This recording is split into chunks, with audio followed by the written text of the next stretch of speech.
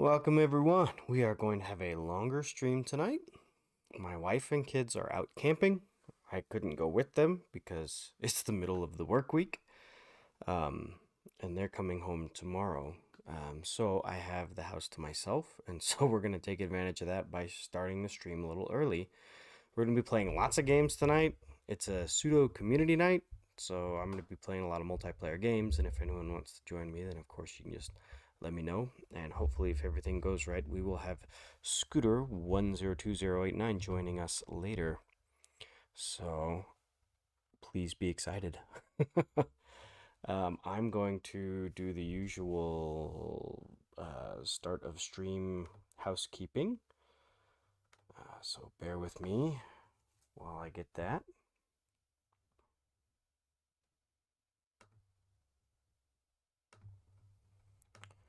Shooby-dooby-doo. We're actually going to be starting out with PC games.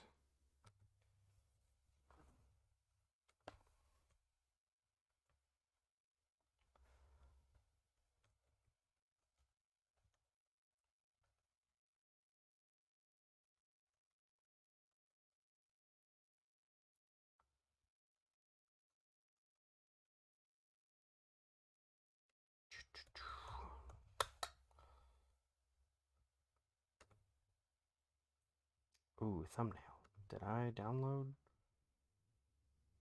No, let me go get that thumbnail real quick.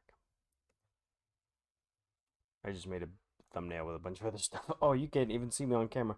So we're starting out with PC games. So the PC I'm going to be playing with is over here, and the computer that runs all the stream stuff is over here. So when I'm leaning in to use it, then you guys can't see me, which is not good. See if I can lean back for a bit while I'm doing it. Oh no. Thumbnails. Channel. Streaming thumbnails.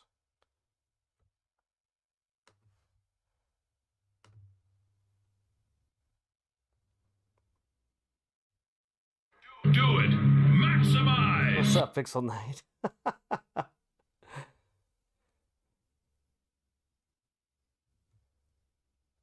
Yep, we are starting early. So I'm just curious, who else are you watching? Because I know that you are on here a lot. And I'm with you. I love having streams on in the background, like no matter what I'm doing. So I'm just curious because I know that you weren't waiting for me to start because you didn't know I was going to start early. So I'm just curious.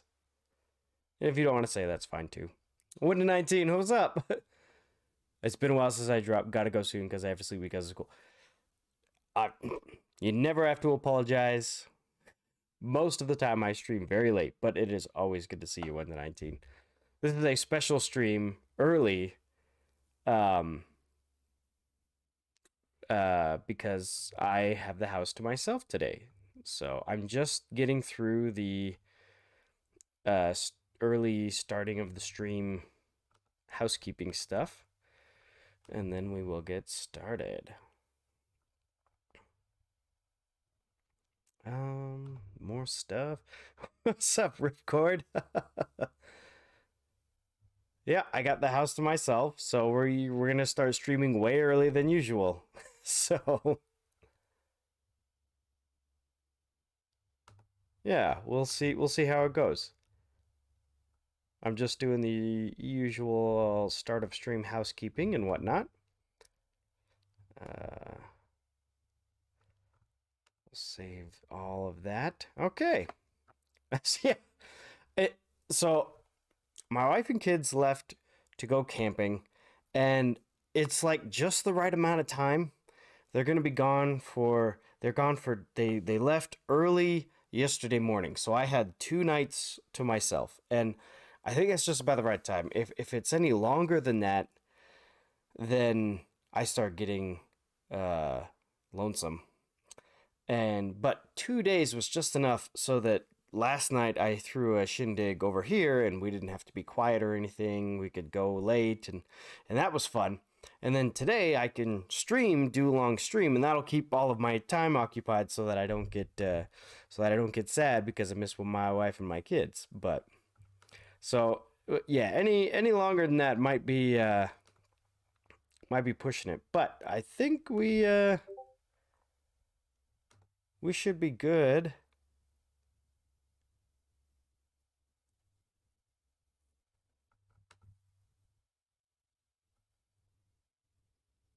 So, yeah, I think I've got all the housekeeping stuff done. Okay, so let's get out of that. I got my snacks. My favorite fruit is actually pomegranate. So these Brookstone dark chocolate pomegranate candies are like my favorite, but they're like way expensive. Super expensive. So I got some of these to snack on. But yeah, I actually wanted to start out with some PC games. One of them, the first one. I guess I shouldn't talk when I put a mouthful of candy in them.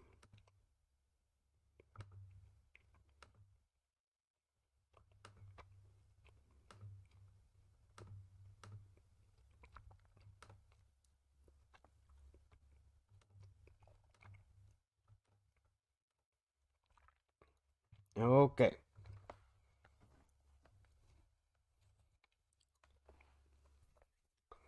But yeah, the game I want to start with is a game that I played when I was a kid at my cousin's house. And it hooked me more than it's an educational game. And it hooked me more than other educational games. And I realized that the thing that this game is trying to teach you are all things that relate to my current career as a software engineer. And so this game tries to teach you how to think like a programmer. And so it was really cool. And I was like, okay, this is something that I want to. So it ends up that when I was in college, I ended up buying this game again just to play when I was so tired of doing programming projects. And so this game is called Zoombinis Logical Journey. And we will launch this game. And we will see how loud I have it. Oh, it's going to be too loud.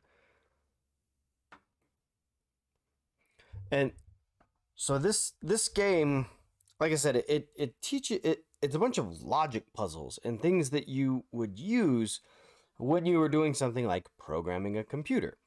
And so I got this so that I could do it in downtime in between programming projects. So I would sit there and I'd be like, oh, okay, well, I'm working on this programming project, but I don't want to, I'm burnt out and I don't want to work on it. And so I would just play a few rounds of this game, and it would just kind of keep me sharp and whatnot. More so than playing like a Mario game or whatever. And it's a really cool game, but I've never beaten it. And I'll explain what I mean by that here in a second. Pixel Knight says, I've had an intense migraine for 2 days, and I still have it, but I've been trying the new Lego Star Wars, and it's really fun, but they removed the best feature from the Lego games. No custom characters in this new one, which sucks. I wanted to make some so bad in this one. Oh, I do remember that. The only Lego games I have are Lego Star Wars 1 and 2 for the PlayStation 2. I played the Lego games then. I thought they were fun, but I had my fill of them way back then. So, and I do remember that there was custom characters, so. I was actually going to start the stream a lot earlier, but I got a brand new phone today. I got a call from the phone store saying, hey, your phone arrived. And I was like, oh, that's cool. I want to go get my phone. And then I started playing with it and all that other good stuff. And so it actually made it take longer for me to get started. But okay, so this is Zoombinis Logical Journey. And we're going to watch the intro here.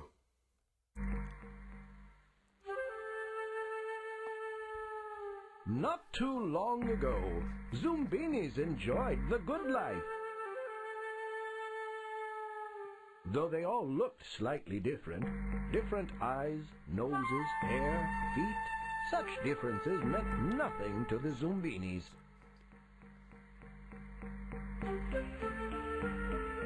And so they lived happily on Zoombini Isle, making small, useful products which were prized the world over. The Zoombinis had a sense of fulfillment and inner peace, not to mention healthy bank accounts. Then one day, who should show up but the bloats? The bloats offered to help the Zoombinis grow their businesses, expand their trade routes, and improve their quality of life. Being trusting sorts, the Zoombinis agreed.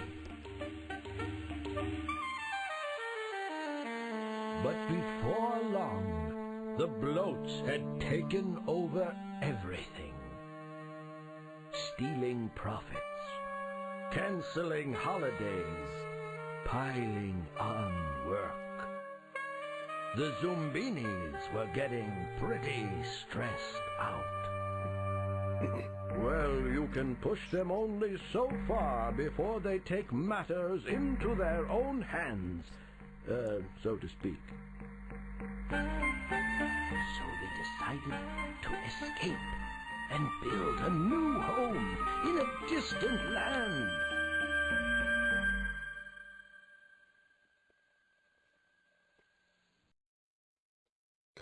Okay, so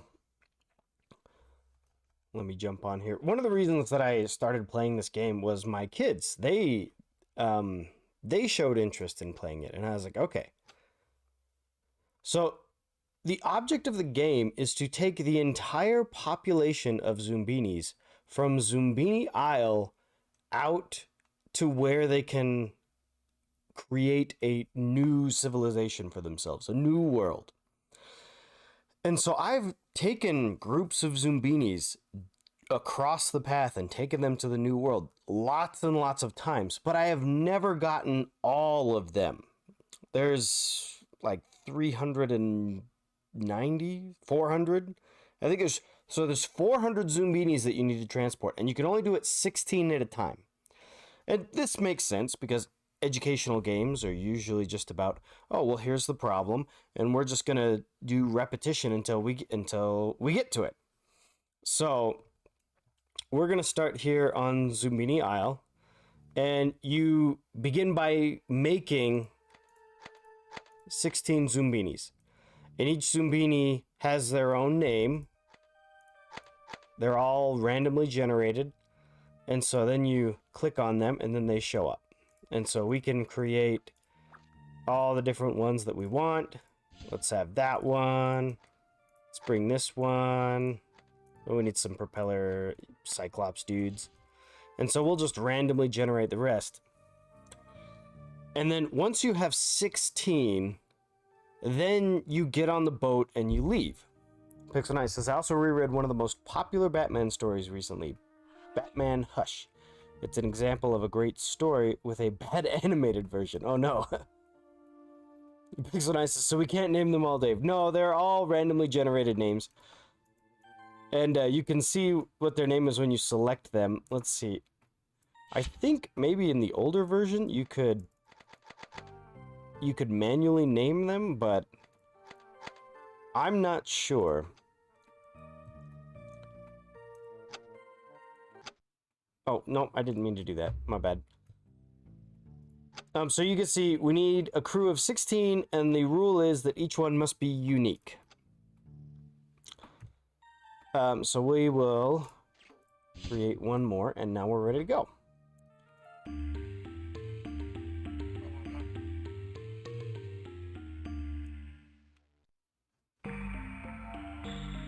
It seems one of the allergic cliffs has built up immunity at last. Now Zoombinis with one of two features may pass.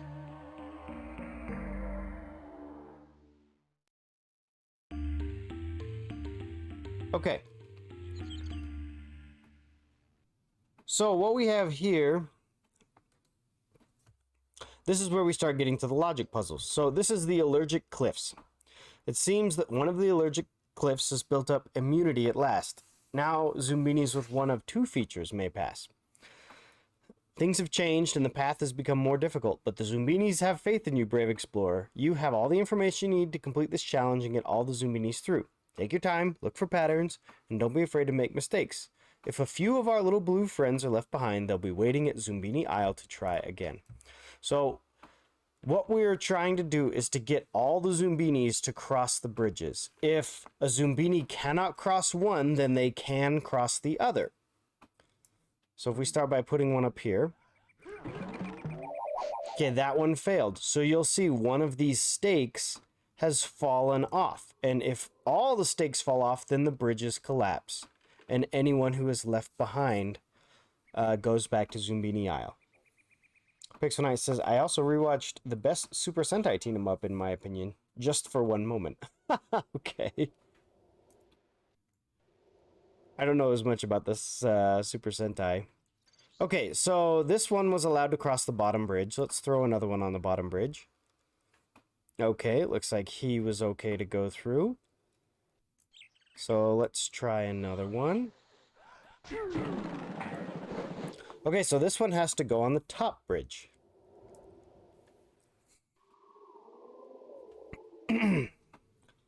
Now we need to start discerning what traits cause the cliffs to sneeze. So down here, we've got a purple nose on both of them, so it's probably not the nose. We've got a wide variety of everything else. So let's do another experiment. Let's get one that looks very different and stick him on the bottom. Okay, that one's good. Pixel Knight says, I meant it's the best because of one moment. Oh, okay. Okay. Let's try another one here. Alright, so we lost another stake. And this one goes up here. So we need to figure out what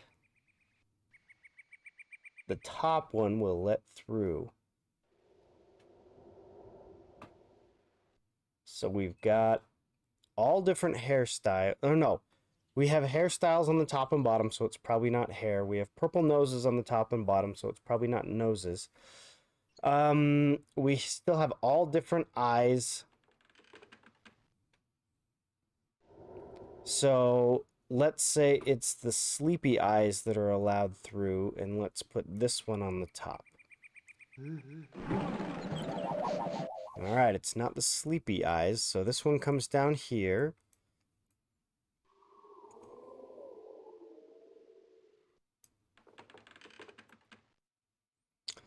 Alright, so we've got sleepy eyes.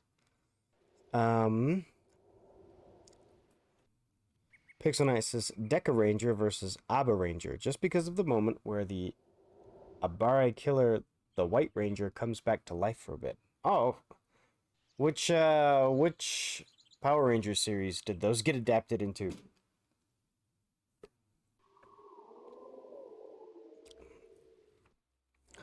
Okay. So it's probably not the eyes.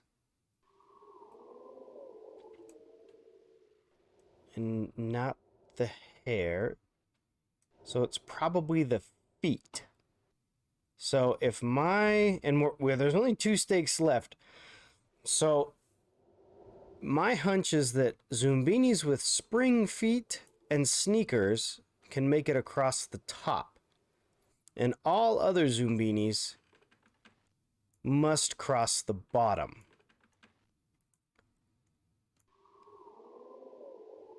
And you can see once you've figured it out,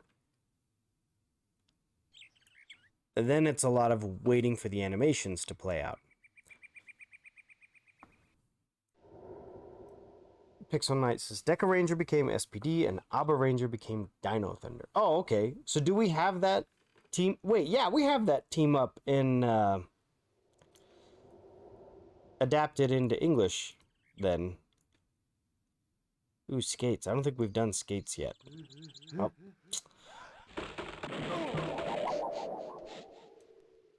Oh, maybe it's the other way around. Maybe it's the bottom one only allows propellers and two-wheel Zoombinis. Okay, so you can see we just barely made it across. Wise and trusted guide. And off we go.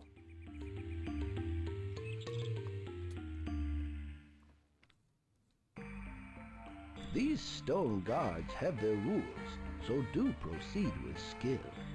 Zoombini's one guard won't allow. The other guard surely will. Okay, now this next game is all about sorting. You want to take the Zoombinis and you want to sort them into 4 groups. Cute. DK Fancy says, good guess on the feet, though. Yeah, well, they do a good job in this game of giving you enough guesses, giving you enough chances to make mistakes that you should be able to iron it out. But yeah, there's no losing Zoombinis in this one. This is strictly a sorting exercise. So we know this one is let in. So it's the same rule. If one guardian won't let them in, then the other one will. So the bottom one wouldn't let them in, so the top one will.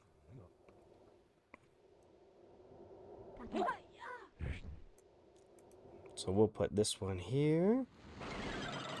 Nope, that doesn't work. Pixel Knight says, yes, we do. Excuse me. But the American version doesn't have a moment where the villains accidentally bring a bear killer by summoning the most powerful being in hell. Yeah, you're right. Let's put one over here. Oh, nope. Sorry. I wonder if that guardian on the right is going to be picky and not let anybody through. Not all doors are open to you. We got Snippy Guard. Proceed. Okay, so it looks like most of our Zoombinis are going to go up the far right path. Do go in. It looks, let's see. Now if we're starting to find patterns, it could be the hair. It could be the Zoombinis with this hair are allowed in here. Do we have any more with that hair? No. So we're just going to keep feeding them up this side. Okay, we've got our first one that doesn't fit. So we're going to take him and put him over here. Okay. Since the right one wouldn't let the Zoombini pass, then we put him on the left. So let's put this one up here. No. Not this side.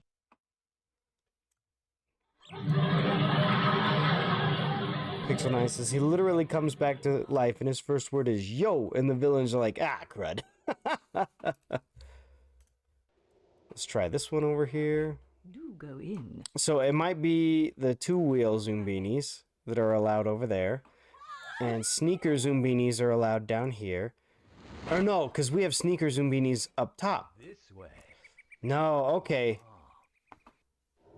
So two-wheeled Zoombinis go on the left, and ponytail Zoombinis go on the bottom. So if we had two-wheel with the ponytail, they would go in the empty space that we don't have. And so this is, again, it's just teaching you sorting, and we're sorting by 2 different traits. So everyone else should go up this side.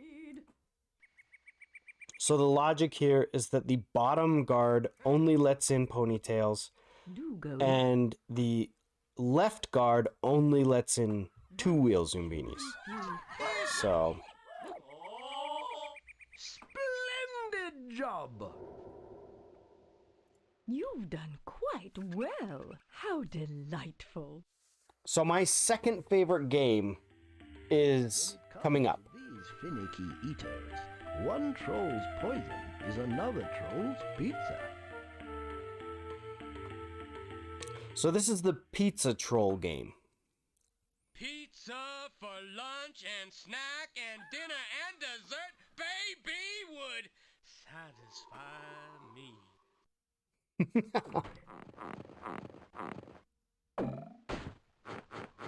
I'm starving. Okay, so these are pizza trolls. So we have Arno, which is the short, stout one. And then I don't remember her name. So what we do is we need to figure out which pizza each troll wants.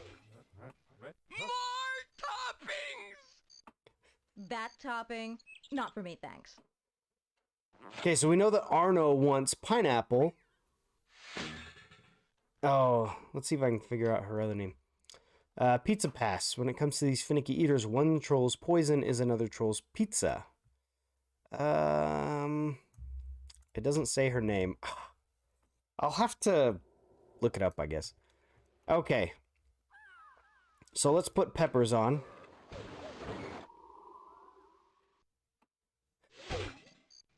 More toppings.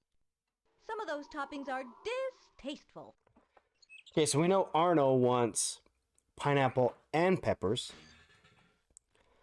And the tall troll wants neither.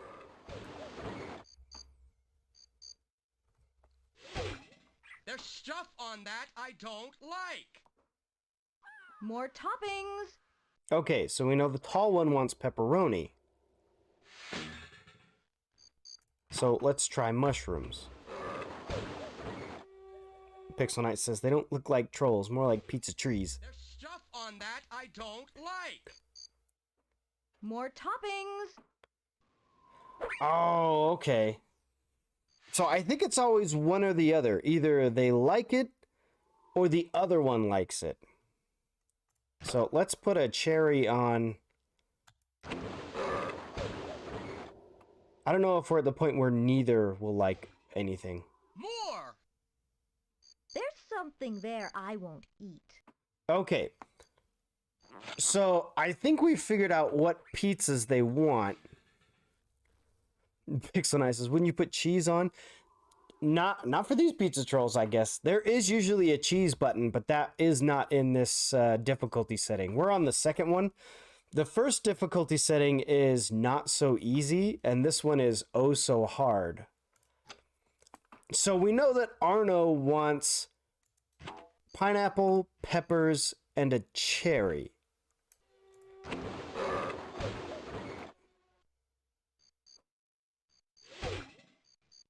More! Ah. Toppings are distasteful. So he also wants sprinkles on the ice cream. So the taller one, all she wants is pepperoni and mushrooms. So this should be her pizza.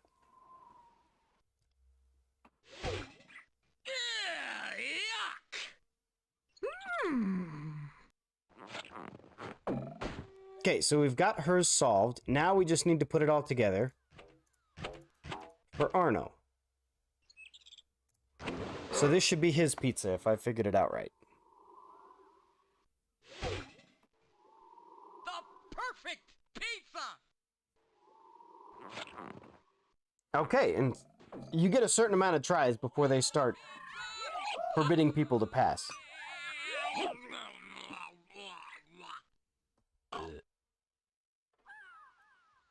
Splendid job! Okay, and so now that we've fed the pizza trolls, we're allowed to pass.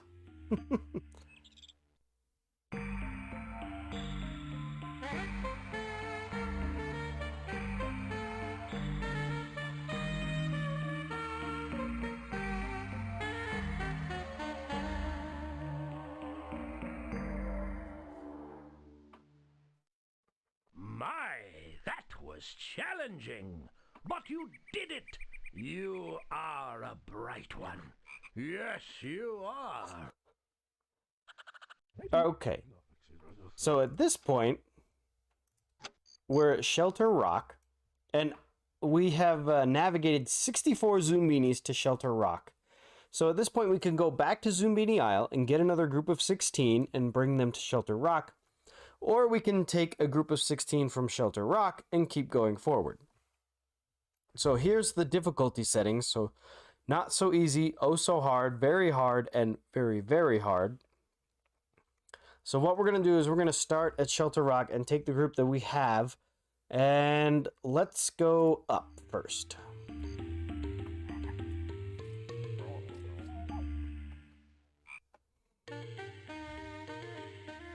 Zoombinis must have something in common with their neighbor to sit on Captain Cajun's ferry. Okay.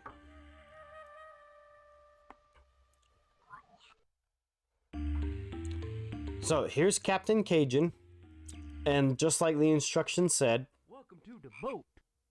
Now hurry yourselves up and find your seat. so here, it says Captain Cajun is very serious about seating, and on rare occasions there will be no way for all the Zoombinis to fit on the ferry.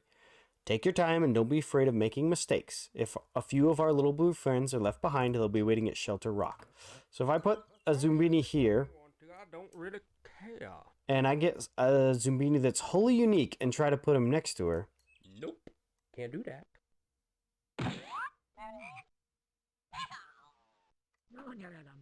And as far as I know, you're allowed to make as many mistakes as you want on this one. So Sure. this one is just a sequence that we need to put together.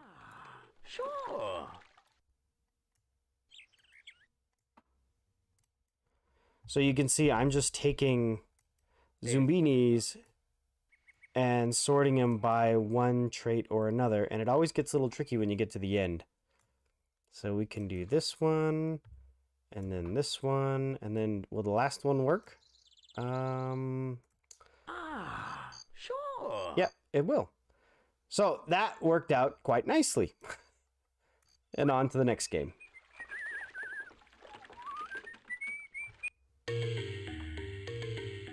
Color, flower, and lily pad shape too may be the keys that get them through. So this one is the Titanic Tattooed Toads. So each toad can ferry 2 Zoombinis across this river. And the toads can only travel from lily pad to lily pad based on what's tattooed on them. So you can see, so if I take, let's see, this is a blue toad, and if I put it here, it will hop along the blue lily pads and eventually get to the other side. So I'm going to put this one here. The Zoombini is going to jump on its back, and it's going to start hopping.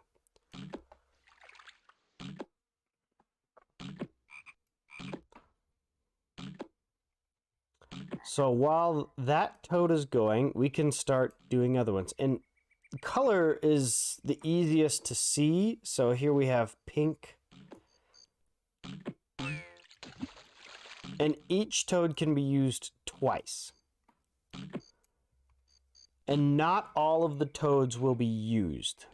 So like this red one doesn't go anywhere. There's only 2 lily pads with red, and they don't connect to any.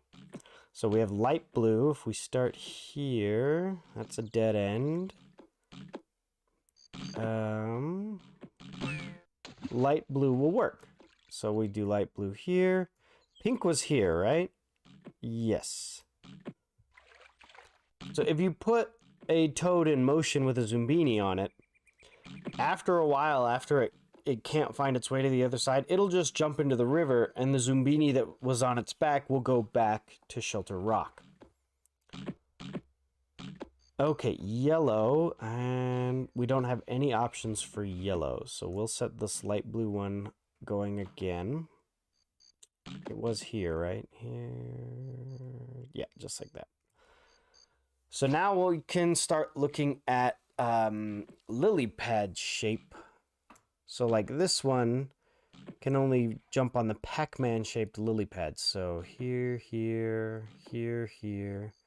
Nope, nothing there. Down here, nothing there. And this is where it starts to get a little trickier.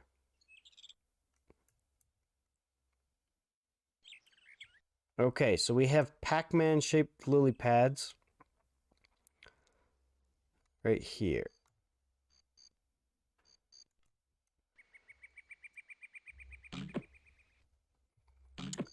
Let's see. We got clover-shaped lily pads. Four-leaf clover-shaped lily pads, which I don't think we're going to be able to use. We got 3-leaf clovers. 1, 2. We'll get this Pac-Man one going again. 3-leaf clover lily pads.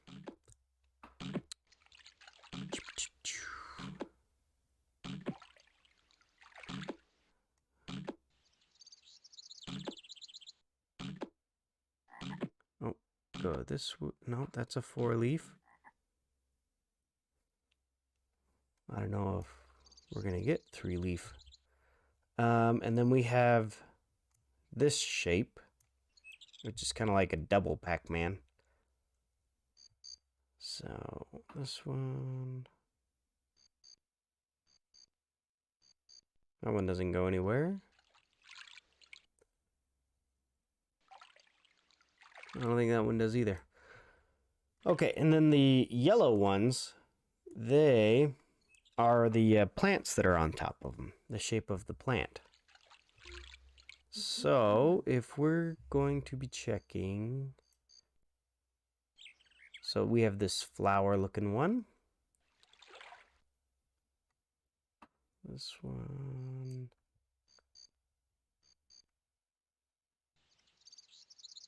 Okay, so here's our flower one. Let's trace it back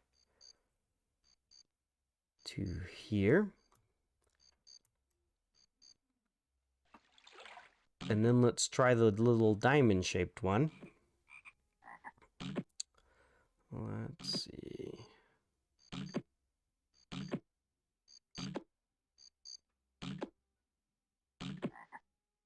Okay, looks like the little diamonds are gonna work. Right here.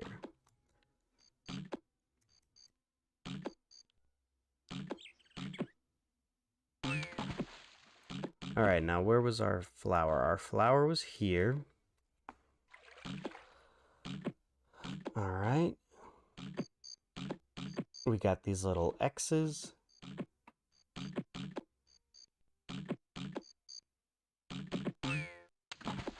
I don't think the X's are gonna work.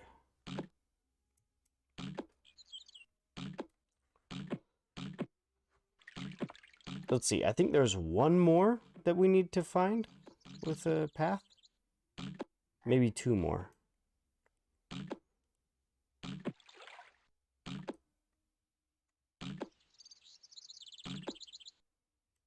Yeah, I don't think that X is gonna work. Okay, so we need to find 2 more paths.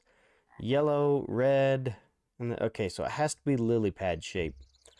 And the lily pad shapes are the hardest to see. So no, that's not gonna work.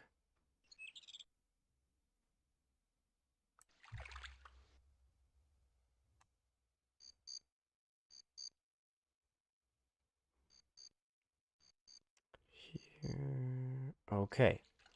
So it looks like our 3-leaf clover is going to work as long as we start it here.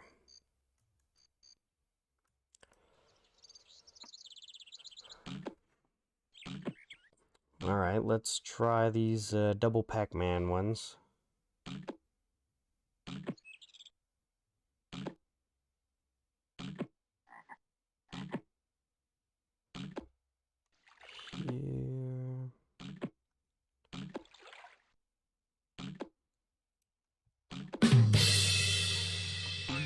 Here. Pixel9 says, I went to get some food and I have some steak and fries. So you could say the stakes have been raised.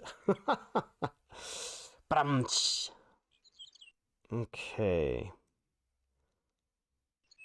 So our double Pac-Man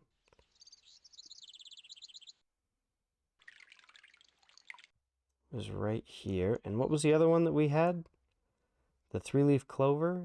As long as we started it here, right?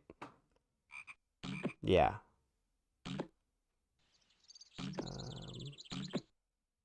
Yeah.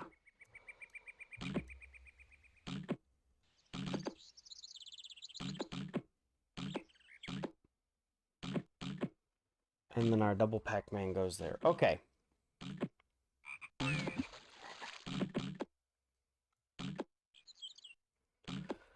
So, yeah, you can see how this one works. It's one of the longer ones. And it's mostly just having a keen eye and just kind of seeing patterns where it can be difficult to see patterns. And it's definitely a skill that comes up.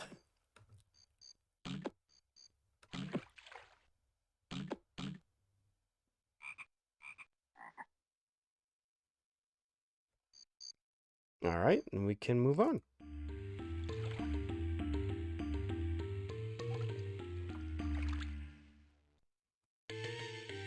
Zoombinis will get a rise out of these stone hexes if they can make the right connections.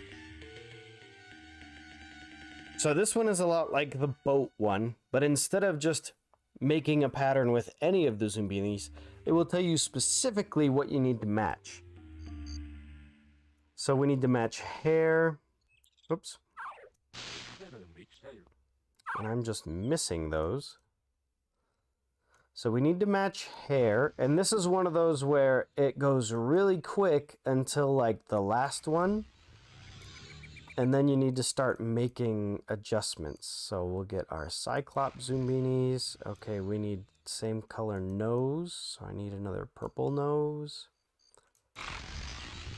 Pixel Knight says, this does give me games we played on the school computer vibes. Yes, 100%. And I never played this in school. Like I said, the first time I played it was at a cousin's house. Alright, we'll get Sleepy Eyes. And then Sneakers. And this eye is not going to match up. Alright, so this is usually how it goes. So now we need to... There's only 3 Cyclops eyes. And 1, 3, 4.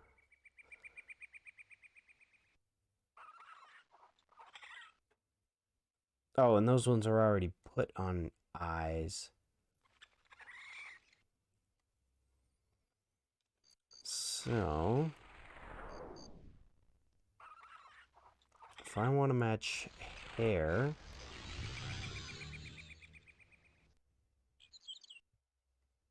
then... I got a bunch of noses that I can match up. So let's take this guy and put Sleepy Eyes over here. And then put him here. Oh, nope. That's not going to work.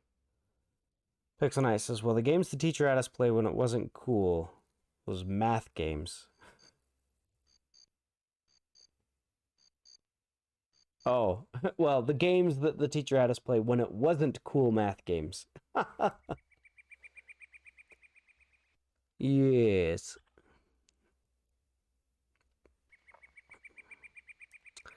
Let's see.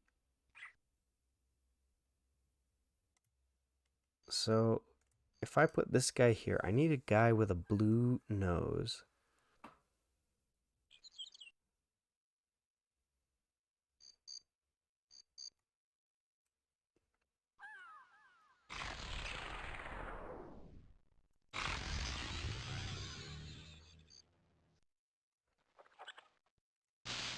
Oh, come on. and then we can get our sleepy eyes to match here. Done quite well.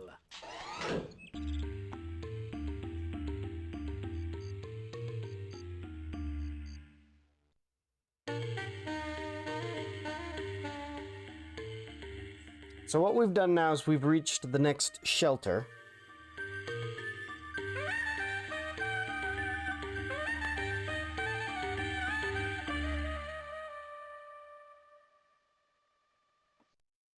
Amazing indeed. Another relaxing campsite ready and waiting for Zoombinis. And they'll need their rest.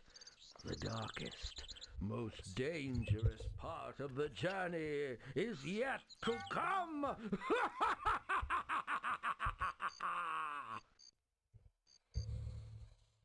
I've always liked that part. Okay, so back to the map. So you can see the purple path is where the difficulty is set to hard, and the green path is where it's set to easy. So as we keep playing the games again and again, then it will get harder as we go. So if we go back to our first one, and let's grab 16 Zoombinis here.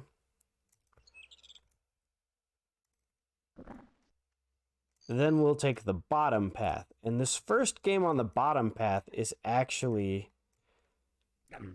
my favorite game.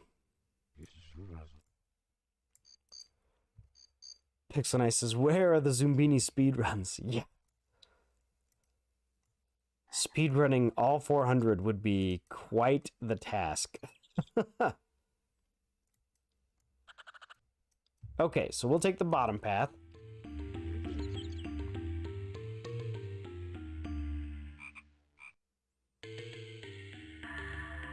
There's no sense leaving it up to chance. Lure the fleas off the tree branch. Okay. My kids like this game too. This game is called Fleens.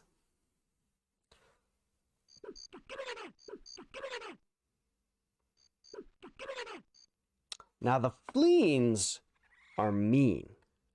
They do not like these new Zoombinis that want to pass through their forest. So there are 3 Fleens on the tree branch with the hornet's nest. And these 3 Fleens are what we want to get off the tree branch. Pixelnice says, all 400, any percent speed run. That would be nuts. So the way that this works is you take a Zoombini and you stick him out here, and a corresponding Fleen will then chase him around the tree, and then the Zoombini escapes to this tree branch. And so then what our job is we can now see the corresponding traits.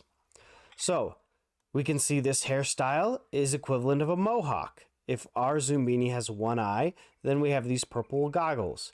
A blue nose equals a green nose. And if it's a 2-wheel Zoombini, then it's going to have high heels on the Fleen. And we are trying to get these 3 specific Fleens off the tree branch. So, based on what we've matched up so far, we do not want any of these traits. Exactly 0. So, no flat hair, no blue nose, no eye, and no 2-wheel. We want a completely unique Zoombini. And if you want, then you can start counting and whatnot and say, oh, okay, well, this one has cowboy boots, and this is the only cowboy boots. So there's only one Zoombini that has a wholly unique foot, and I think that's our sneaker.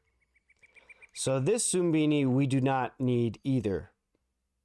And this Zoombini will also tell us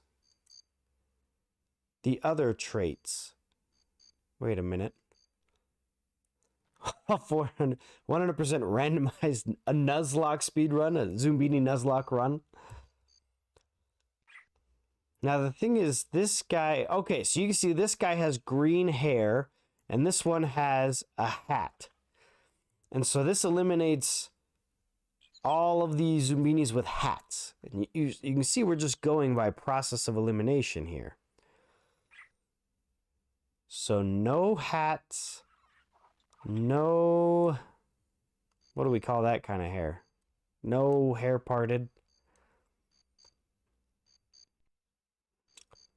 Let's see. How many rocket feet do we have? 1, 2, 3. 3 rocket feet. So let's find a Zoombini with 3. So it's not springs. It's not 2 wheels. And it's not skates. It's propellers. So we've got 3 propellers here. And you can see that we've got these propellers both have the same color nose and the same hair. So out of our propellers, we've got propellers with the same color nose and the same style hair and the same propellers. So if we get this guy with the purple nose and the shades, that should get the first one out of the tree. DK Fonzie says, I call it messy hair. Oh, okay, yeah, I like that. Okay, so we've got our first one. You can see that now we know the hairstyle that we need for this one. We've got that ponytail on the top of the head, and we've got the shades, the like data visor on the fleen. And so we want that. We want another Zoombini with the shades and the mohawk hair. Now, the one that we're going for has this kind of orange nose. And so we can sit here and comb through and be like, okay, how many other orange noses are there? I don't see any more. So the guy we want to pick has a yellow nose. So there's one other yellow nose. So maybe there's one other fleen with an orange nose. Okay, there it is right there. So 2 fleens with orange noses, 2 Zoombinis with yellow noses. And this one should get us the next one. Okay, good.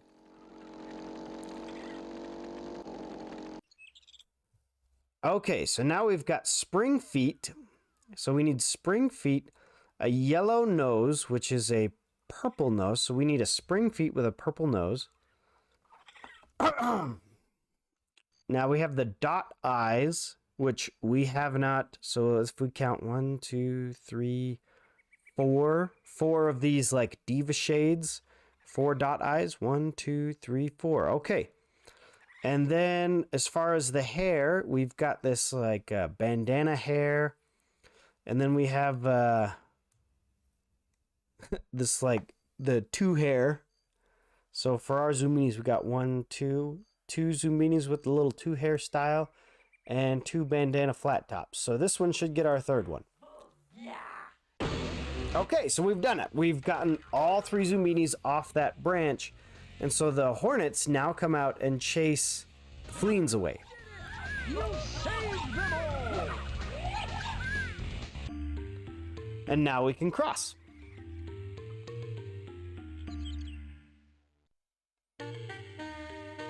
Hurry, Zoombinis.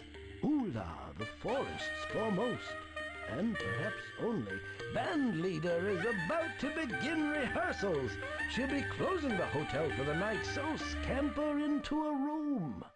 Okay, so earlier we played a game about sorting. And that's what this game is as well. Ah, guests. I'll be right down. Make yourselves cozy. Just when I was starting rehearsal. Welcome. You're just in time for tomorrow's concerto. Help yourselves to a room. I got rehearsal. Go ahead. Find yourselves a room. Hurry, Zoombinis. Ula, the forest's foremost and perhaps only band leader, is about to begin rehearsal. She'll be closing the hotel for the night, so scamper into a room. So, now, spring hair? Yeah, maybe. That's a good way of putting it. So again, we're going to be taking our Zoombinis and we're going to sort them into rooms by a single trait. So if that guy goes in here, let's see if we can put all the ones. Let's see if we. Now we need to figure out what trait we're sorting them by. It could be by feet, hair, eyes, nose, any of those. And when we mess up, then the clock is going to advance. And if we let the clock advance too far, then the hotel closes and all the Zoombinis that are not in a room go back to Shelter Rock. So let's see if we're sorting them by feet. Nope. We're not sorting them by feet, so we'll put this one in here. And we know that we're not sorting them by feet because those two Zoombinis had everything unique except for their feet. So if we can find another one like this right here, everything is unique except for the nose. So if we're sorting by nose, this will work. Okay, we're not sorting by nose either, so it's not feet or nose. So maybe it's eyes. Let's see if we can find a Zoombini that's completely unique to this one except for the eyes. Okay, so we know it's not feet or nose. So if this works, then it's by eyes. Okay, it's not by eyes, so it's probably by hair, because that's the last... About to close up shop. Grab a room. Wait a minute. That one didn't go here or here. Oh, if it's by hair, then he goes here. Aha! So we've figured out the trait that we are going to sort them by. So from here it gets very easy. We just pick a Zoombini and we stick them in a room with the same hair as the one before it.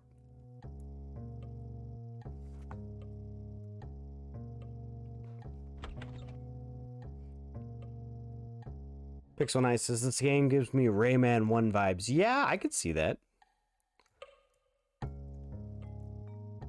And for those of you that are thinking this is too easy, just remember, we're still on easy. Oh, where were the ponytails? Here they are.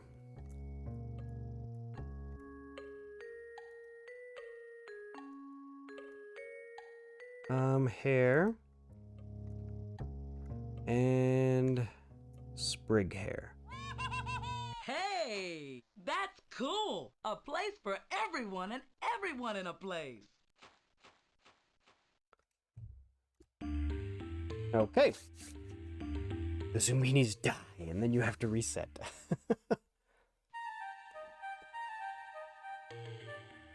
This was my third favorite game as a kid, this next one. Targets one and all, and watch for a pattern on Mudball Wall. Now, this game is also very easy when the setting is on easy. But my kids really liked this one, too. So we're trying to get the Zoombinis up the wall. And we do that by hitting the targets. So if I hit this target with 3, that'll get all 3 Zoombinis up the wall. If I hit this with 1 Zoombini will go up the wall. So I need to hit all of the targets before I run out of mud to get all the Zoombinis to advance. And so, yes, Pixel Knight, we are doing a pseudo Nuzlocke run, because remember, you have to have 16 to depart from any safe spot. And so what we're trying to do is we're trying to get groups of 16 all the way across. And if we don't get all 16 to the end, then we should probably just like stop. We want to get groups of 16 every time. If we so much as leave one behind, then we should go back and start over with an entire group of 16. So that's kind of hard mode the way we're playing it. DK Fonzie says, I heard very hard on the hotel level is the worst. I believe that, because what they do when you get in harder difficulties is they start adding more exceptions to the rule. So it's okay, well, they have to have this feet and this nose, or this feet or this hair, and all of these ands and ors is exactly how I program every day. Now this one is very easy because it's a simple grid. The mud balls that we fire, they're all one color and one shape. So if I do a green diamond, now I do a pink circle, I'm going to get a different spot. So now I have found the circle row and the pink column, and the diamond row and the green column. And so if we just go down, we will eventually find, we will just know the pattern. And so now with these 4 shots, we can now 100% get all of the other, we can hit all of the shots now with the information that we have. So we need a red diamond, and that'll get us here. Okay, we can get a red circle to get this one here.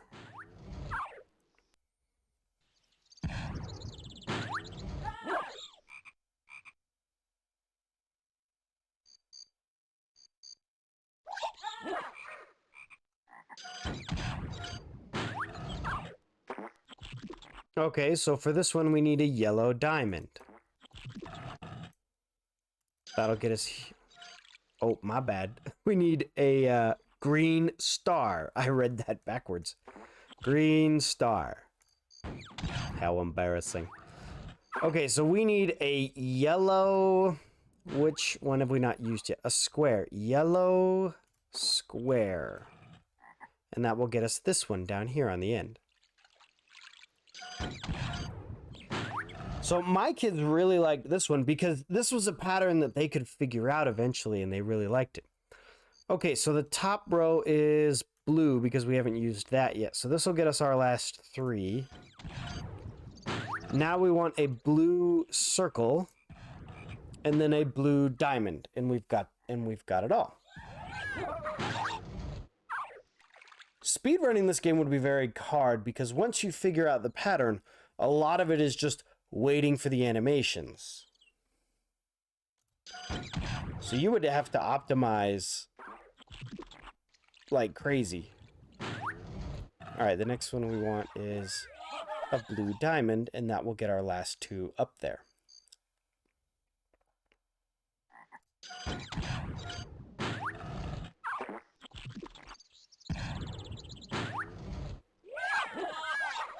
Ta-da! Done, O wise and trusted guide.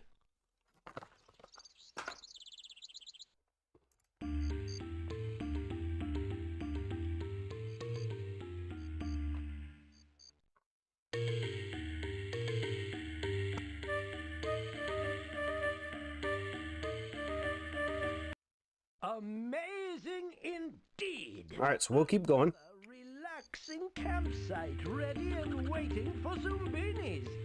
And they'll need their rest. Throughout these gloomy mountains, strange carvings left by ancient peoples are everywhere.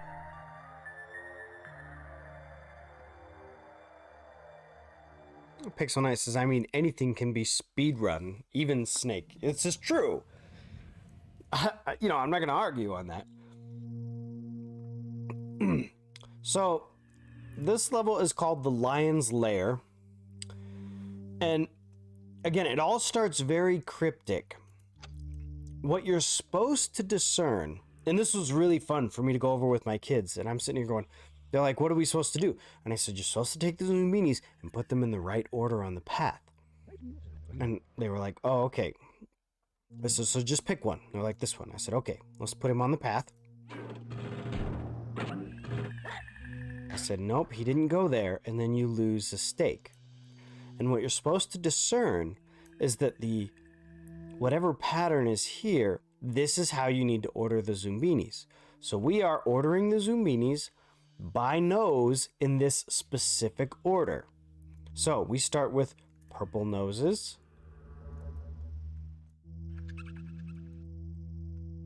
Once we're done with purple noses, then we go to red. And if you ever get one wrong, it will just put it in the right place. Now we do, oh, there's one more red. Almost forgot that one. Now we do blue noses.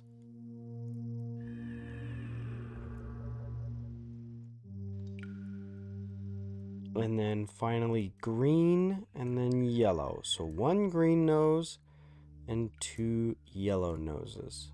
Well done, O wise and trusted guide. Okay. So yeah, again, it's a little harder than the boat one. Use the crystal filters to change the Zoombinis' reflection. It will give them crystal slamming protection. But in this case, they give you the order instead of you just being able to make up your own. Now, this is another game that just takes time and you kind of have to brute force it. So what we want to do is we want to find a match from our Zoomini crew on the left and the crystals on the right. And so there's no quick and easy way to do it. We just need to look for one. Okay, is this guy in our party? So we've got Sprig hair. Oh, look, what do you know? We just happen to have it. And so when we're done, you throw the switch.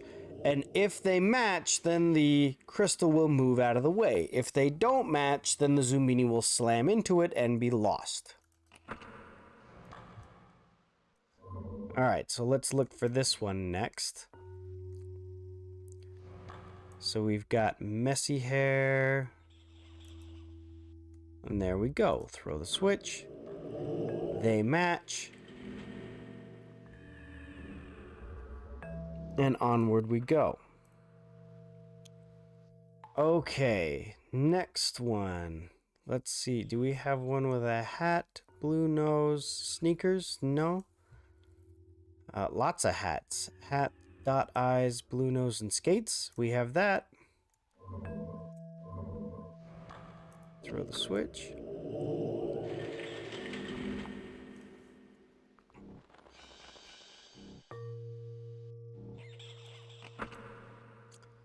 All right. Hat and propeller. No. Sprig hair. Here we go.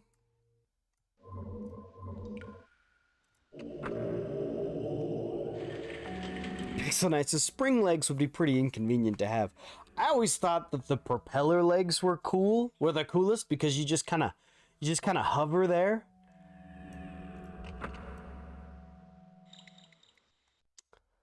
Okay, ponytail, sleepy eyes, no. Messy hair, skates, no. We only got one guy left with skates.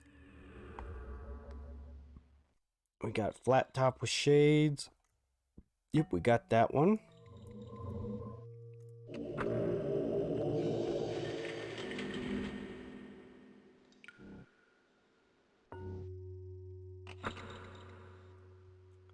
Alright, what else do we have? Do we have this one? Dot eyes and propeller? No. Flat top with red nose? No. Let's see. Do we have any messy hair left? No. Oh, nope, wrong feet. Alright, what am I missing here?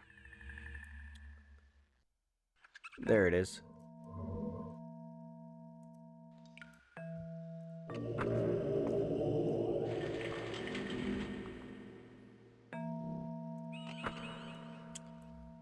Okay, what do we have now? We've got this one.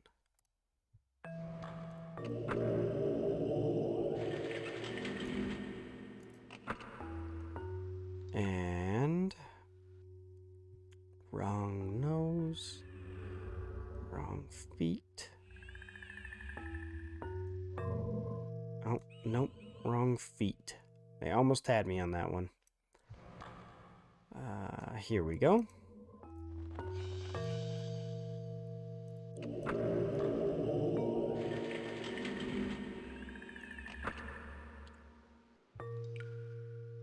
Alright, we've got this one.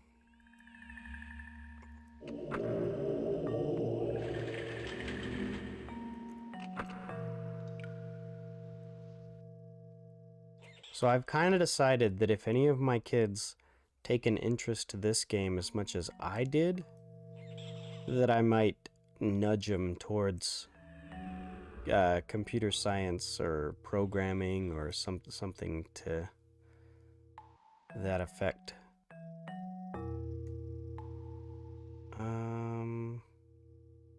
Yep, here is the one. Because when I was going into programming, I didn't know any programmers.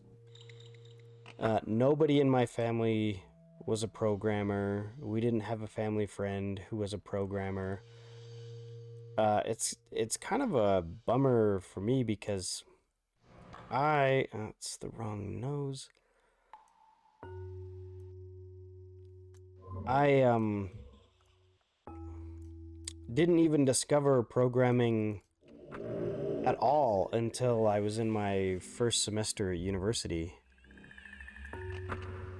And I think that if I was exposed to it sooner, I would have taken to it quicker. One thing that I do every year is I judge at a... Daddy, Raiders are coming. Don't Whoa, worry. it's Sweet Treats! Sweet Treats with the raid. So, Sweet... Oh, and D. Clark, thank you for following. Sweet Treats, Did I know you were a streamer? I don't think I did. I always see you hanging out in, Raji's streams. Oh, wait, Raji's even on right now. So yeah, let me, Yeah, thanks so much for raiding. What were you playing? Hi, welcome back. Certainly glad you could join us today. I always thought that was a cool username, Sweet Treats.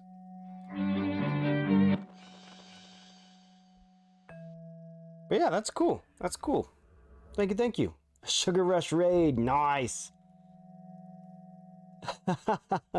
Hello, Skies. Pixel Knight says, fun fact, someone from my town writes for South Park.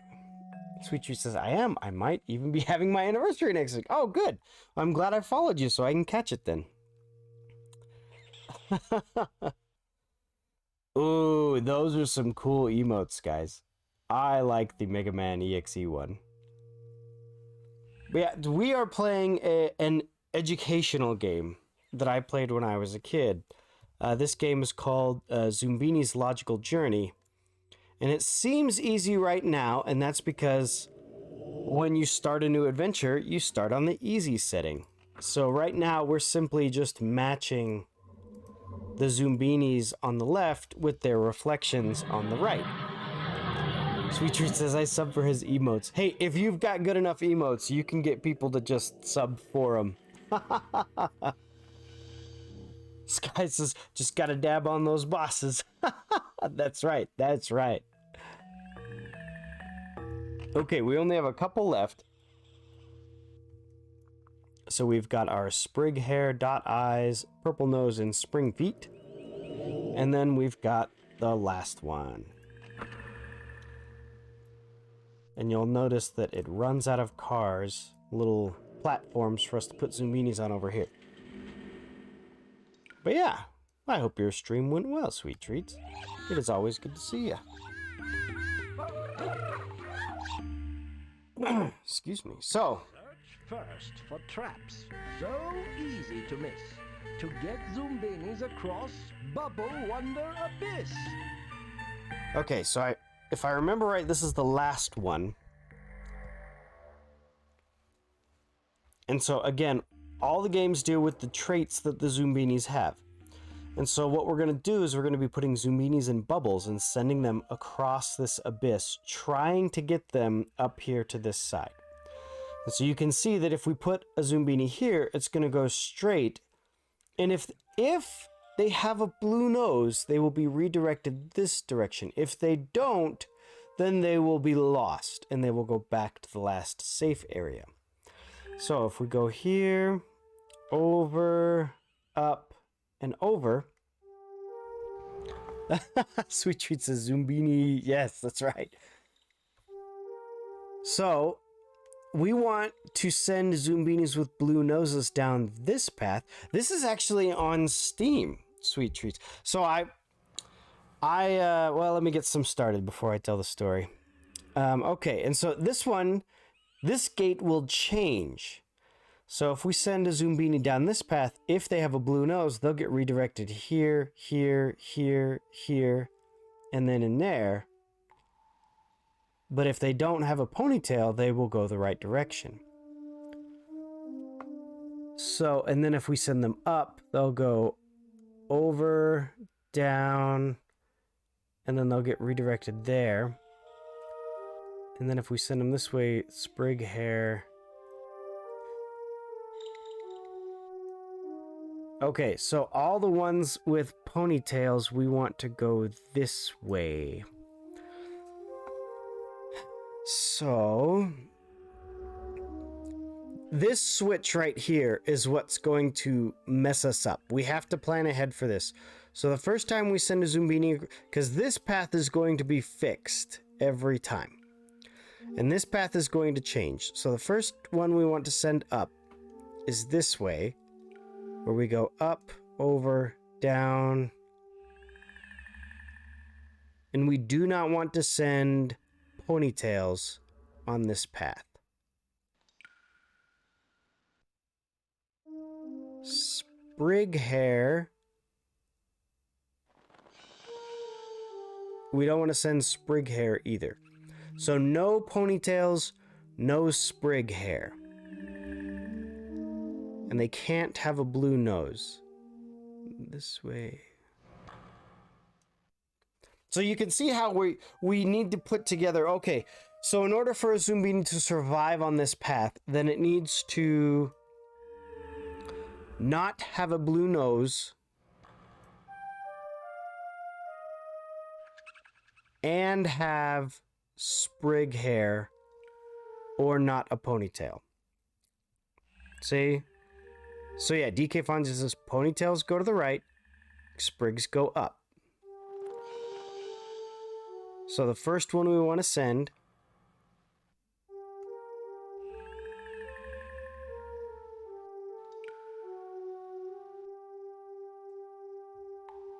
is sprig hair, because we want those to go up. So if we take a sprig hair and send them up,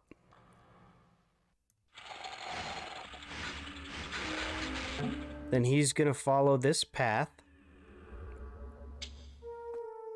And you'll see that we've flipped this switch. Now the next one we want is a ponytail. Because we want the ponytail to go this way. And remember, no blue noses. So we want a ponytail. Here's a ponytail with a red nose. Because if we send them in the wrong order, and we get too many Zoombinis on the board at once, that's when it's going to start to get confusing. So now we want another sprig hair without a blue nose.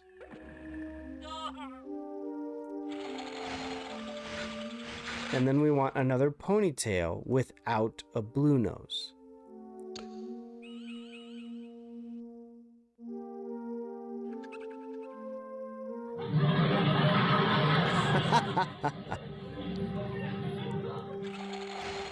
Yes, and we want to make sure they don't crash. Sweet Treat says, that's discriminatory against blue nose beanies.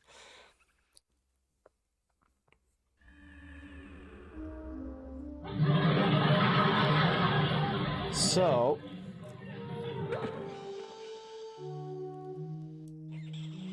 all right, do we have, okay, we're out of sprig hair.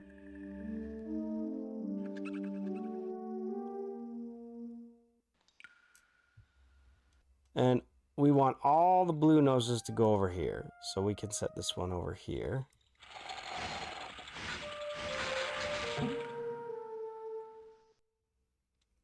And you could, so it's all about visualizing the path and coming up with the ands and ors that you need to put together.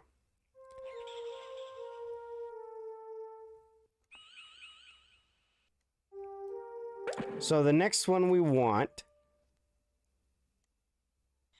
is another ponytail.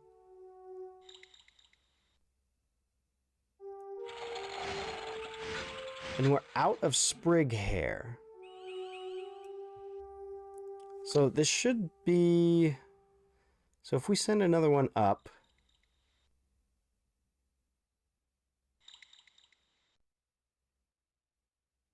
Oh, wait, I messed that up. No!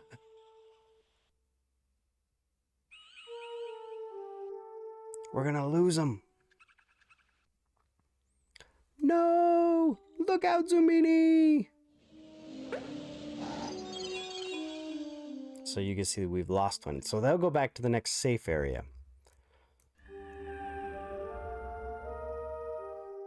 Ponytails go to the right. Sprig hairs go up. See, and you'll notice that I got myself off because I put another one on, just on a different track. So now I should be able to put anyone without a blue nose on this path, and they will go up, over, and up there. Oh, wait a minute. What have I done?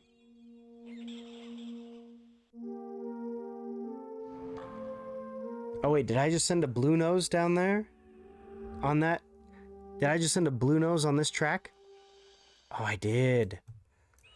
That's why. Silly me. So you can see how this works. All of the puzzles in this game are all about thinking ahead, sorting, trying to figure out what goes where. And if you overthink it, or if you lose track of where you are, then it can be tricky. And that's why we lost 2 Zoombinis on the way.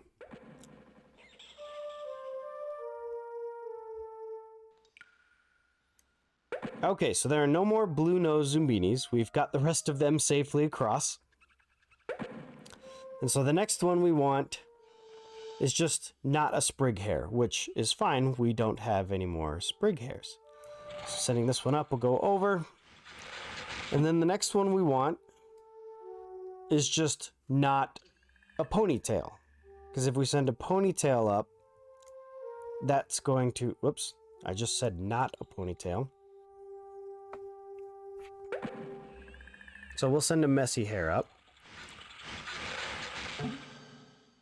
So the next one is not a sprig hair, which we'll use our ponytail for. And then the rest of them should be safe. So you can see how it all works. So yeah, what I was telling him, Sweet Treats, is I'm a programmer. That's what I do every day. And I played this game as a kid, and it hooked me more than other educational games. So I was like, okay, you know, I find this game, I find the logic puzzles in this game interesting, and so that's what kept me going into the field that I chose. Now I was saying that when I was growing up, I didn't know anybody. I didn't know any programmers, and I wish I did, because one thing that I do every year is I go and I volunteer at a code jam. Sometimes they're called game jams if you're making games, but I volunteer at a code jam as a judge, where high school kids will go and they will spend 24 hours at an office in teams. Brave explorer. And they will code for 24 hours straight, and at the end we'll have some judges come in and judge what they make, and I'm one of the judges that does that. Okay, so we're gonna take our remaining 14 Zoombinis and we're gonna take them to the end. Is this it? Could this be the place they've been seeking? A place of hope and prosperity? Zoombinisville!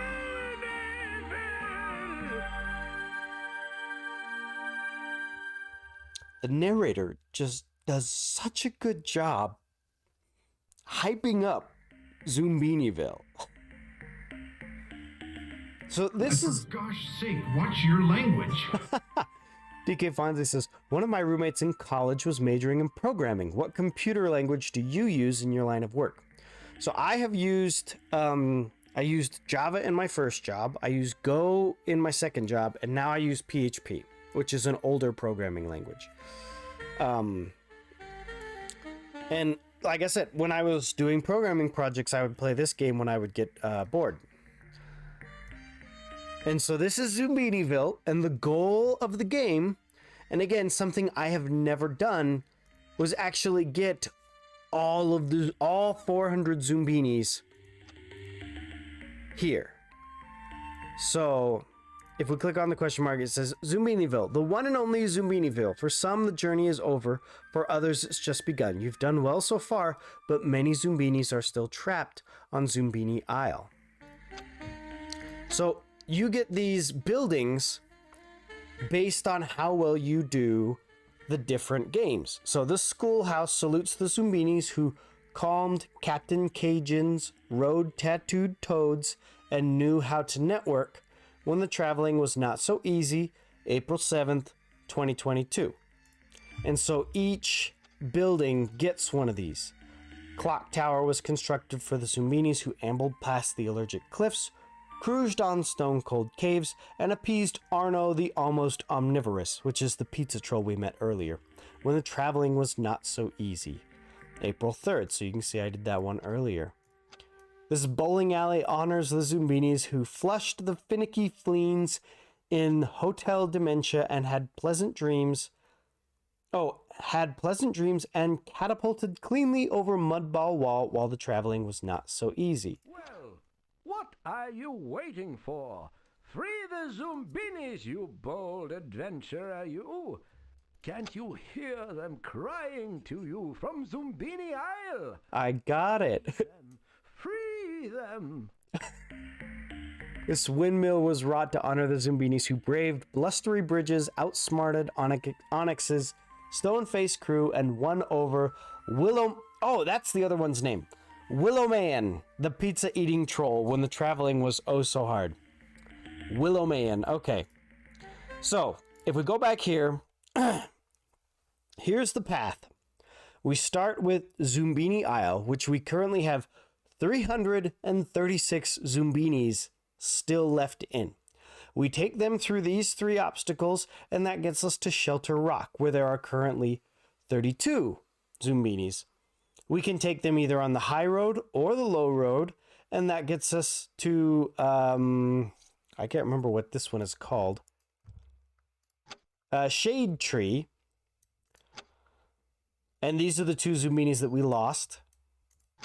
And we take them through Shade Tree, through those last 3 obstacles, and then we get them to Zoombiniville. And the paths will change color as we go across. And so I have never gotten all 400 Zoombinis to Zoombiniville, and I'd like to do that. And it's going to take us a long time. So I figured every once in a while we would fire up this game and see, just take a group through. So Sweet Treat says, my SO is a programmer, so I'm aware of how it used to be rare to find programmers. And it's crazy because they have classes for younger and younger people now. Yes, it's very true. And then she says, I'm tired early tonight, going to bed. Have a good stream. Oh, yes. Have a good, thank you again for rating Sweet Treats. We appreciate you. And yeah, have a good night. Pixel Knight says, something I've thought about doing is comparing the Battle Network styles to the classic series Mega Man designs. Oh, I think that would be very interesting. So yeah, totally. All right. So, yeah, we've been down all the paths. I think we'll be done with Zoombinis for tonight. The game will save itself. So we can hop back into Steam. And again, just super casual tonight. So there's a few games. It's pretty rare that I pull out PC games. But you guys know that I like card games. So I thought we'd do a little bit of Master Duel. Master Duel is the latest Yu-Gi-Oh game. And if you're not familiar with Yu-Gi-Oh, I will explain everything as we go. And we probably won't play very much Yu-Gi-Oh because it has become such a complex game. So first we'll get it in full screen. We'll let that download. DK Fonzie says, "Thanks for streaming. Have a good night." Oh yeah, thanks for coming. I'm glad you're a fan of Zoombinis like I am. So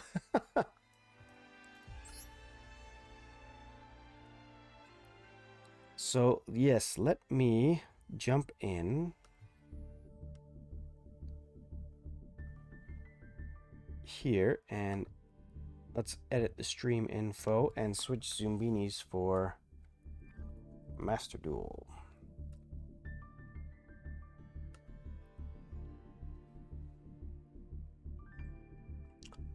Okay, so we want to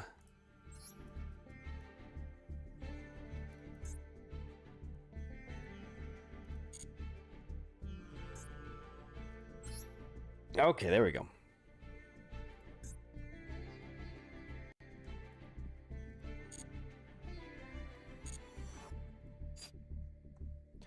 Okay, so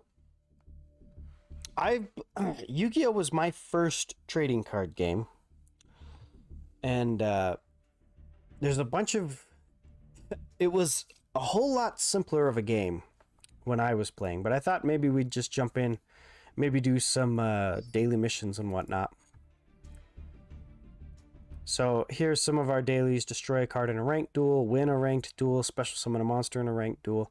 And so I played Yu-Gi-Oh from the start until about 2014, something like that. And then I stopped. College got me way busy. I actually stopped playing a lot of games in college. Oh, Dual Life can't be watched. That's okay. And so I really like it when there's digital versions of card games. And so I was like, okay. When I bought a few of the Yu-Gi-Oh video games, and I thought, okay, I will, just kind of play these. And then they announced Master Duel, and I thought, okay, this is really cool. I want to get into this. And so I went in and I made a deck that I played when I was younger. And so it's a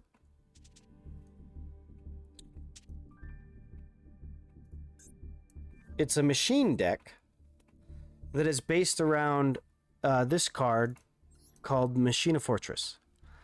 And so in fact, I still have my old decks. But this is the modern version of the deck. Since the decks have all gotten more powerful, there's a more powerful version of the fortress called the Citadel. And so what we're going to do is we are going to just play a few games and see what happens. So while I used to be much better at this game, I pretty much just haven't kept up with the game. The game has gotten much different, and so I will try to explain as I go, and we will see what kind of craziness happens. Okay, so we lost the coin toss, so our opponent is selecting whether they want to go first or second, and they're going to make us go first. So if you go first, then you can't attack, and you don't get to draw when your turn starts.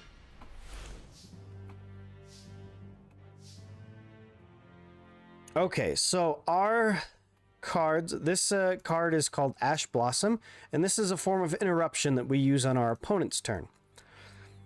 We're going to start by summoning Machina Gearframe, or Machina Gearframe, as I've been told it's pronounced. And we're going to activate Machina Gearframe's effect, which lets us search our deck for another Machina card and add it to our hand. And what we want to do is we want to add Machina Unclaspars. Because if we add Unclaspars to our hand, not by drawing it, but by searching it, we can automatically summon it. So we will summon it out right here. And when Unclaspars is summoned, we can take a machine from our deck and put it in the graveyard. So what we want to do is we want to take our Citadel and put it in the graveyard, because it's really easy for us to summon the Citadel from the graveyard. Okay, so now Yu-Gi-Oh! One of the things I love about Yu-Gi-Oh! Is this mechanic that's the extra deck. There's a separate deck that's just full of monsters that you can summon as long as you meet the certain conditions. The conditions for our summoning is 2 level 4 machines. Now the level is the star that's on the card. So we're going to go ahead and summon this black card, which is called an Xyz monster. And then we'll use its effect. Now we use Xyz monster effects by taking the cards that we have and just detaching them. And this one lets us add a machine monster from our deck to our hands. So we want Machina Gear Frame. So you'll notice that whole loop has just kind of started over. Now those pinkish cards are called trap cards, and again, that's a form of interruption. Interruption means I can do something on my opponent's turn. So the pink cards are the trap cards. If you've ever heard someone go, "You've activated my trap card," that's exactly what we're talking about here.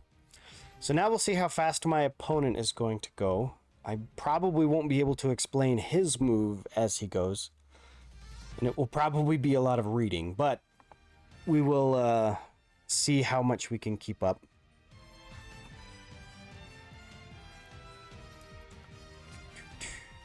Okay, so he's going to set cards in the back row are spell or trap cards. Oh, and he's going to activate Lightning Storm. So this can destroy all of my monsters or destroy all of my spells. So he decided to destroy all of my monsters. Now, when an Earth Machine card is destroyed, we can summon the Citadel from our graveyard. That's why we put the Citadel in the graveyard, because he's really easy to summon from there. Our Citadel is a big monster. It has 3,000 attack with the effect that I can destroy my own Citadel and destroy all of my opponent's monsters with fewer attack points than my Citadel, which in this case is 3,000. So we'll wait for my opponent's next move. So he's going to summon, ooh, a Cyber Dragon. Okay. Cyber Dragons are dangerous because there are lots of extra deck monsters that can be used, that can be made with Cyber Dragon. Oh, and Maiden with the Eyes of Blue. If you guys have heard of Blue Eyes White Dragon, Maiden with the Eyes of Blue is a support card for the Blue Eyes White Dragon.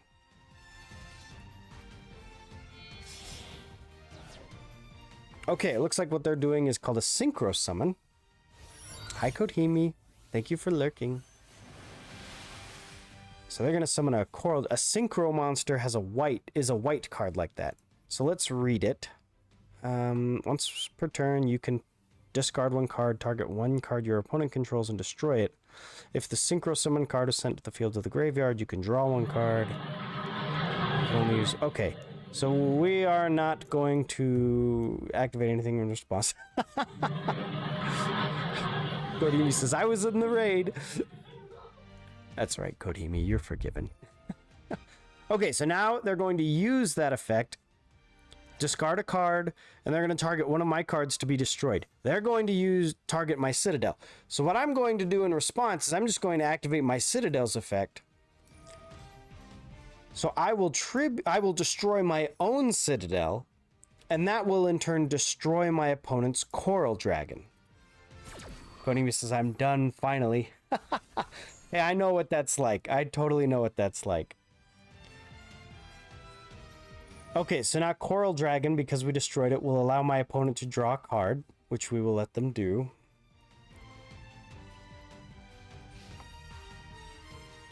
Okay, so now it's our turn. So we will draw. Ooh, that is a good trap card that we drew. And we are pretty much going to do the same play we did last time. We're going to summon Gear Frame, activate his effect. And we're going to add Unclus Bars to our hand. And since we've added Unclus Bars to our hand, we will activate its effect that will let us summon it immediately. Am I making any sense as I'm explaining this? Like I said, it's a really complicated game. And I want people that want to follow along to be able to. Okay, so this time we're going to send a different card, the Machina Fortress, to the graveyard. And then we will do what we did before. And we're going to summon another copy of Giganta X by taking these two cards and using them as material. Pixel Knight says, I'm also working on a video series about the various robotic Sonics. Oh, yes, yes. We discussed that a little bit last time. So we will activate Giganta X's effect.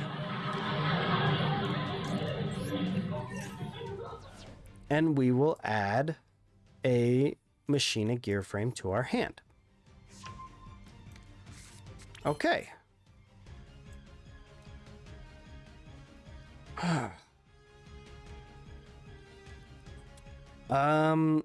Now we could play more cards, but I don't want to overextend ourselves. So I think what we're going to do is we're going to go right into the battle phase, and we are going to attack. So we'll attack for 2,300 points of damage. My opponent is deciding whether he wants to respond to my attack.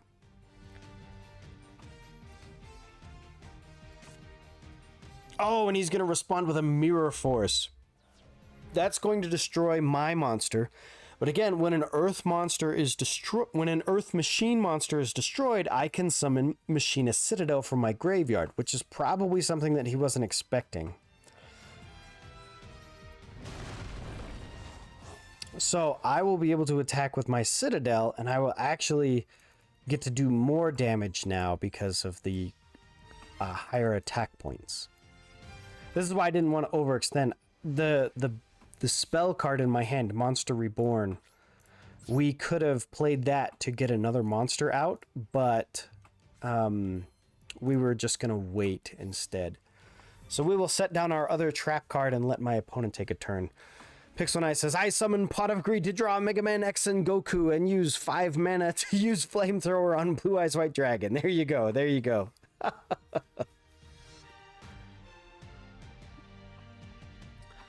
Okay. Oh, and so my opponent has just surrendered. So that will give us the victory.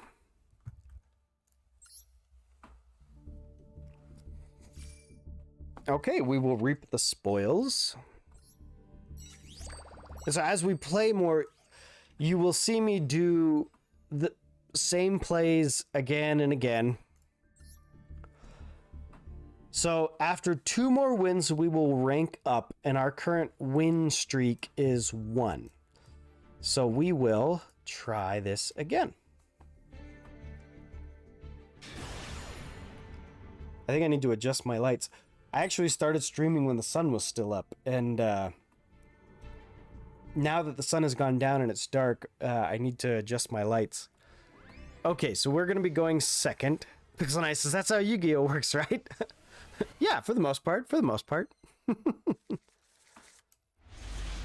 Okay, so we have a pretty good hand. We have one form of interruption that we can do immediately, and that's this card Max C. Okay, so let's see what this card does. Must be special summoned with the effect of a Drytron card. You can tribute one other Drytron monster or ritual monster from your hand, special summon this card from your hand. Okay, so he's going to special summon this card. We're going to play Max C. We can discard Max C, and then whenever my opponent special summons, I can draw a card. He's going to respond to my Max C with a card called Called by the Grave. This will take the Max C and remove it from play and then negate its effect. So my opponent is playing Drytrons, which is a very powerful deck, just because of how much card advantage they can have. So if they know what they're doing, I will probably not be able to win, but that is okay. The season just reset a week ago, like other card games. The season will reset every month. And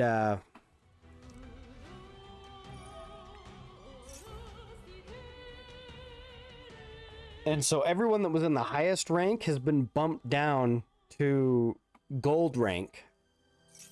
And so I'm essentially playing some of the best players in the game up here. Usually sometimes I'll wait a week or two for them to get back up to the rank above gold, which is platinum.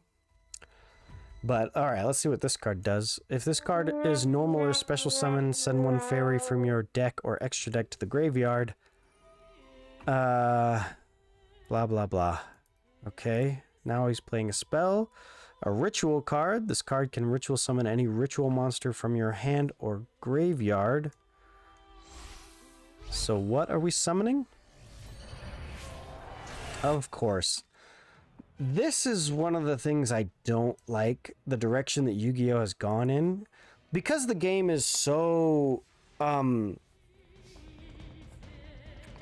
because the game has been around for so long, and the cards have to get better and better, so you just get more and more power creep in the game.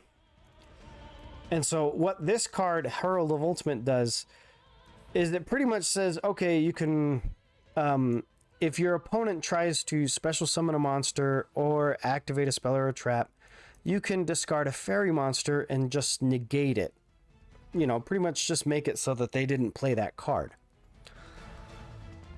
So...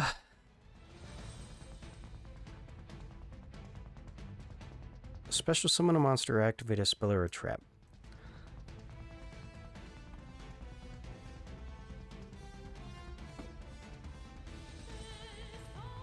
Randomly adds one of them to your hand. Okay, so how do we want to play this? We want...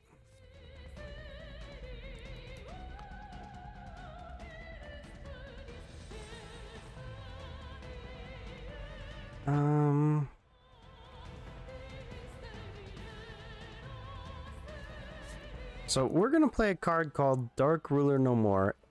And so what this does is it negates my opponent's face-up cards. So now their effects no longer work. Then we're going to summon my Machina Metal Cruncher. And what we want to do is we want to get... That's not going to work. My opponent hasn't realized that I've negated his card's effect. So it will not negate my card. And because he didn't realize that, he's going to quit. So we win! The downside of playing the card that I played is it means I cannot damage my opponent for that turn. The object of playing that card was just to see if I could get rid of his monster. Okay. So that worked out for us in the end. Pixel Knight says, the Netflix Ultraman anime is finally getting a season 2. Add that to the list of 50 other shows I need to keep up with and finish. See, and I don't have, you know, I don't have that as much.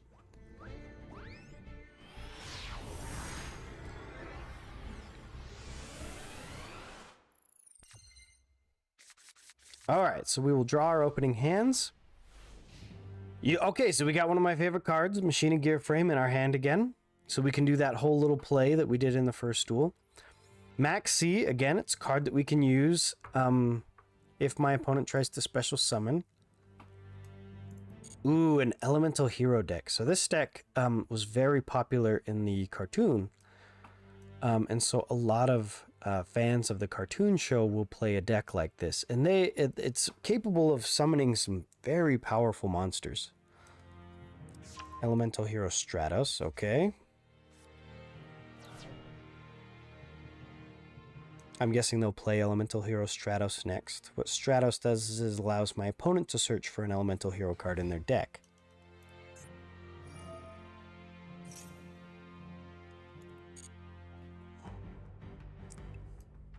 Very similar to my own Machina Gear frame.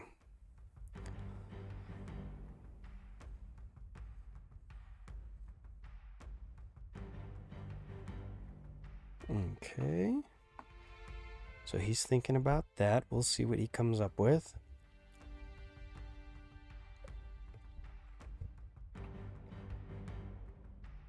One thing that you'll notice is a lot of Yu-Gi-Oh games do not go until someone wins. They usually go until someone quits. As you noticed with my previous 2 games, what happened was my opponent was in a tight spot, and so instead of waiting for me to attack, they will just quit instead.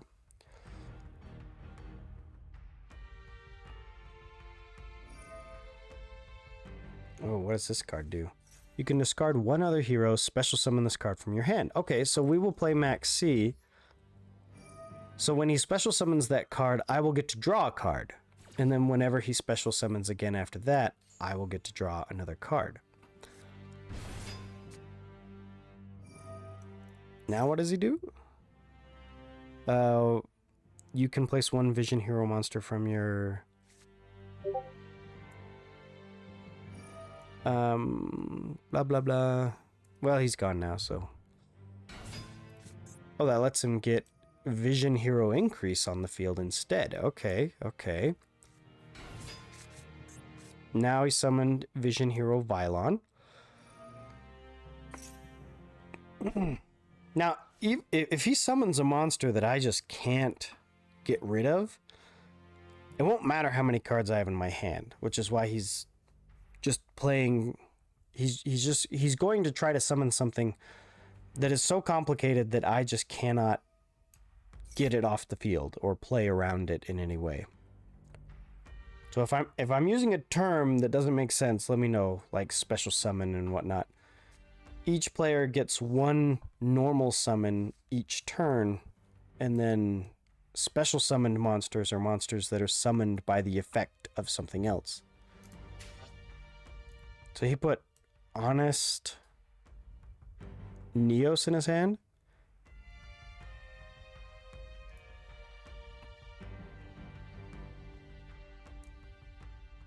Oh, okay.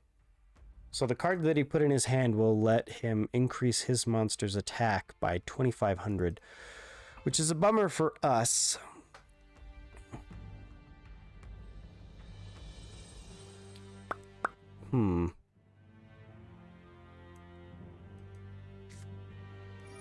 Oh, now he's going to play Polymerization, which will let him summon a card from his extra deck. This will get him a most likely a purple card, which is called a fusion monster. Elemental Hero Sunrise. So let's see what Sunrise does. Must be fusion summon. Monsters you control gain 200 attack. You can only use it once per turn. If this card is special summoned, add a Miracle Fusion from your deck to your hand. When an attack is declared involving a hero, target one card on the field and destroy it. Wait, what?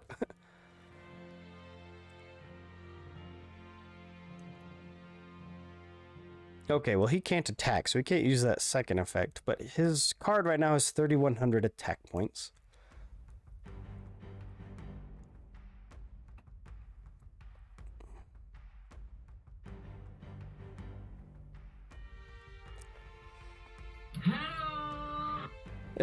Yes, I am. Pixel Knight says there's some shows I need to hunt down DVDs for, like the original Saint Seiya, which was removed from Netflix after I finished the first arc. And then Master Zero, which is my brother, says, are you taking duels from brothers? Yes, I'll 100% take duels from brother. Correction, Saint Seiya. Oh, yeah, different spelling. Alright, what did he summon now? Cannot be normal summoned or set. Must be special summoned by tributing. Negate the effects of all face-up monsters while your opponent controls them. Okay, so it's another... So he's trying to negate my monsters once per turn. Okay, so what I have... I have a few options.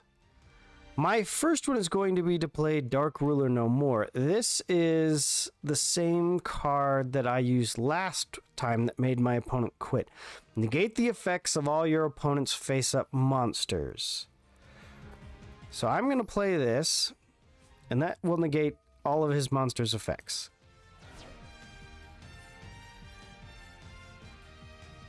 Okay. Now I'm going to play Machina Redeployment. So what I can do here is discard a Machina card. And then I can add 2 other Machina cards to my hand. Oh, my opponent is going to play Ash Blossom Joyous Spring, which is going to negate that effect. Luckily, I have so many cards in my hand that oh no, I can't play the same card again. Now, I do have a Citadel in the graveyard, which is what I want. I want to get that out, so I need to destroy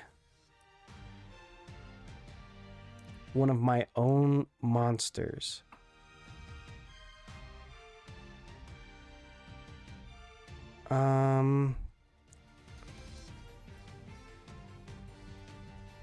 Okay, so what... Let's see. I need to get a Machina Fortress on the field. Okay, so what I'm going to do is I'm going to summon Machina Gearframe. Here we go. Here we go. I think I've got it figured out. Okay, I'm going to add a Machina Fortress to my hand. And then what I'm going to do is I'm going to special summon it. So I can special summon Machina Fortress by discarding 8 stars, 8 levels worth of machines from my hand. So I'll discard my Citadel, which has 10, and then I can summon him in attack mode. Okay.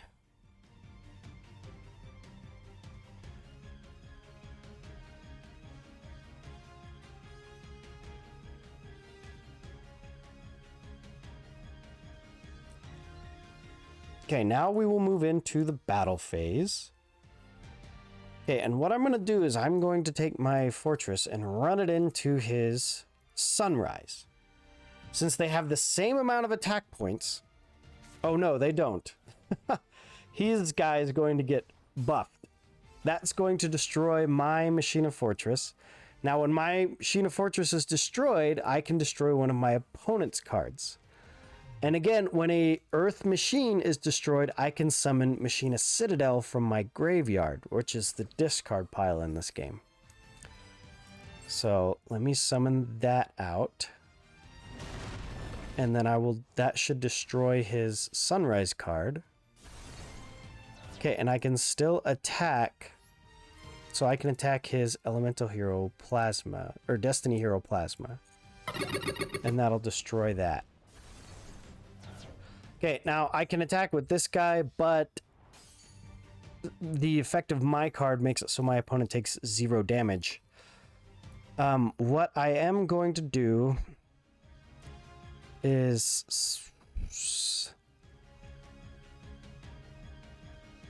special summon this card.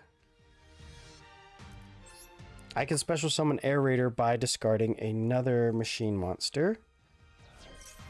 So I will summon Air Raider in defense position. And then I'm going to go ahead and end my turn. Okay.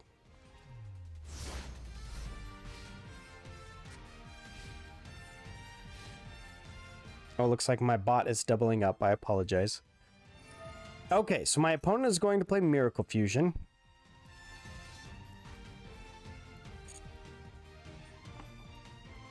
I'm going to catch up on your guys' conversation about Saint Seiya in just a bit.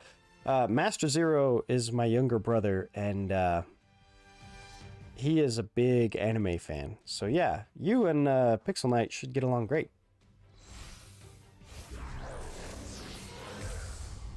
Oh, he's going to make another Elemental Hero Sunrise.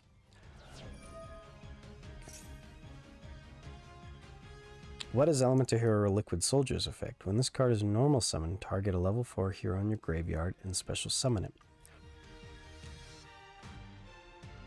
Okay. So we're going to let him summon that. Or no, it's going to let him draw 2. That's different than what I thought it was going to happen. Hey, welcome back. Certainly glad you could join us today.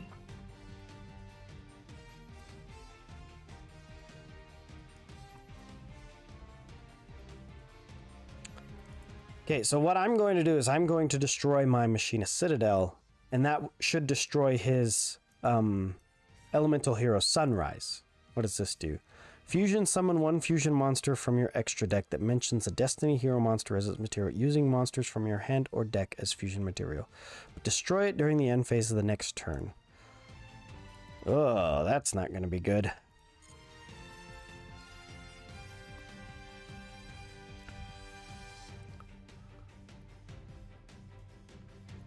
If it has less than 3,000 attack points, then we will be able to destroy it.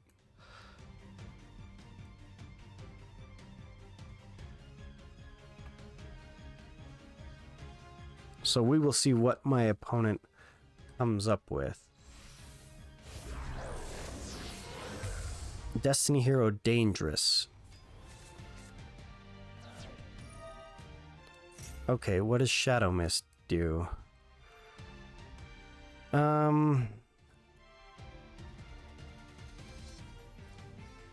If this card is sent to the graveyard, add a hero monster from your deck to your hand. Okay, I'm going to chain Machina Citadel to that.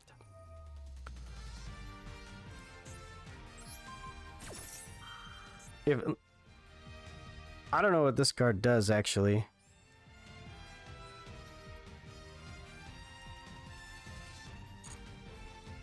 But if this works, it should destroy both of his monsters. Yeah, okay.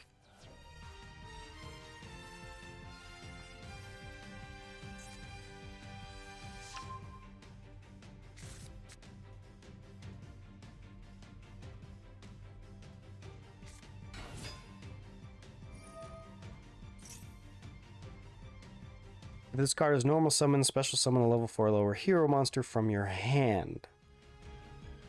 Okay. I'm going to play my Air Raider and destroy it.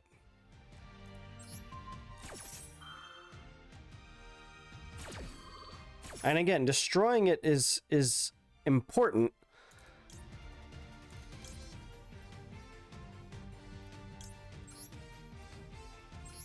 Because by destroying my own card, I can summon my Machina Citadel.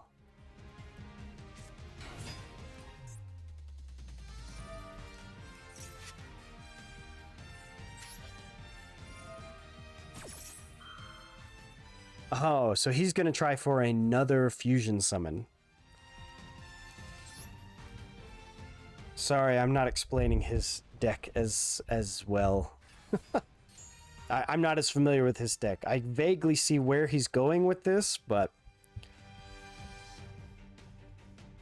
we will have to see what he comes up with.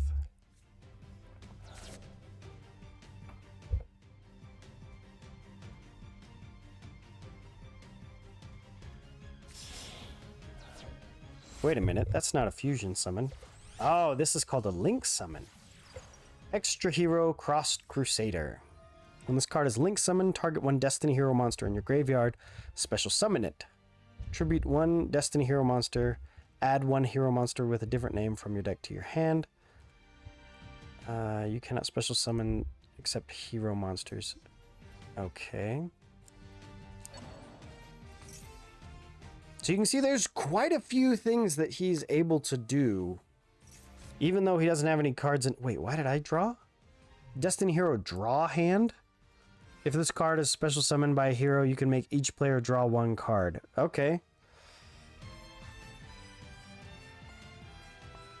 Draw hand. Well, that's a bit on the nose for naming.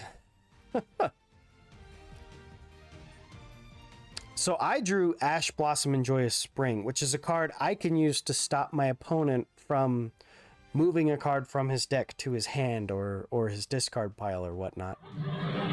So, yeah, that's right. Very on the nose with draw hand.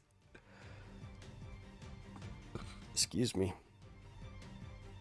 So you can see his monsters both have 1,600 attack points, and my lowest monster has 1,800 attack points. So he's probably in quite the bind.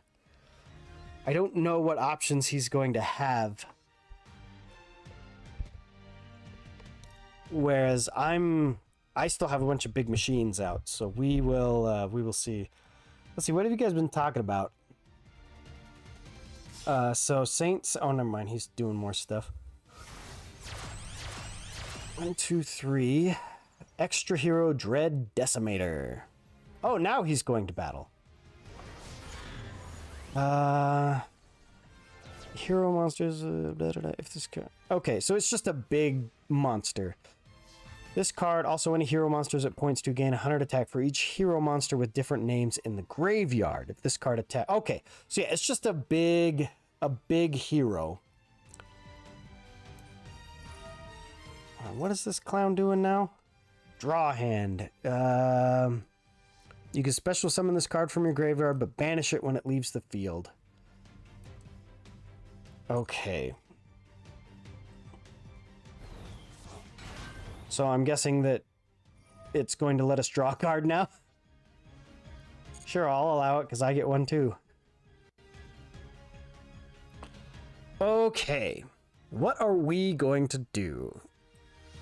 We are going to play... No. We're going to play... Wait a minute. Machine of Metal Cruncher. Oh, okay, okay. Alright, what we are going to do is we're going to play Machina Unclaspars. So this will give us 2 level 4s.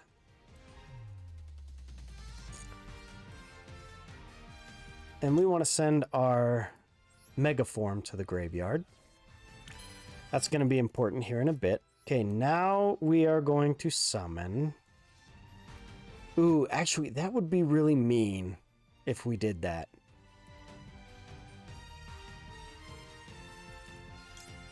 So we won't do that. We're going to make the same play that we always make.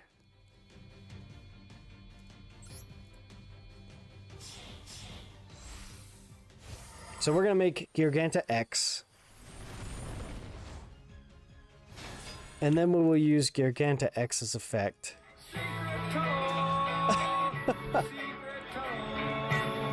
Through the mountains.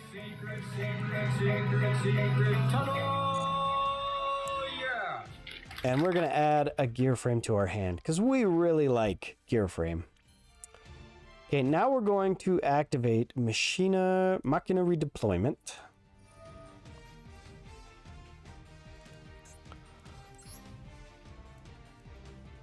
And we are going to discard Unclaspars because we don't need him anymore. And we are going to add that fancy trap card to our hand. And then we are also going to add this spell to our hand. So this Machina Defense Perimeter, it lets us take cards in our graveyard and add them to our hand when a machine is destroyed. So you've probably heard me say that a few times, you know, when my machine is destroyed, then I get a perk. And that's important. Okay, so what we are going to do now is we're going to go into battle. And we're going to take our fortress and we're just going to ram it right into his big guy. So I'm going to take some damage from this, 1,300 points of damage, but now my machine has been destroyed, so I can destroy one of his cards. I can also activate my Machina Defense Perimeter and add a card to my hand. I'm going to add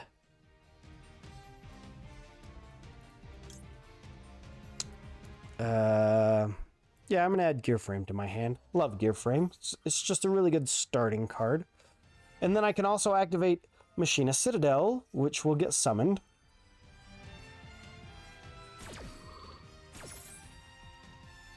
So we will summon this card.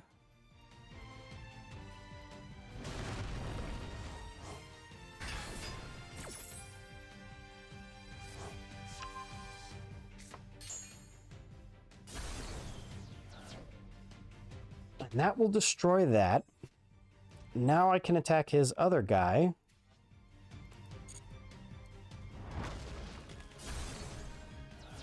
And now I can attack with my Citadel. So now we'll finally get to dish out some damage to him. Which lets him place this card from your graveyard in your spell trap zone as a continuous trap. Tribute, oh, okay. Yeah, we can get rid of that. So what we're going to do is we're going to play a card called Harpy's Feather Duster. That will destroy his any cards in his back row here. Then we are going to special summon Machina Fortress by discarding a Metal Cruncher from our hand. And then we will set this card. What is it saying I can do? Oh, I have another fortress. We don't want to do that. Okay, we will end there. All right, we'll see what my opponent does next.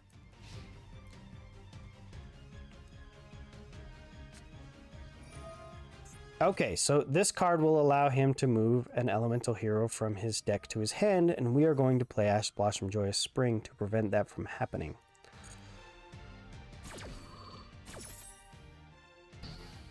I feel like we're in a pretty good spot, but sometimes elemental hero decks can just, with one card, just make a really big, powerful monster. So we will see what he comes up with. Okay, he's going to set one monster face down and end his turn. All right.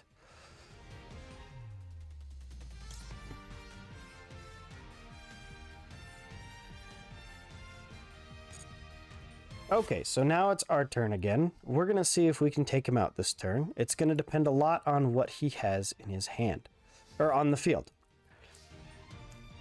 So we will start by summoning out our Machina Gear Frame and activating its effect.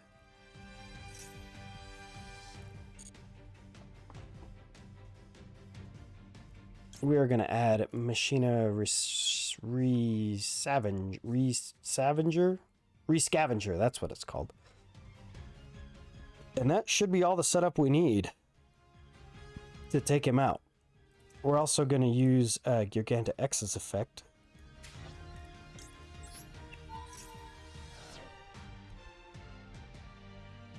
Nope, we will not chain that effect. And we are going to add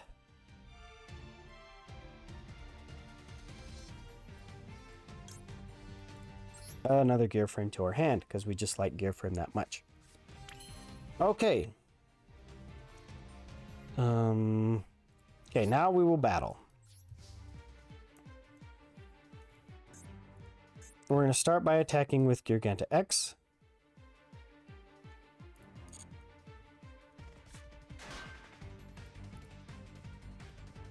All right.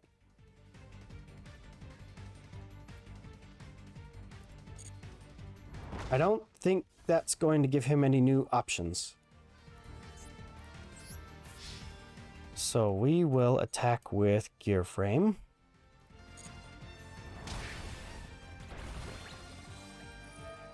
That will allow him to play that as a trap, but as far as I know, that's not going to change anything. We will still be able to attack with the remaining two monsters and win.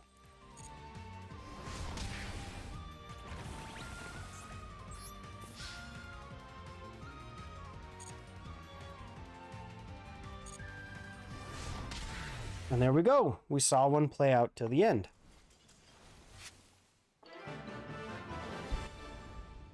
Okay, so we got 3 wins. That's pretty good for ranked today. We ranked up. Awesome. And we got to see a match play all the way to the end. Sweet, sweet. All right, let me catch up a bit on chat.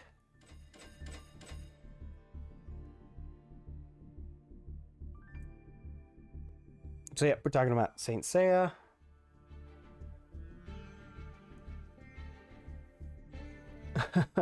Talking about older anime and whatnot. And then Master Zero says those look like new Machina cards, or are they just better support from a different archetype? No, they're new Machina cards.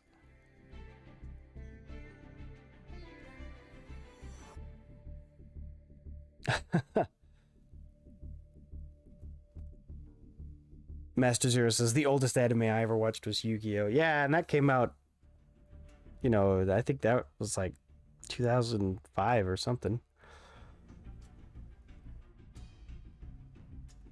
Okay. So, if I return to the menu, we'll see if we can get one game with Master Zero in, and then we'll switch. So what I'm gonna do is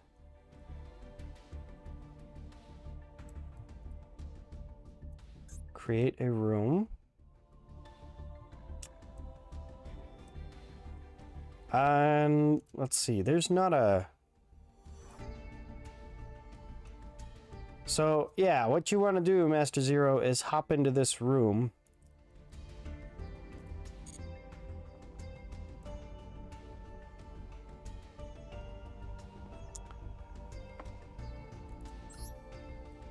I don't know if there's anything you need to get in the room. But yeah, let me know,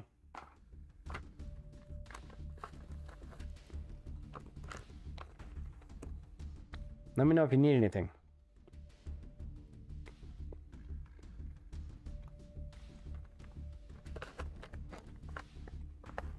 Snack on some candy while I wait. So I used to play this game with a lot of different people. Kensei Zero has been on this channel a lot. I played it with him. I've had my friend Kelton on this channel before. And it was actually Kensei Zero and Kelton that introduced me to this game. And it was the first trading game I ever played. Even though I'd collected trading cards beforehand. I collected cards for the Pokemon trading card game. And I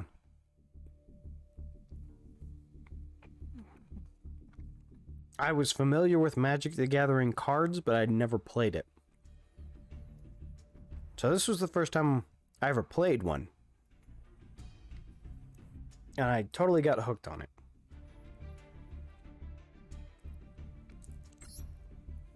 It's 611661. So it's on the screen now.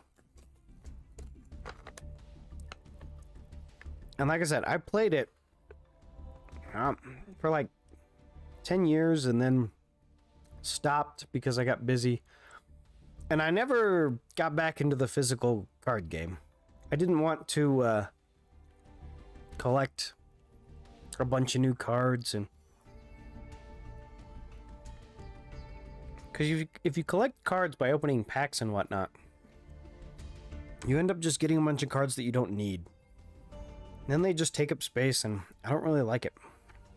So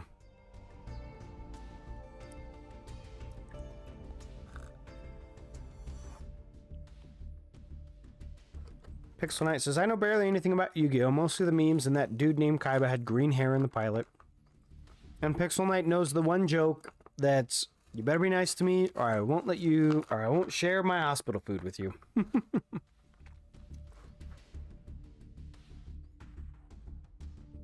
Yep, my projects for the channel include finishing the Mega Man videos. When I finish the Mega Man videos,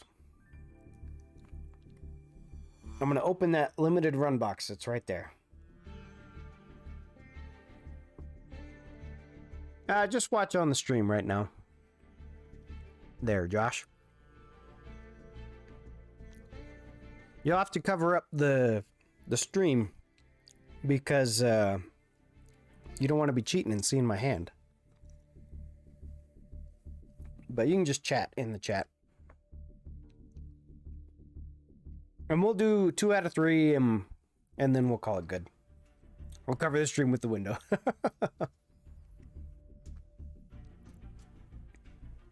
Pixel Knight says, instead I know more about Godzilla, who fought Charles Barkley twice, technically. But yeah, I'm going to finish the Mega Man videos. I have 3 more videos I want to make before I start on the Mega Man videos. In fact, if I look them up real quick.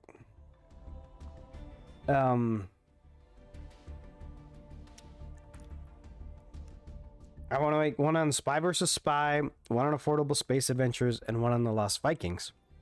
After I'm done with that, I'm going to create Mega Man.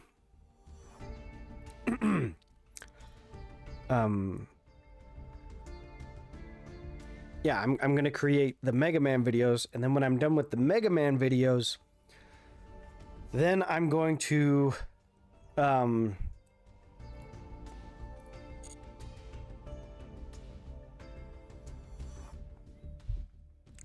then I'm going to start creating my game show and whatnot. Okay, so so there we go. Master Zero is in here, and I'll jump in here too. And we'll start the game.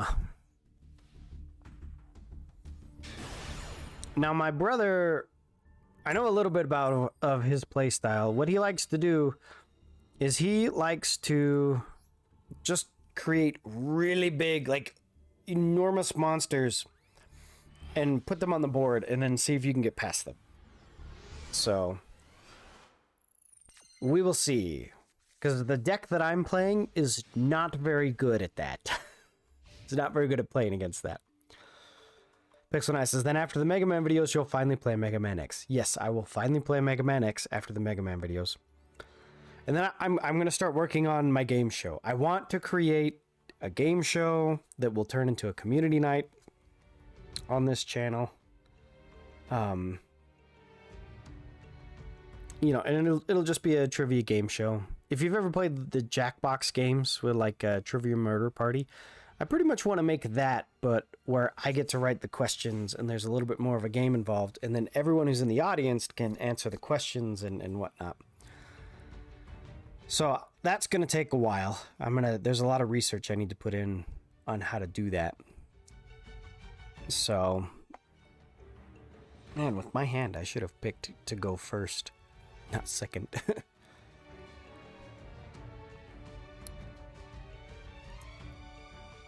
So, and then after I get done making the game show, I want to do a deep dive into trading card games. So it looks like my brother has summoned Photon Crusher and Photon Vanisher. So again, these are some of the lowest level monsters that just have 2,000 attack points. So Pixel Knight says, I could make some comic book trivia for you if you want to use it. See, and yeah, so I want most of the questions to be about video games, because that's what I like. But I definitely wouldn't mind getting some extra nerd culture in there. So when I'm done, I'm going to create a channel in Discord. Or, you know, maybe just a place, maybe not a channel in Discord where people can see, but a place where people can submit questions. We can have like fan or viewer questions. And so, yeah, totally.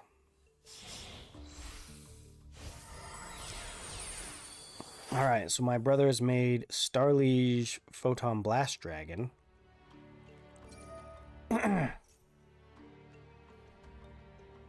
Which, this card is succeeds summon special summon a photon monster. Okay. That is a big photon monster.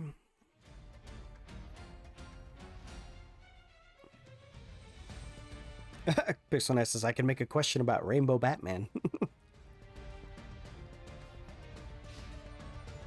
Okay, and he's going to end on that.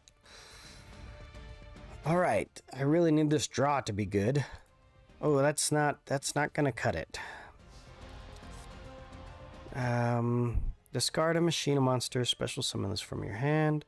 Target one Machina monster you control, special summon from your graveyard a Machina monster with a different name, equal or lower level than that monster, and if you do destroy the targeted monster, you can... So I actually can't summon anything big enough to contend with what my brother has put out here.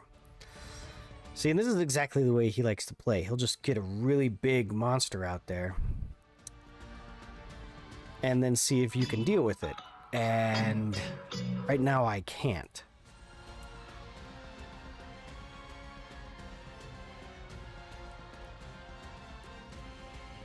So...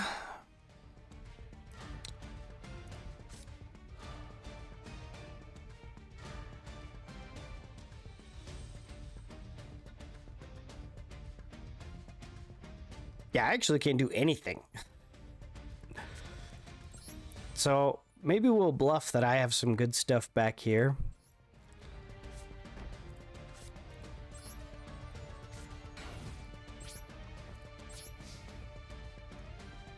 And we'll see what he does.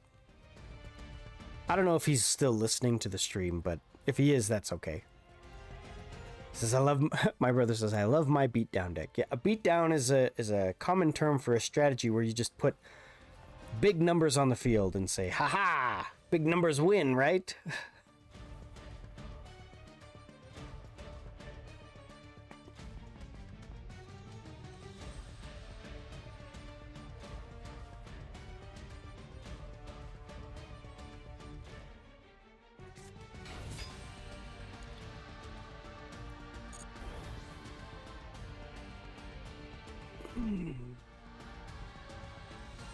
Alright, so we're going to activate Max C. So every time my brother special summons a monster, I'll get to draw a card. And hopefully we can draw something that we can use to combat him.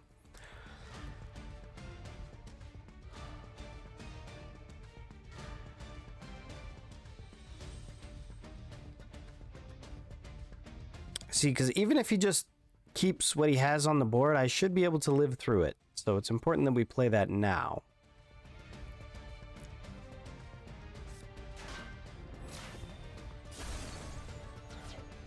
So that'll get destroyed. He'll hit me for this. And then he doesn't have any more attacks, so he'll go to main phase 2 and then end his turn. Okay, we really need a good draw here. Okay, we can make this work. We can make this work. As long as this card resolves. So, machinery deployment. So I will discard a card. And then I can add 2 monsters to my hand. Okay, so what we want...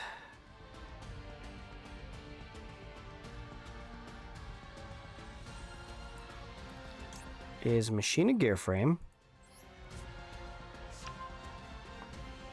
And Machina Unklisbars.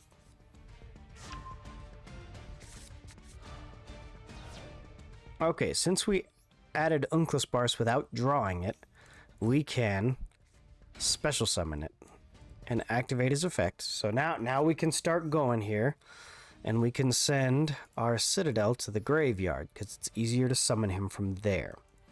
Now we're going to activate a spell called Dark Ruler No More. This is that spell that negates the effects of all of my brother's monsters.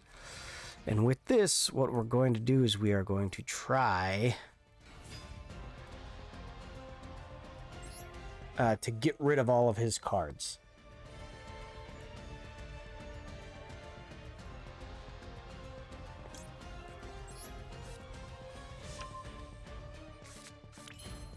Okay, so now we're going to summon Irradiator. So I can summon him by discarding another Machina monster, which is going to be our Machina Fortress. So I can put him face up. Now I can use Irradiator's effect and destroy Irradiator and summon my Machina Fortress from the graveyard. This will destroy my Irradiator, and keep in mind, it's important for me to destroy my machines because then I can summon the Citadel. Now, it might look like I'm setting up for this kill shot, but remember, I cannot do any damage to my brother. Instead, what I'm going to do is I'm going to activate my Citadel's effect and destroy my Citadel, and this will destroy all of my brother's monsters. Now, I'm going to special summon Gearganta X.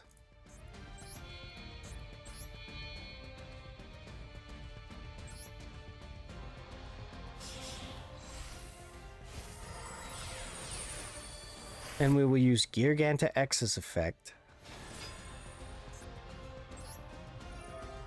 to get a Machina Gear Frame in our hand.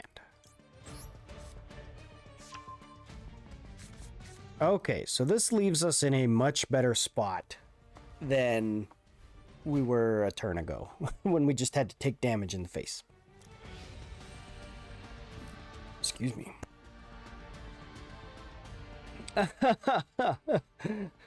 Couldn't get something past the bot there, Pixel Knight. Pixel Knight says the actual story that Batman is from is just as goofy and dumb as you think it would. Oh, Rainbow Batman? Yeah.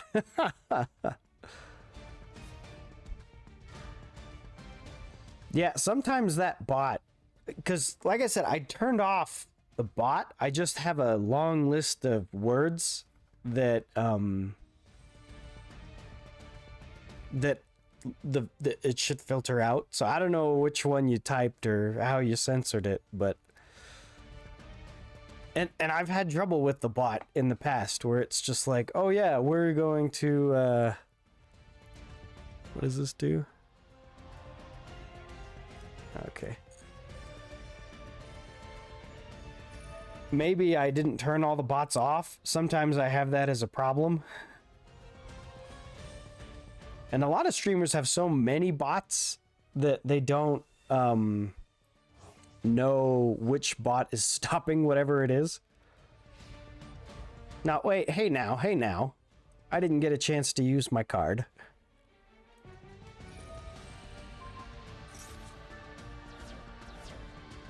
Alright, what does this card do?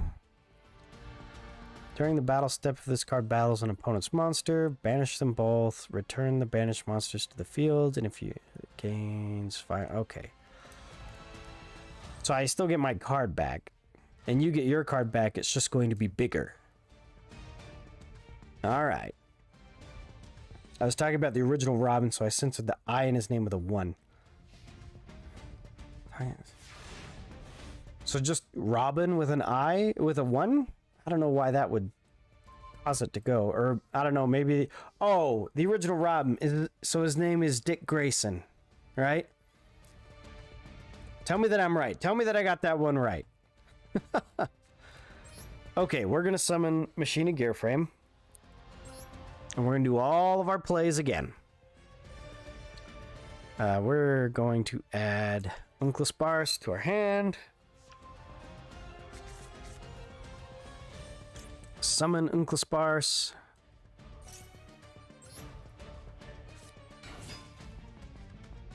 Activate his effect.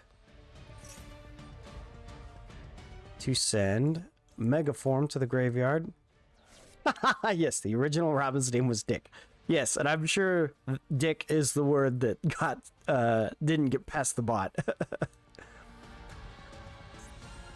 Alright, now we will summon Gearganta X. Using L worked.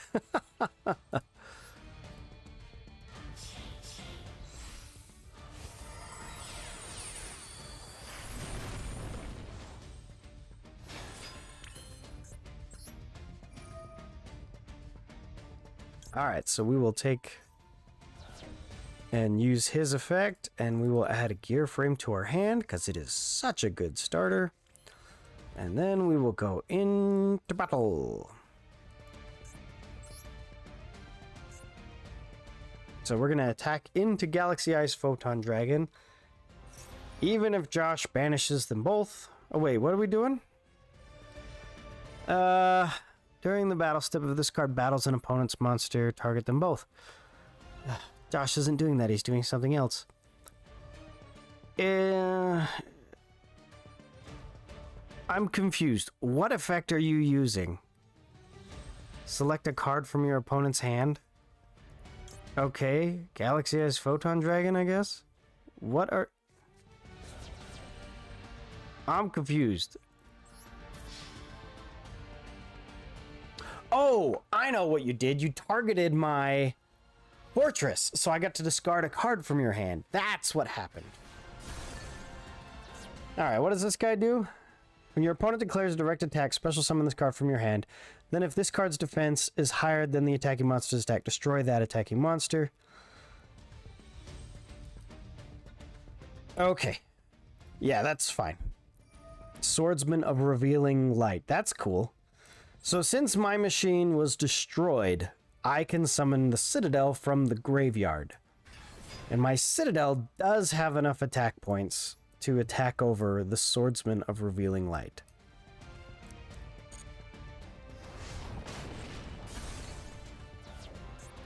So now I'll attack here with this. And main phase 2... We'll put the fortress back here.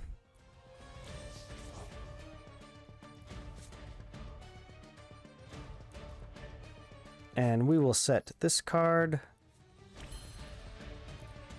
And end. Okay, so we're kind of playing around Josh's monster, which is very big and has the ability to get rid of my stuff on the field. Now we've got our own big monster out, the Citadel.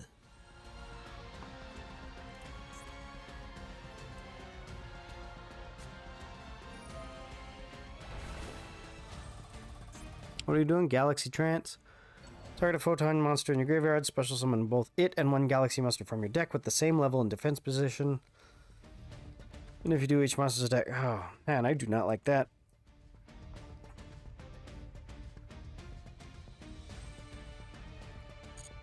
Alright, we're gonna let that go.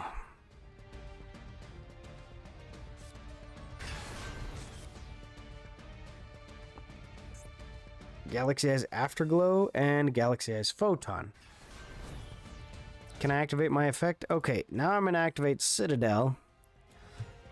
And tribute, or destroy Citadel, and this should destroy all of my brother's monsters.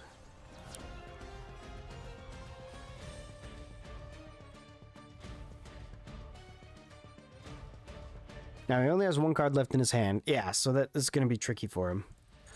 So, as long as he doesn't have a Swift Scarecrow or something in his hand, maybe another Swordsman of Revealing Light, we should be fine. But I think I saw his last card, and it was another Galaxy Eyes Photon Dragon. So we should have enough power on the field to just take him out. Yep, my brother says, I got nothing, I'm done. Alright, that's going to be the end of game 1. Okay, Josh, so for game 2, you get to pick whether you go first or second. So let me know what you want in chat.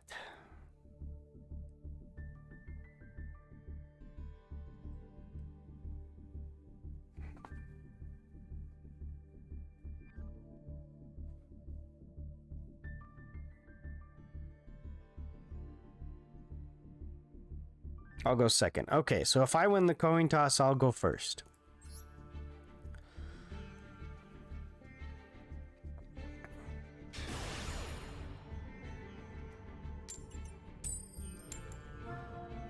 Alright, so Josh won the coin toss. So the trick is my card, Machina Citadel, that keeps blowing up my opponent's monsters.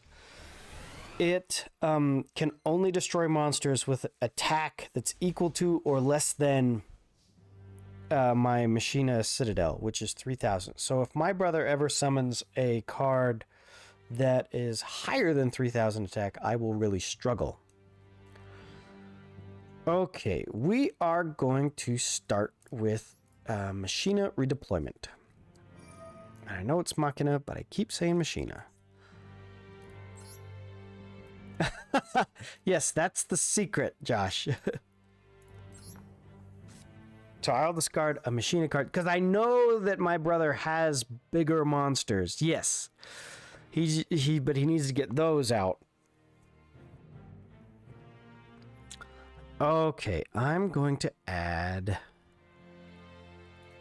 this card to my hand. And I'm going to add this card to my hand. Okay, so then I'm going to activate my Machina Defense Perimeter. So this will go off when a machine of mine is destroyed. And then I will set this. And then I will summon my gear frame.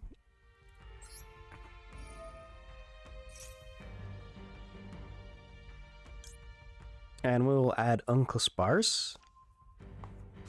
Then we will summon Uncle Sparse.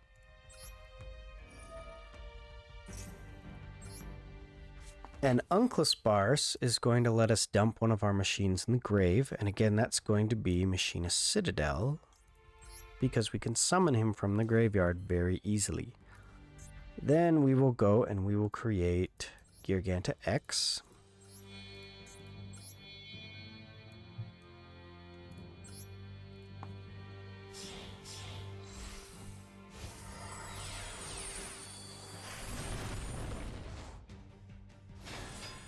And we will use his effect to add, you guessed it, Machina Gear Frame from my deck to my hand. Ta-da! Okay, that's going to be our turn.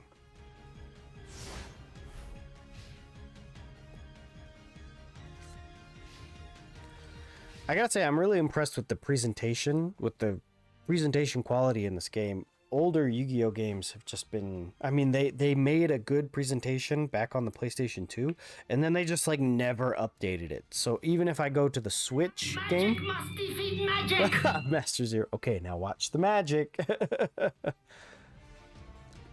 So what they've done here is they've made it good and fun,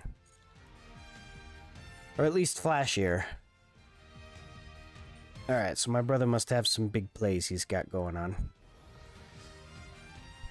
Okay, two 2,000 point monsters put together usually equals a Galaxy Eyes Photon Dragon. I don't know what Photon Vanisher does. It looks like it lets my brother search a card in his deck, and he's gonna pick the Galaxy Eyes Photon Dragon.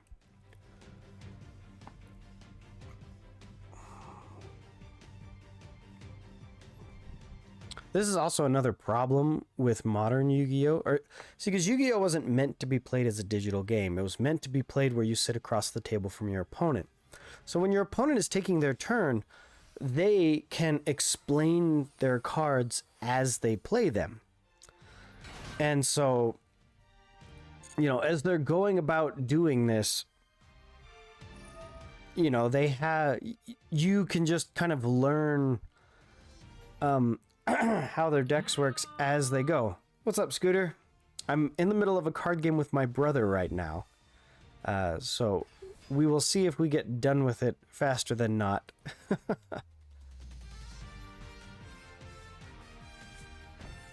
Wait, that's the end of the magic? I thought we were going to see a 4,000 point monster here, Josh. Just teasing. Scooter says, I had a late night, but I'm heading home now. Okay, good. Good. I hope things went well. You know, that you had a successful night of DJing. Oh, I see it. There's the 2 level 8s. This must be the big 4,000 point monster.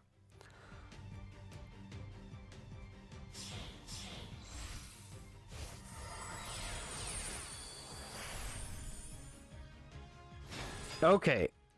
I need to read this one. If this card battles, detach one material from this card. This card gains attack equal to the ranks of all the monsters on the field. If this card is in its owner's control and destroyed, while it has photons, right, you can special summon this card. Just 6 damage. Any battle damage this is halved unless it has. Okay, it's a really cool card, but I'm gonna play my trap card, Solemn Judgment. I pay half of my life points to just negate that my brother summoned that monster, because it is very bad for me to have that. My brother's probably yelling at his computer right now. Ah! I did have a backup, just in case. I don't even know what this guy does yet. What does he do? Card effects. Also, they cannot be destroyed by your opponent's card. Oh, that's good.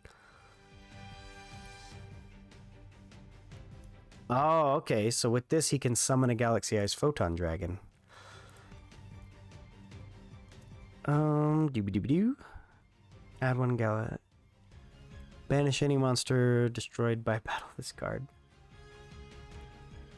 If a photon monster is in the field, special summon.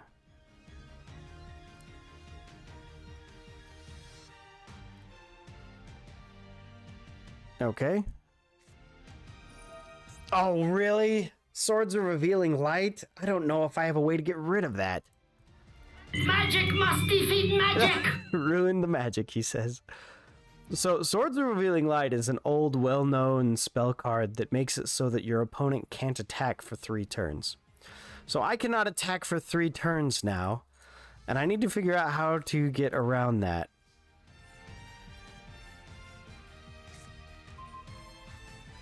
Okay.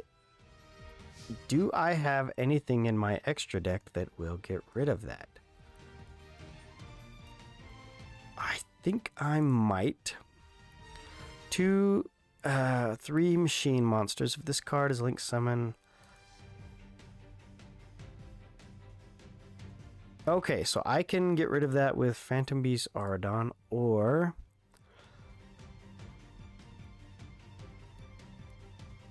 Nightmare Phoenix. Okay. So first thing I'm going to do is activate Giganta X's effect.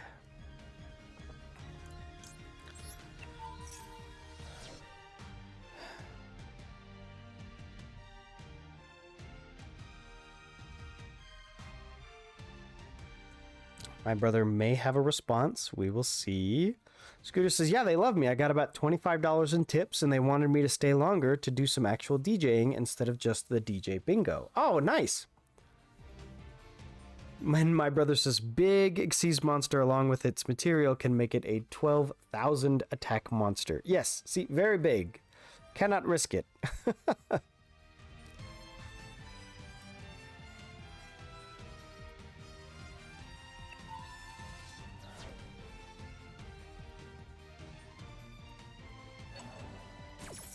Okay, so my brother is going to be getting a Galaxy Eyes Photon Dragon out.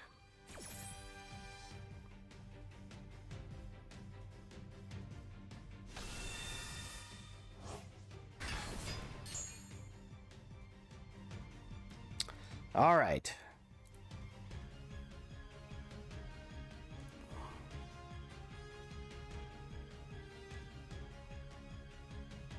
So now I cannot destroy this big guy with card effects. I might have to get sneaky. Oh wait, I have a solution. What do I have in my hand so far?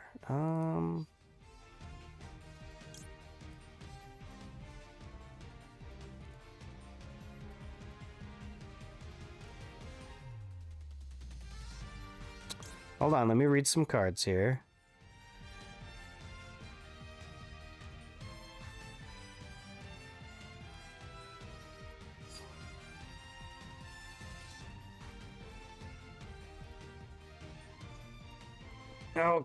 Okay.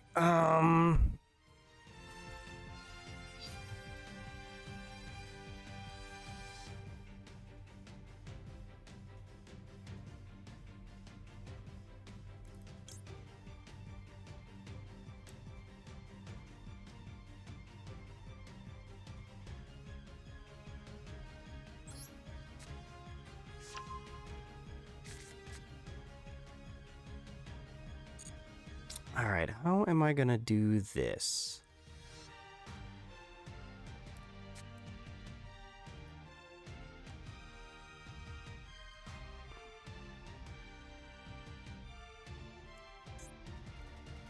What do I have in the graveyard so far?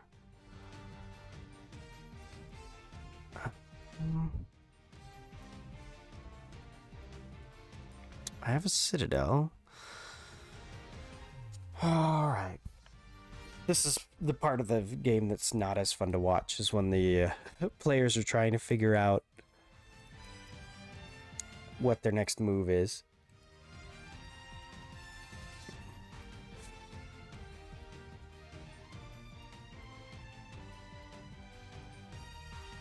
Because I can't attack because of Swords of Revealing Light. And I can't just blow up my citadel to destroy my brother's card.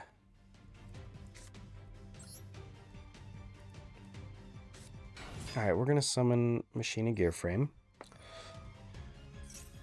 Alright, and what we're going to do is we're going to add this card to our hand. Machina Fortress.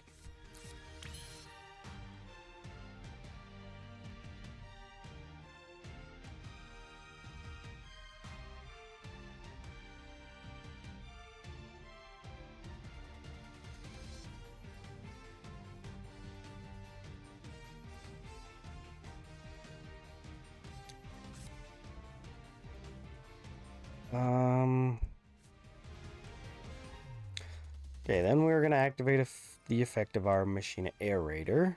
We're going to discard one card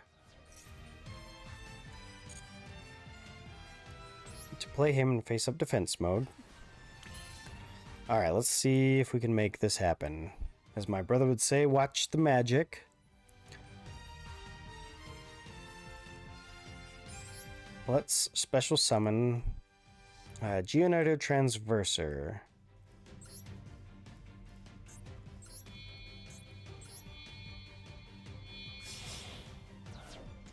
Now, Geonito Transverser is a link monster. Link monsters have arrows on their cards that point to different zones on the field. So this one has a arrow that points at my brother's monster and an arrow that points at my monster.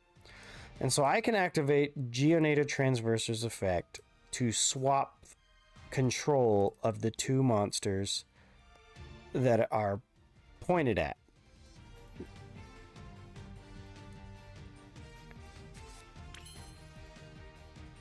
So now I have my brother's monster. He probably wasn't expecting that.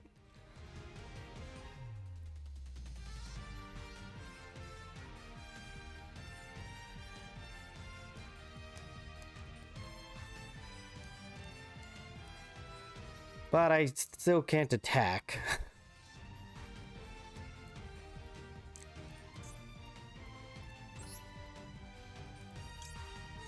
So we are going to do another Link summon to play another Link monster called Nightmare Phoenix. Now what Nightmare Phoenix does is I can discard one card and destroy one of my brother's spell and traps. Okay. So now I can attack. And I'm going to attack Machina Gearframe.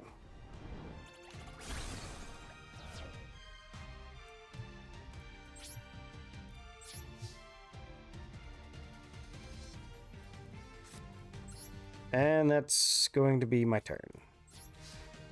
I had to get fancy with some Link monsters there, but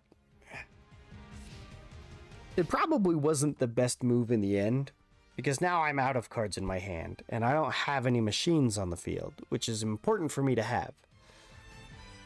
So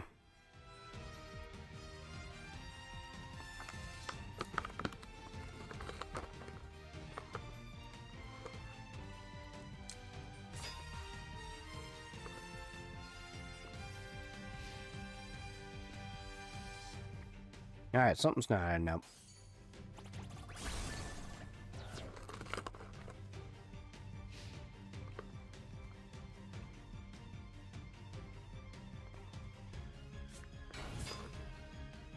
So did you need...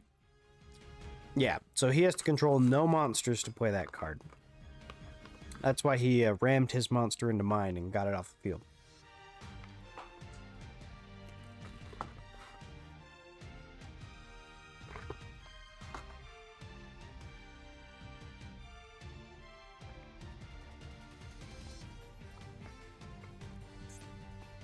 Alright, what are we doing here?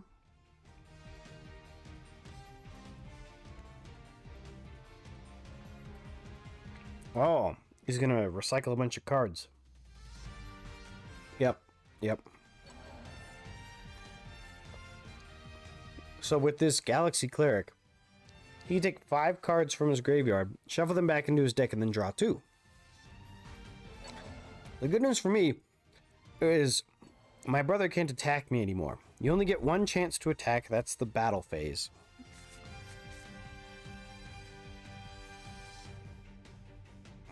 And he used his battle phase to attack my Nightmare Phoenix.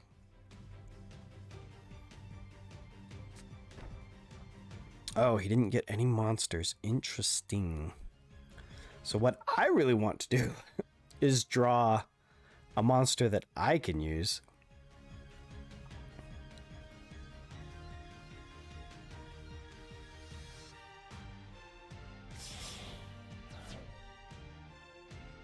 Well, it looks like my brother knows a little bit about Link monsters since he's summoning his own now. Galaxy Eyes Soul Flare Dragon. This card is a Link summon. Target a photon or galaxy monster in your graveyard and add it to your hand. During your opponent's main phase, you can discard a photon and a galaxy card, or a Galaxy Eyes photon. Discard one, target a special summon monster your opponent controls, and summon it. Or destroy it. Oh, okay. And I don't think my brother can even meet that condition. So if I can draw an Earth Machine monster, I'll be doing really good. And I didn't. This actually ends my turn. I cannot do anything with my current setup.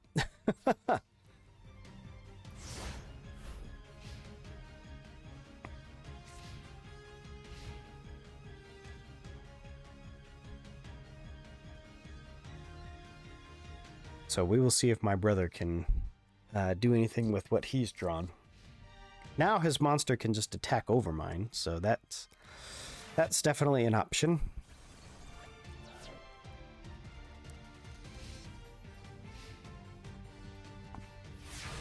Alright, looks like we're playing the grind game now.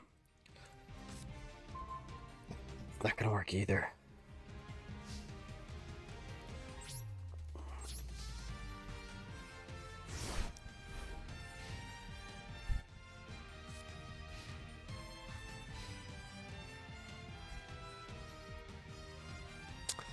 Alright, let's see what he's got.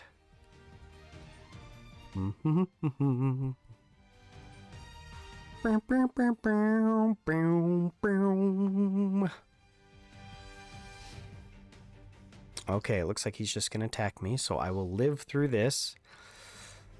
But I will not live through next turn if I do not draw something I can play. And the game knows that, so it changed the music.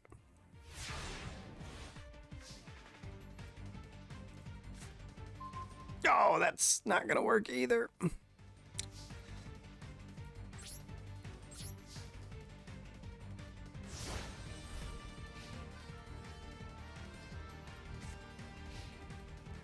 So if my brother's smart, he will just attack.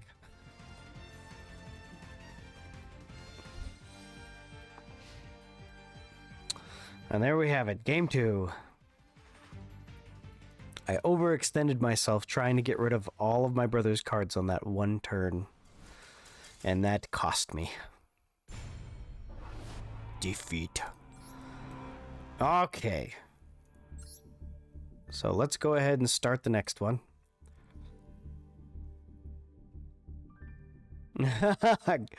My brothers just got through by the skin of my teeth. Yes.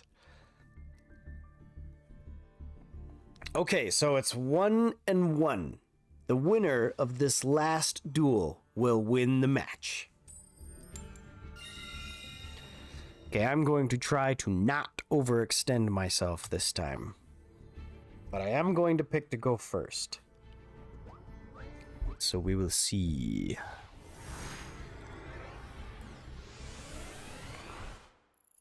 Gotta love that choppy intro, because Konami did not optimize this game at all. Okay, we have a pretty good setup. At least for the initial... For some initial plays. We definitely won't have a turn like the previous turn.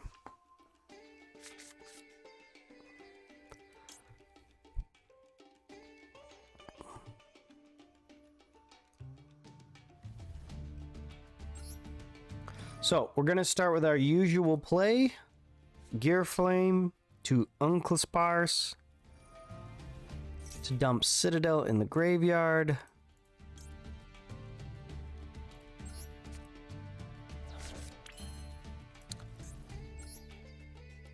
Then we will create Gearga X. Pixel says, it's modern Konami. Did you expect something good? No, I didn't. But it's clear that they developed this game on PC. And the PC I'm playing on is not a very strong one. But, man, the game, it doesn't run well, like, anywhere that I play it. Gear Flame, is that what I said? I meant Gear Frame. So we will add another Gear Flame to my hand.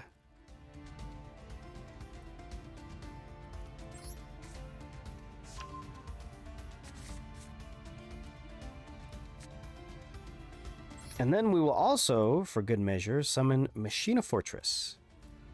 And we will discard Machina Megaform for that. And then we will set one card, and we will pass to our opponent. So yeah, you can play this game on your phone. And so, like I said, I just got a brand new phone today. I actually upgraded. It's been 5 years since I upgraded my phone. So I went from having a Samsung Galaxy S8. Wait, what are we doing here?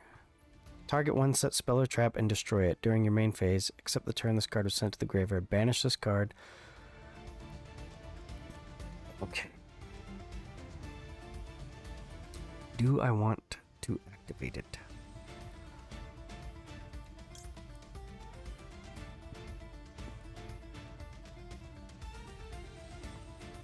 Yes. I will activate it.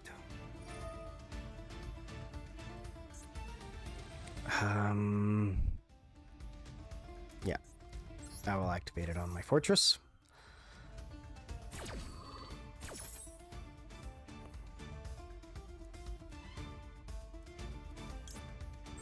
This will allow me to summon my Citadel.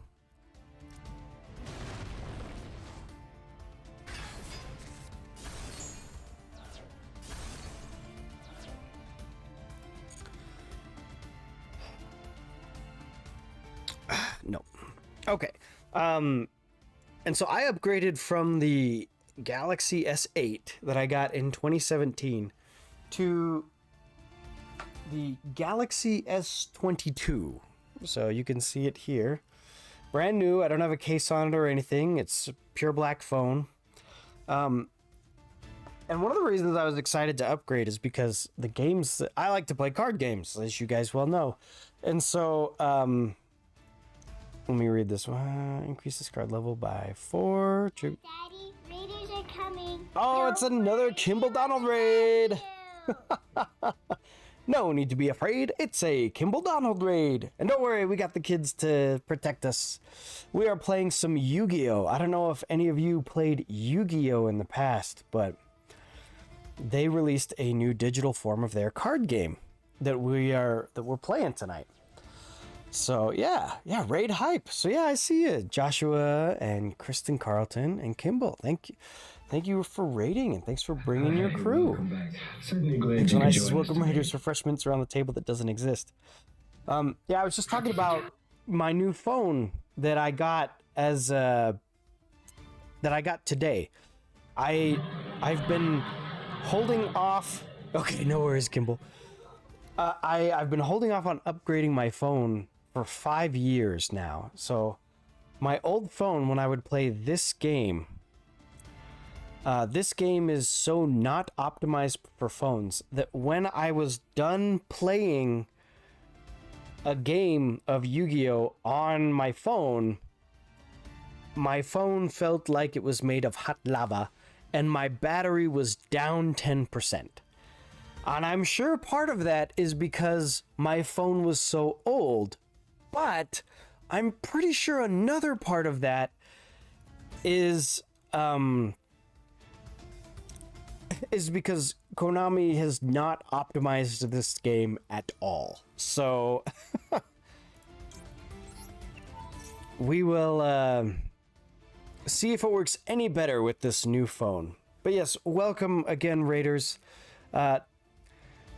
Donald says, I was not allowed to play Yu-Gi-Oh as a kid, but I have to love the memes of everything in the modern day. And Joshua says the same. Yeah, I played this when it came out. And Champion says, what kind of phone did you get? So I had the Galaxy S8. And I upgraded to the Galaxy S22. So brand new. No, I don't have a case. But yeah, it's just a pure black phone. I spent way too long fiddling with it. So yeah, all right, let me see if I can get past my brother. Okay, so I'm gonna summon Machina Possess Storage.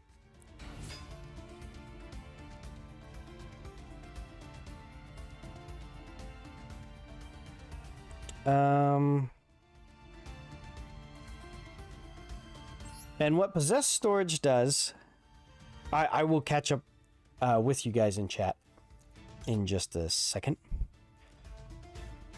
Actually, I'm gonna add Unclespars to my hand.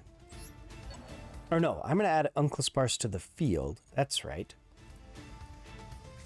So the other effect of Machina Possess Storage is I can take a Machina monster and add it to my hand, and one Speller Trap that my opponent has and add it to his hand. So that'll get rid of my brother's stall card. I'm playing a game against my brother right now. He's in chat as Master Zero. And because I added Unclespars to my hand without drawing it, I can immediately summon it back to the field. So what we're going to try to do is we're going to try to kill my brother in one turn.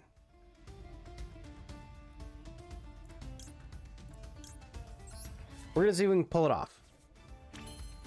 So I need 8,000 points of damage on the board. So let's do some quick math here. Okay, this will work. As long as my brother doesn't have anything sneaky in his hand. We now have enough points to just take him out.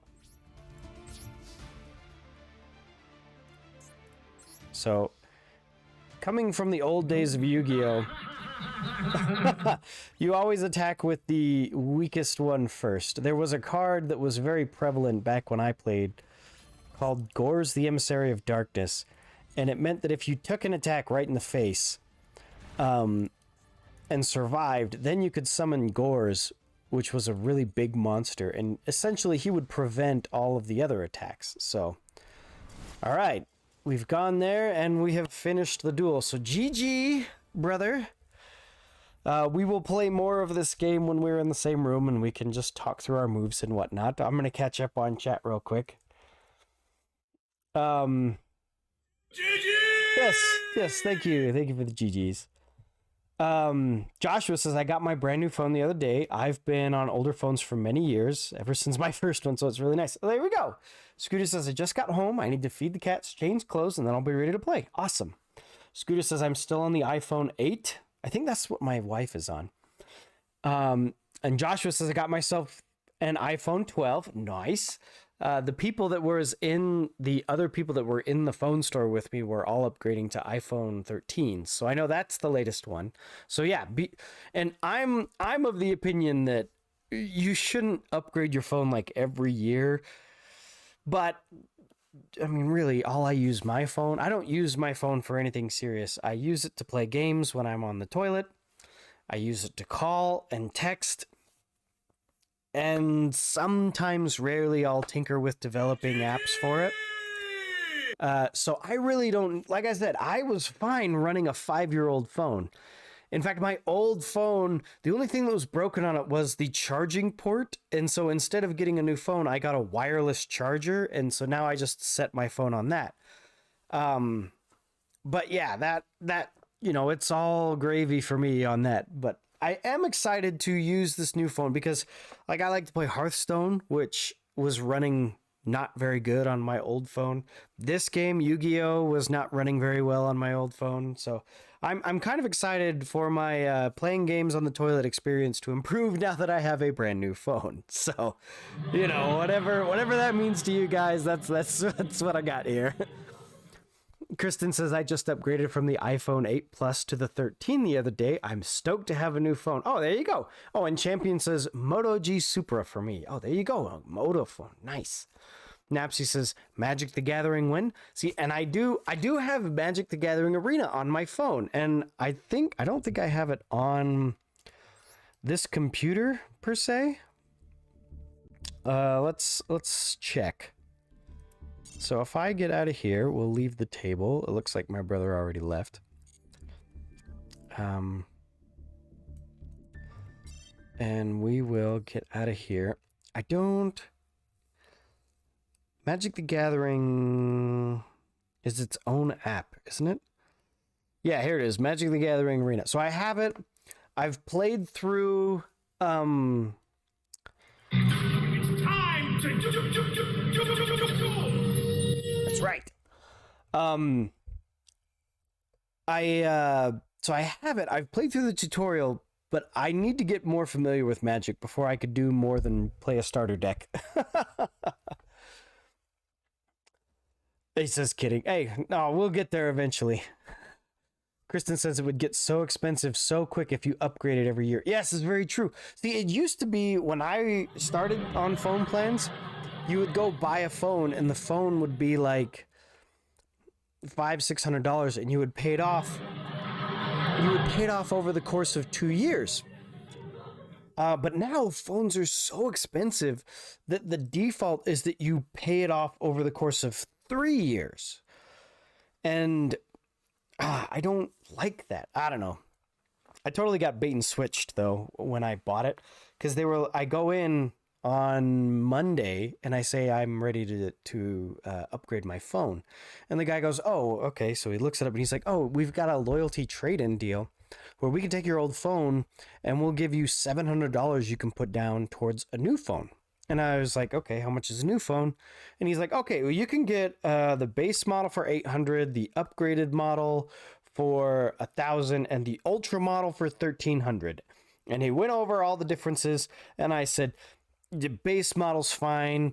And so I went there today, and I was like, okay, I am prepared to pay this off right here and now so that my monthly bill doesn't go up. And so, the difference was about $150. I'm expecting there to be some setup fee, some, other, activating a new phone fee. So I was expecting,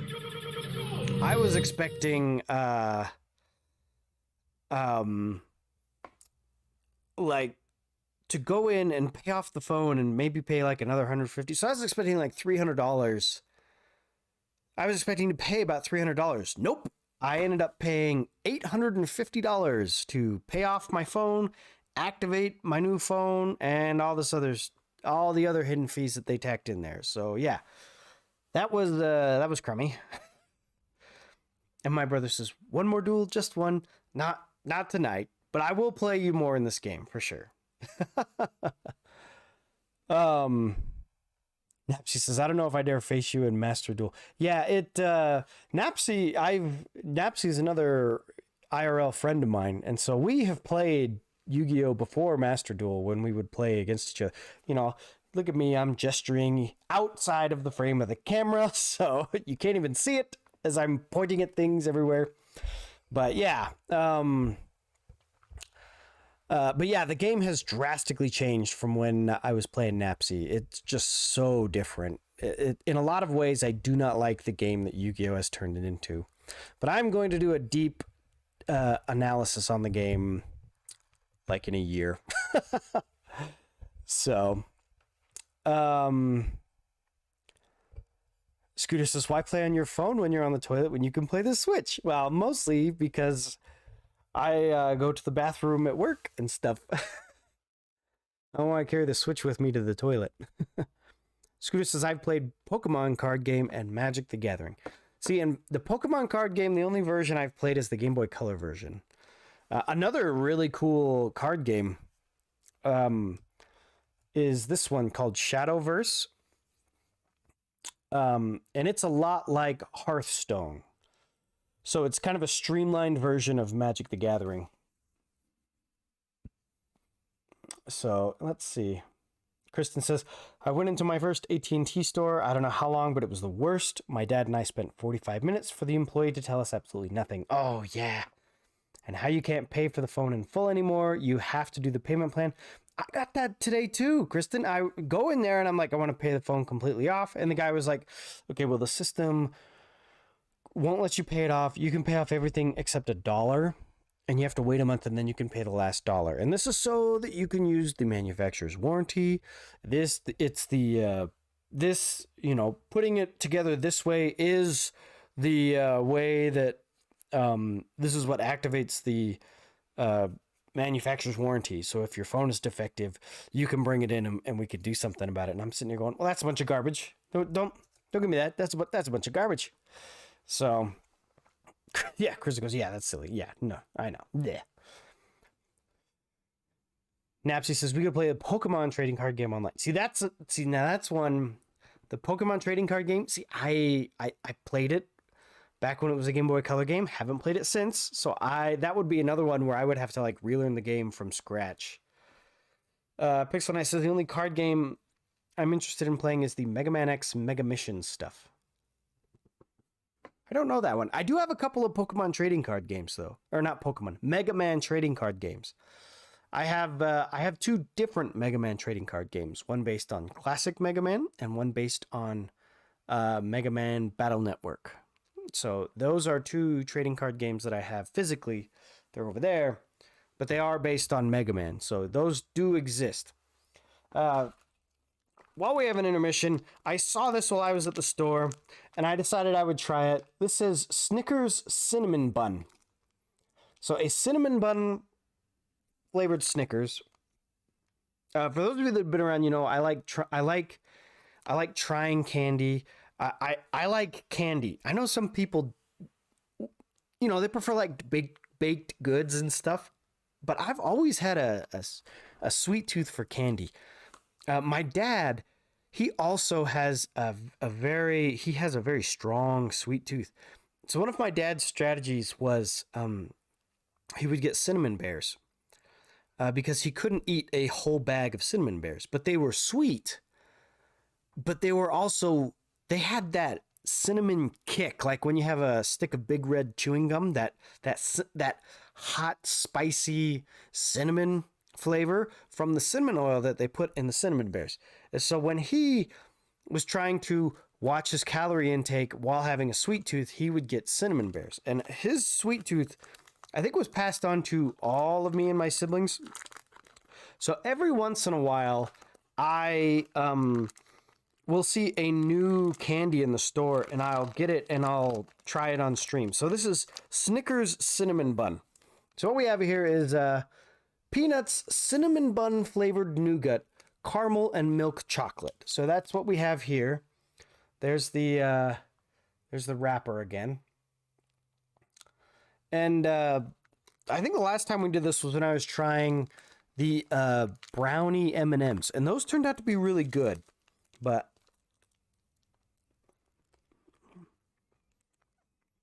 so It looks just like a regular Snickers bar.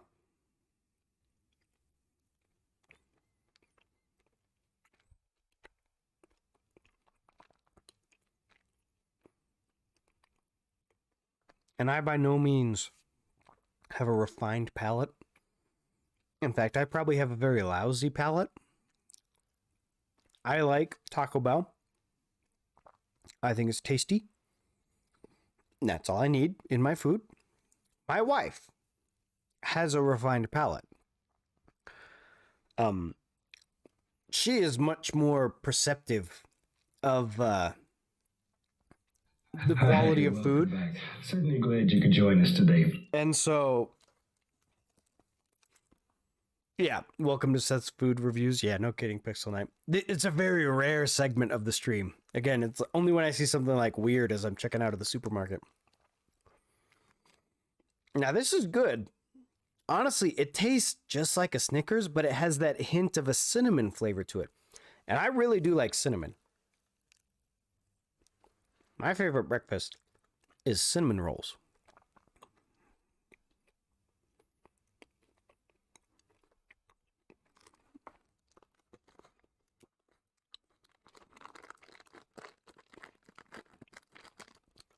So, unfortunately, because I don't have a refined palate, that's about all the review you're getting. Is it tastes like a Snickers, but it also has a cinnamon flavor to it, which is exactly what you would think by reading the wrapper here. So, yeah, it's exactly what you would expect, and it's exactly as good as you would expect it. If you like cinnamon and you like Snickers, give this candy bar a try. If you don't like cinnamon, or if you don't like Snickers, there's not going to be much here for you. So yeah. This, I've been snacking on this. This is my favorite candy. My favorite fruit is pomegranate. And so these are dark chocolate covered pomegranates. Pomegranate flavored stuff. So this Brookside dark chocolate. This is by far my favorite candy. But this thing is... I don't know who Brookside thinks they are. Well, they make good candy. But it's like when you go to a movie theater or an airport and everything is like twice as expensive as it should be. This bag was almost $5. And the reason that I'm treating myself and the reason that I've been streaming for 3.5 hours already is because my wife and my kids, they're all camping. They all went camping, and so it's just me by myself in the house. And so I decided I would do a longer stream, get some snacks, get some water,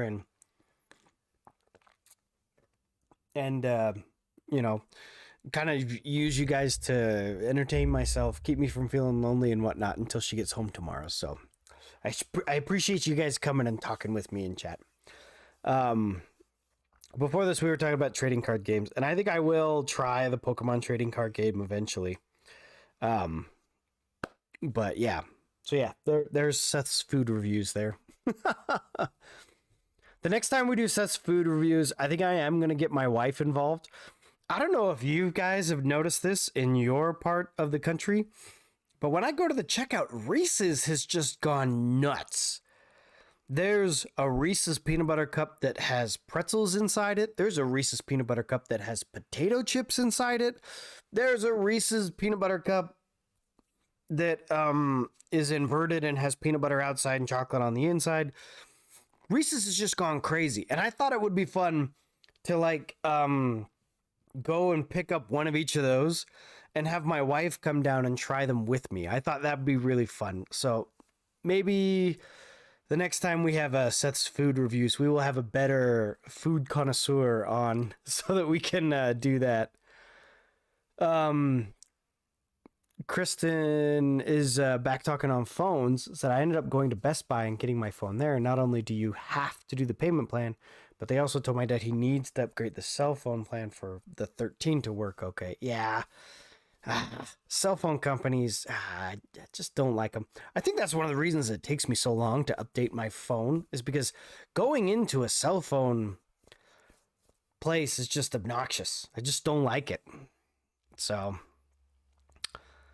Napsy says, I kind of want to try the Digimon card game. They made a version back in the late 90s that wasn't too great, but then I found out there's a newer revamped card game. Yeah, it came out like last year, I want to say. So yeah, it's fairly new. Kristen says, somehow my phone works just fine without the plan they said we needed. So yeah, makes sense. Scooter says, I have some taste testing videos myself, including apple pie flavored Kit Kat. Ooh, cool. And Pixel Knight says, I'm contractually obligated to try the new Pixel Coke flavor because, well, I think you can tell. And of course, that's because his name is Pixel Knight. So, Napsy says, that's why I don't do contract cell phone stuff. Yeah, well, you're probably the smartest one out of all of us then. Okay, Scooter. I got, more games I can play. If you want to jump in, we can do that. It's just super casual today. Let's see if I'm looking at my Steam library here. Ooh, 8-bit anthology adventures. These are point and click adventure games. I think these are especially fun to do on stream because you can really get chat involved for a point and click adventure game. You can just kind of pause and wait and see and kind of decide as a group where you're going to go next. Atari Vault is a collection of old Atari games. See, here's another card game, Eternal. This is, again, another streamlined version of Magic the Gathering. Same with Hex, Shards of Fate. Lots of card games. Told you guys, I like playing card games. Shadowgate. This is a really good point and click adventure game. It's very spooky, though. Napsy says, when do you want me to teach you some of the mechanics? Oh, for Magic? I'll let you know. Right now I'm up to my ears in YouTube videos I want to make. And then we did play Zoombinis earlier today, but I do like Zoombinis. Scooter says, I need a bit more time, so you can play something if needed. Okay, I think what I'm going to do is I'm going to switch over to my Switch and switch off of PC. So give me just a second to do that. Let me grab something for us to watch.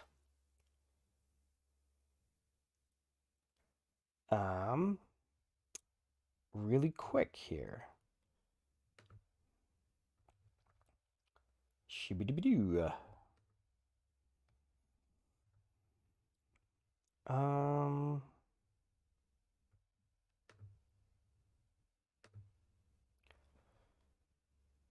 Okay. So yeah, watch this and I will be right back.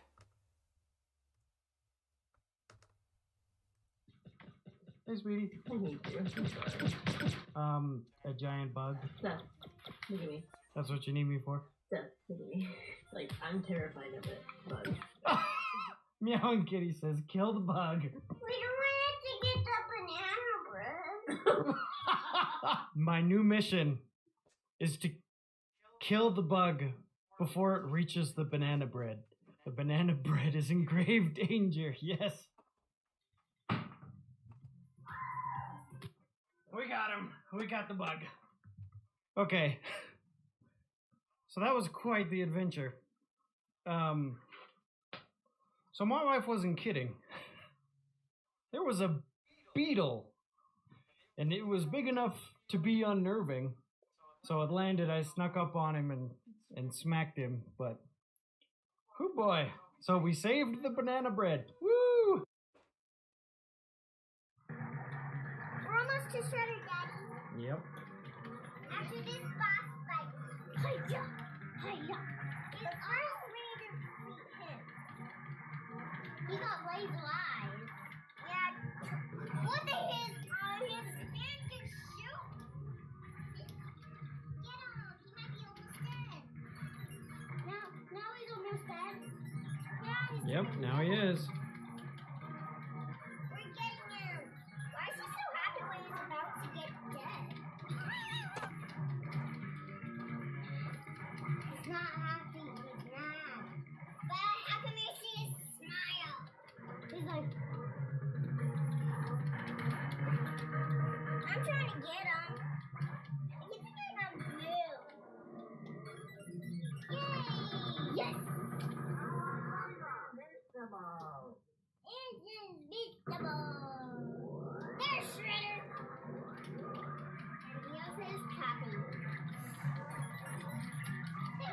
real shredder. The real shredder has the helmet on. Let's see which one we're gonna get.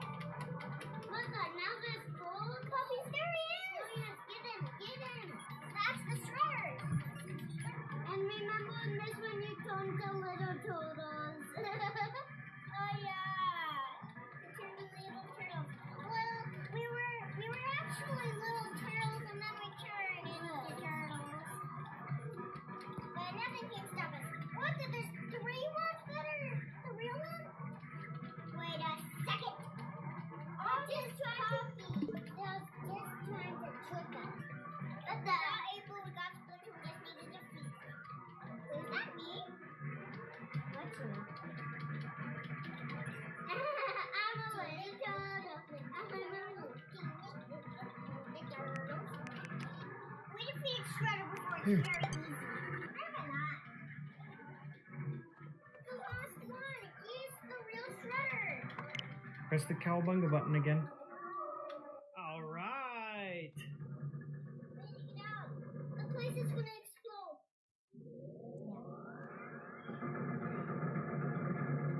What does it say? I know what it says. I'm just not gonna read it. I think that says we defeated Shredder. Yeah, it's over there. There's the yellow. That's my hero. We won the game. Oh, it was gonna. Okay. I love watching that clip.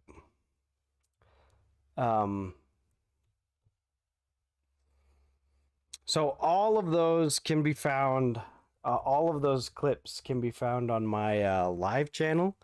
So when I broadcast, it's YouTube and Twitch. So this is the channel that I broadcast on YouTube. It's called Seth Haskell Live, and it has all those clips on it.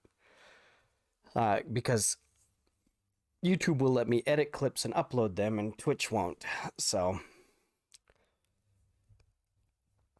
all right, so let me adjust one thing, and I'll be right back.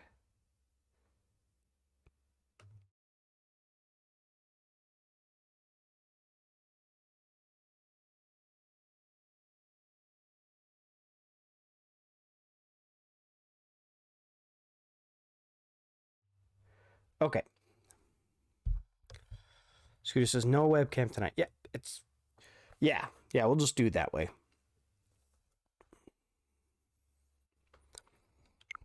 Okay, so I was playing Overcooked with some buddies last night. I love folders. I have only made more folders since starting. So, okay. I made a folder called Show and Tell and I'm like, these are games that I can play tonight. Maybe,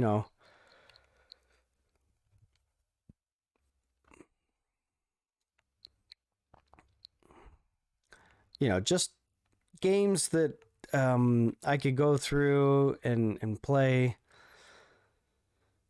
Azure Striker Gunvolt is a really good game. You guys know Mega Man is my favorite. This is a Mega Man roguelike game.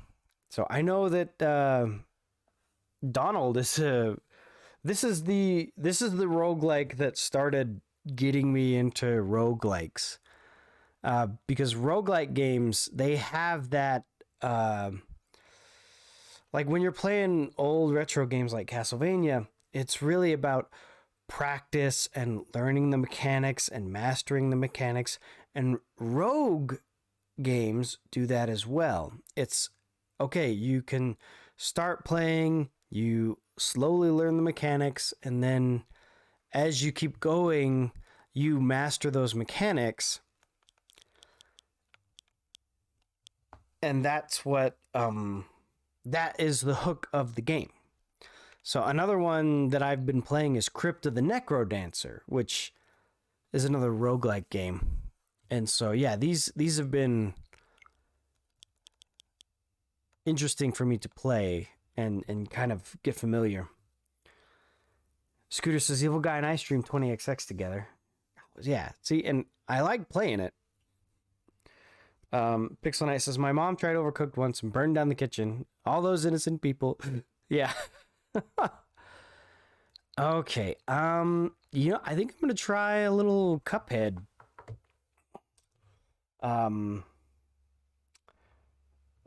I've played it a few times, but let's see where we get. So let me come here to stream info, and we'll change from Yu-Gi-Oh! Master Duel to Cuphead.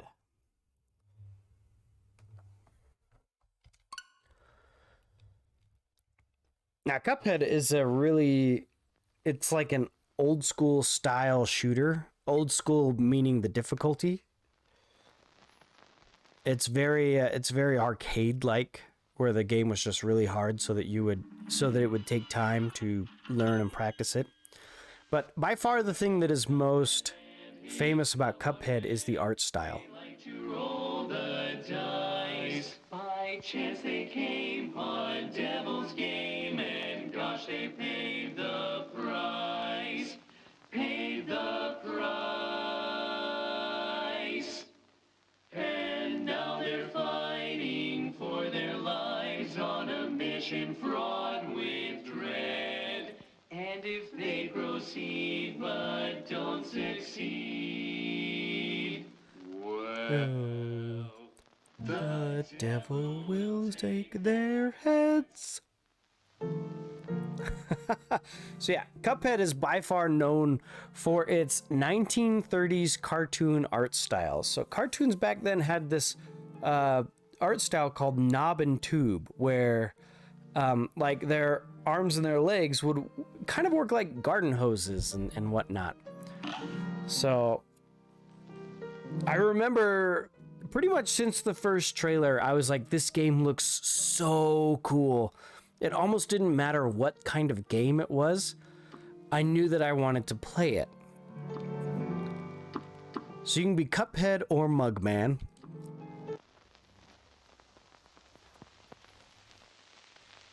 And it's one of those games that exactly has that, it has that pattern that we were talking about with old games and roguelikes, where you just practice the stage until you finally get good enough to beat it. So this is my file. I only got a little ways into it before stopping. So this is where you start. Master Zero says they made a Netflix show about this game. Yes, they did. Yep. Pixel Knight says, fun fact, the characters in Cuphead are colored inconsistently on purpose to mimic the old school art style for Mickey Mouse, which was really inconsistent. Yes. And Scooter says also Pac-Man eyes. Okay. Why, you're making fine progress, boys. But that Crumb King dice won't let you move on just yet. You have to defeat all the Isle's debtors first. Till then, that double crosser will keep giving you the high hat. So in this game, Cuphead and Mugman have made a deal with the devil. The devil in this case being the Dice Man, who owns a casino. And so the only way that they're going to be what they're trying to do is they're trying to clear their debt by becoming debt collectors for the other people that owe the casino and the Dice Man some money.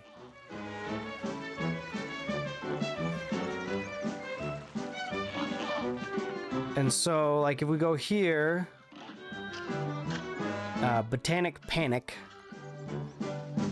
Let's just try this one out first. I don't even remember. Is this the potato? It'll give me a chance to kind of feel out the controls again. Yeah. Oh, which one is jump? Okay, that one is jump.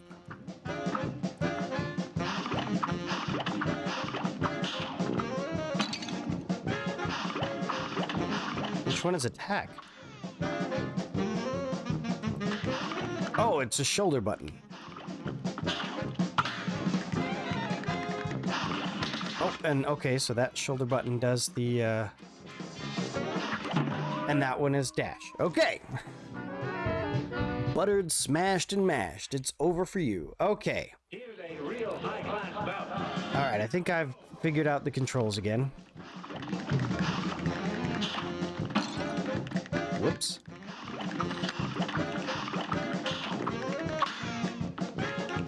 So the reason that you want to bounce off those pink guys is they will give you an extra super attack. Okay, so, and each boss has like 4 or 5 different forms.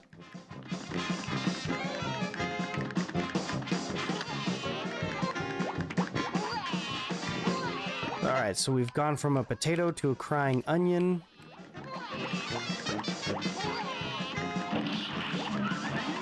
I think the next one is a psychic carrot. Yeah.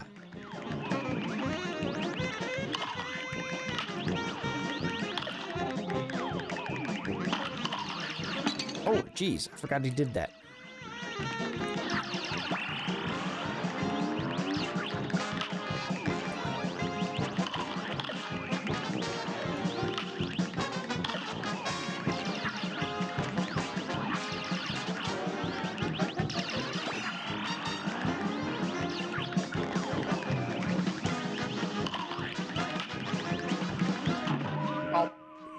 Let it sneak up on me.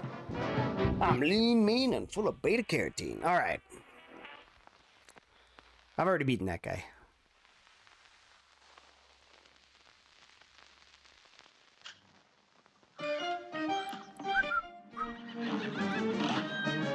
Clip joint calamity. Ribby and Croaks. Okay. Yeah, this one is 2 frogs. I don't remember what the last form is like, but I'm pretty sure I've beaten the first couple forms a few times. Here's a real high-class bout. Now go! But even though this game is really difficult, it's really well, the tutorial is really well done. By the time you're done with these early fights, you 100% know how the controls work.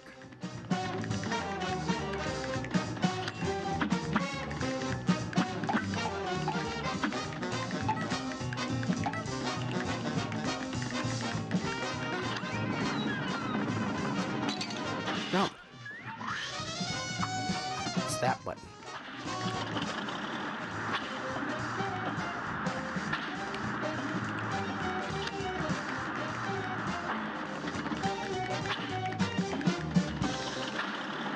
Oh no! Crude and bad, because we're from the wrong side of the lily pad. A great slam and then some. Okay, here we go. Here we go. I do want to like stream a complete playthrough of this game, but this seems like it would be really hard to I guess it would just be one of those games where you have to just kind of play the stage and keep up with chat in between fights.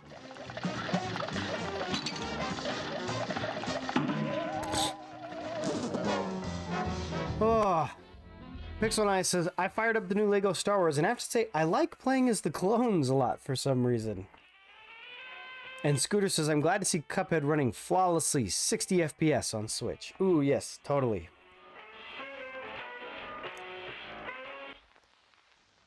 A brawl is surely brewing. It's on. Yeah, I really need to stop missing where the jump button is.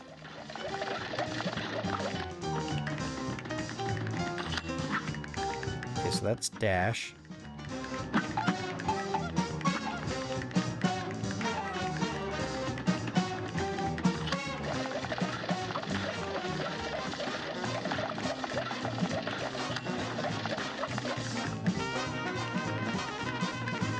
Alright, he should be about gone. There we go. Okay, so into the second form we go.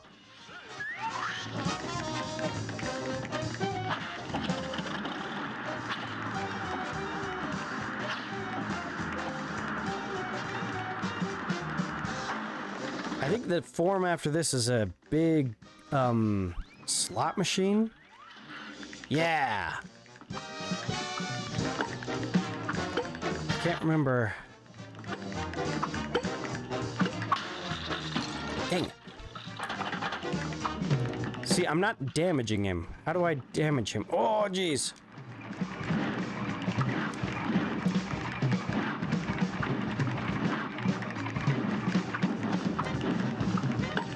Oh, okay. I see. I see.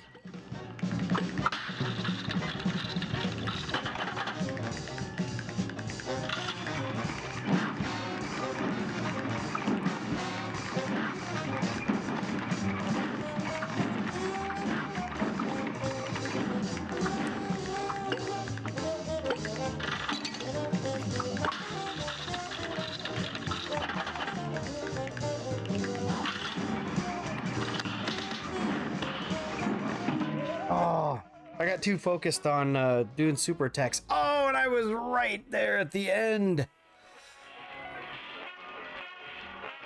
All right, we could beat this guy. We could totally beat this guy. You're up.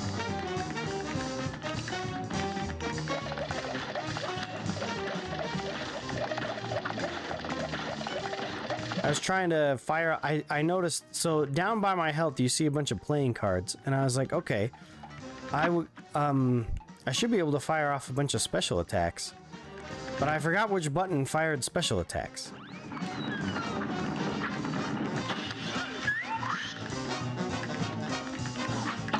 Oh, that's the dash button.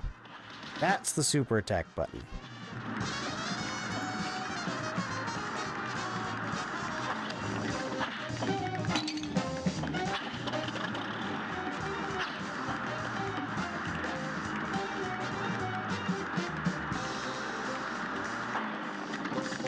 Okay, here we go. Last form. Oh, nope, and I can't do it there.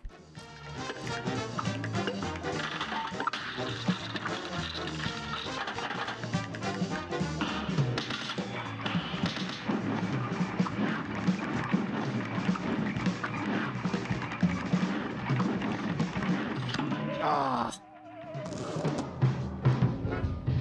We're almost there. We're almost there. A great slam and then some. It's on. Has anyone else been playing the new Lego Star Wars game? I know I've talked about it a few times and how Lego games just aren't my cup of tea. Maybe I will get more into them when my kids decide that they want to play them. Oh, jeez.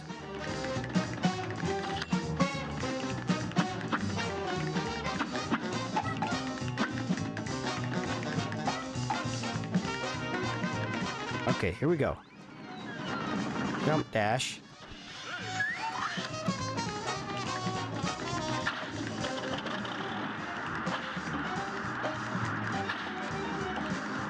I love the music in this game too. Old-timey music I'm a fan of. I love jazz. I'm a big fan of that. If anyone's familiar, there's a group on YouTube called Postmodern Jukebox. And what they do is they take songs and they redo them as if they were done in as if they were done in a different decade.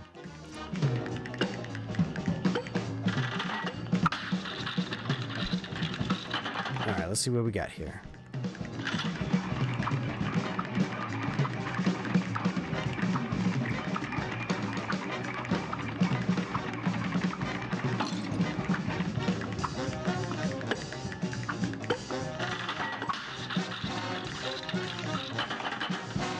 Oh, same one.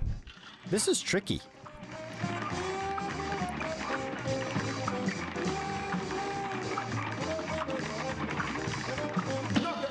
Oh, we did it! Nice! Oh, bam!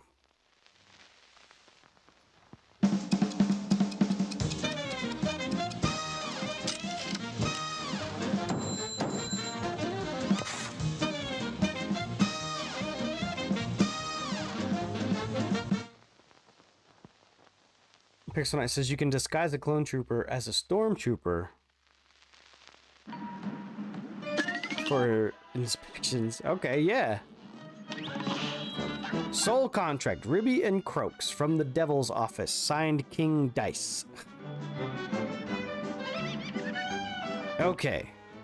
Who else do we need to get over here. Let's see, who is this? You two want to fly in a plane like I do? Ha! You're not sitting in the cockpit till you study those blueprints. Okay. Aeroplane blueprint. Enter. Okay.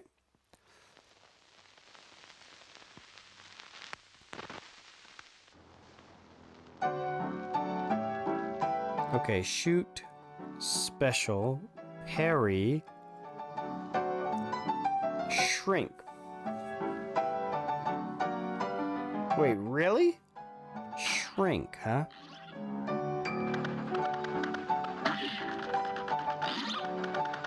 Oh, the mini bullets don't go nearly as far.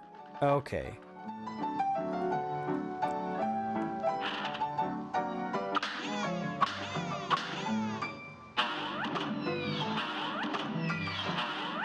I like that. That's a good little tutorial.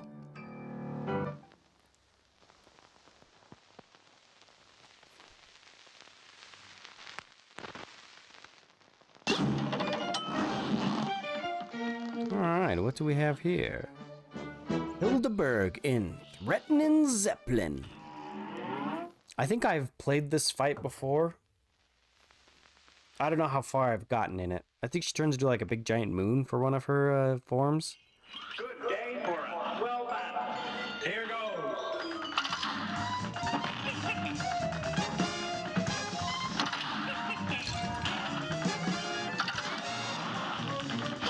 Oh, jeez.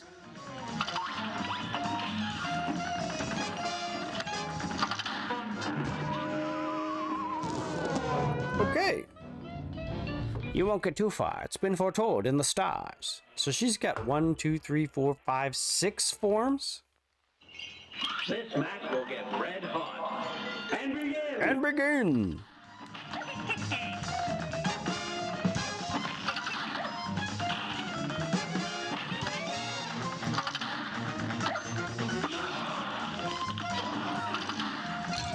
Shoot, I wasn't watching him.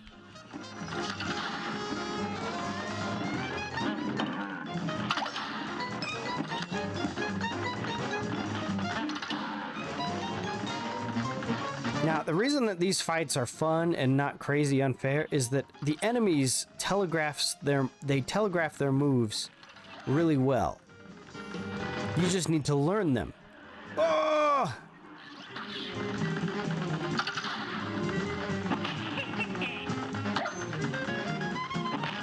Wow, she's a mover.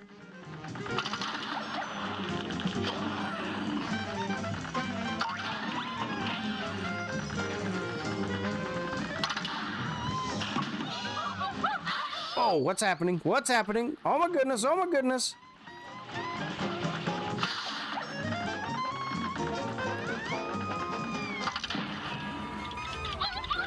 Well, what happened? Oh my goodness. That was not what I expected to happen.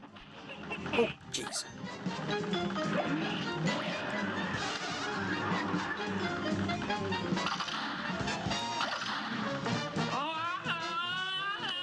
Oh, we're making some progress. There's the giant moon form. The creepy giant moon form. Oh, goodness.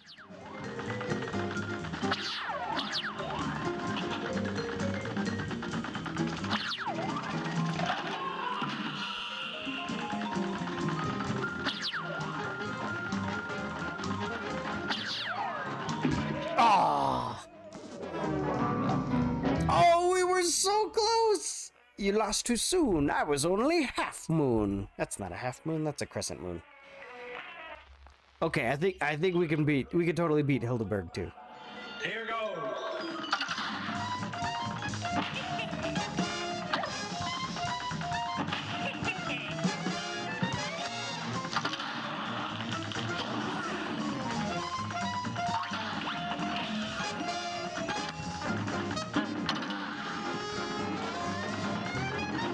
Focus, focus. Ah!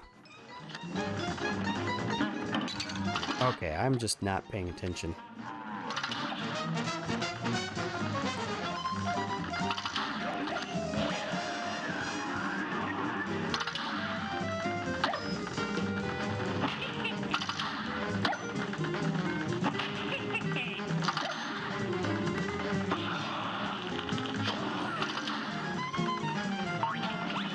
So is it always this form and then that form? Oh no!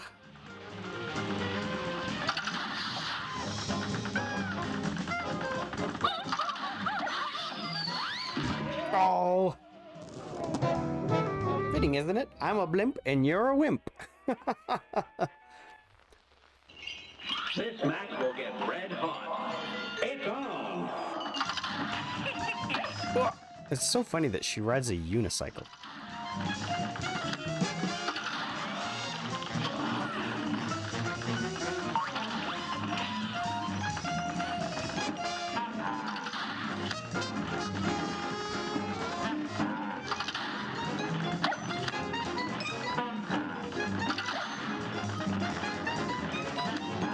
Woo!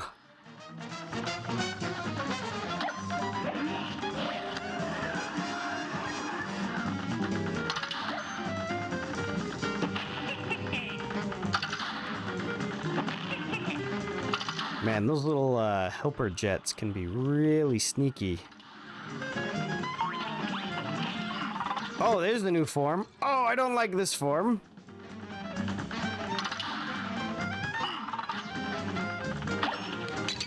Crap. Dang it, I was really ready for that other form.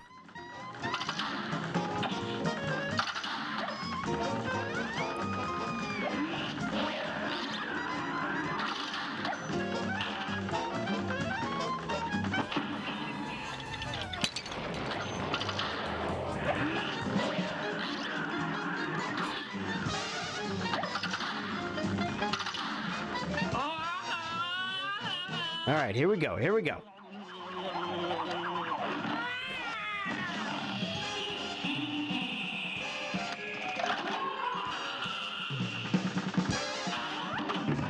Oh. See, I got too fancy and I tried to use a big super attack.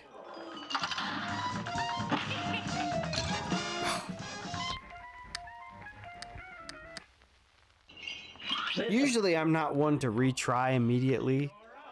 I'm like, look, just take the hit and see if you can beat it in 2 hits, but I feel like I already know enough of the pattern. I just need to have a good run.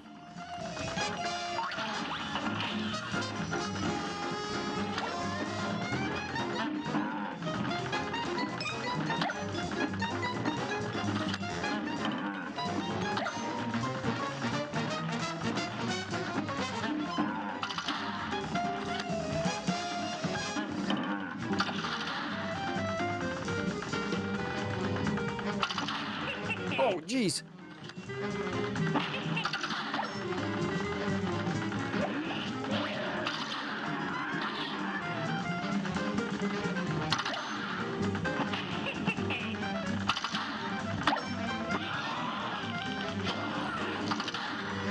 Oh, boo.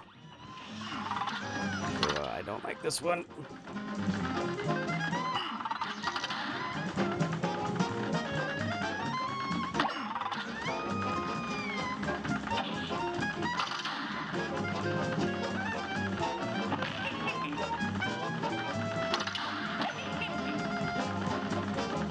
Focus, focus.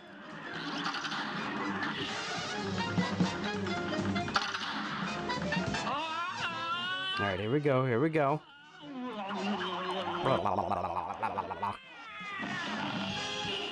Okay, she's so big that it's mostly about avoiding all the projectiles.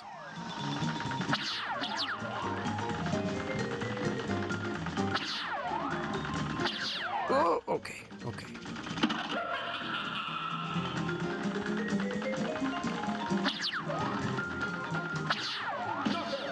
Yes! Pew, pew, pew!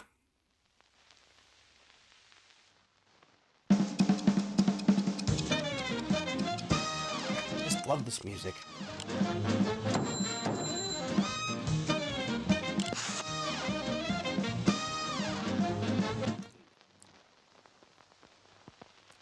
This calls for more cinnamon roll Snickers bar. Thank you, Screw.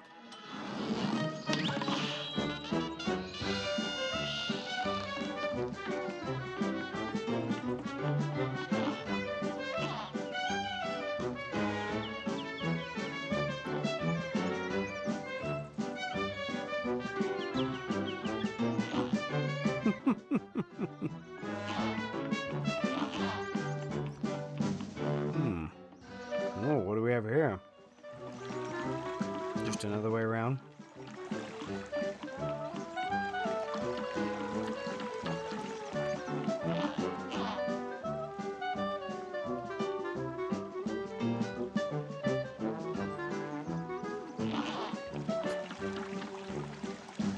Scooter says I'm eating Starburst currently. Well, there you go. There you go. What is this? Be gone, spirits. Oh, wait. You're real. I was about to hit you with the old parry move. That's how you deal with ghosts around here. Only a nitwit tries shooting someone who ain't really there. Speaking of not being places, would you fellas mind moving on? You're spooking the fish. A fish that's fishing. Mausoleum 1. Have I done this before?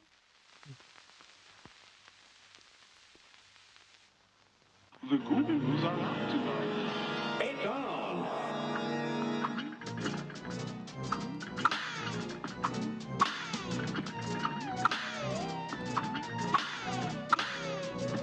Oh, okay.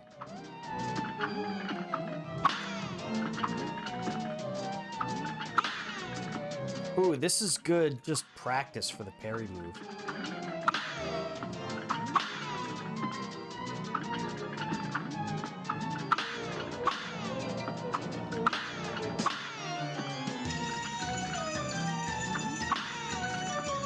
So the rule in this game is anything that is pink, you can parry.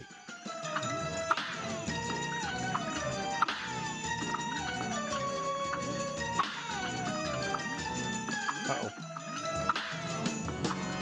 These little gentleman ghosts move faster and they be smaller. Victory!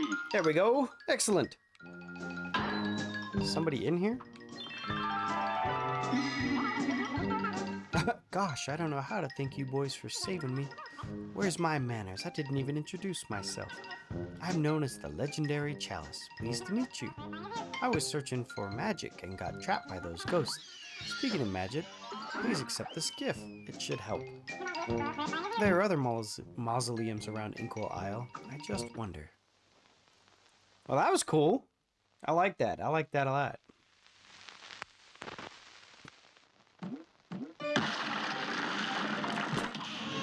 Freaking wrecked it. You unlocked a new super. Dear me, you mustn't forget that magical super arts have to be equipped in the menu before use.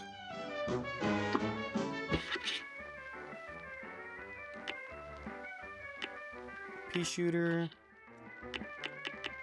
Okay. Super. Energy beam.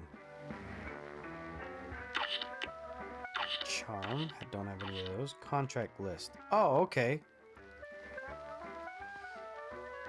So there's one more contract that I need in World 1. Treetop Trouble. Okay, okay. Scooter says Chalice will be playable in the summer's DLC. Oh, that's right.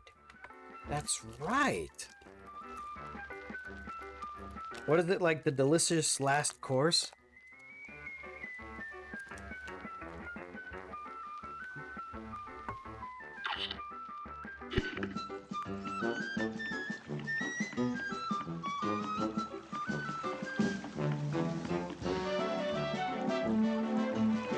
Can't go up there.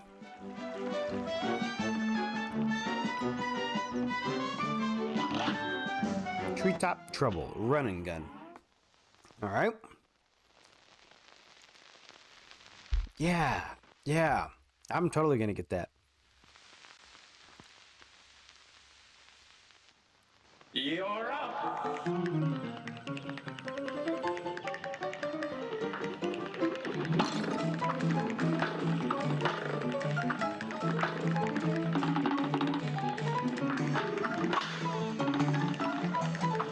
Oh, jeez.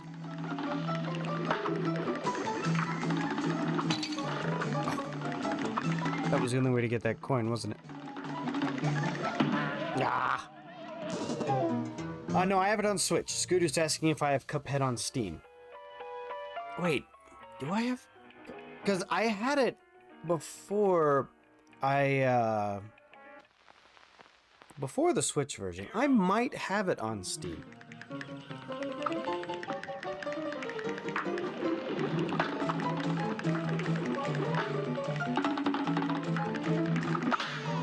Oh, shoot.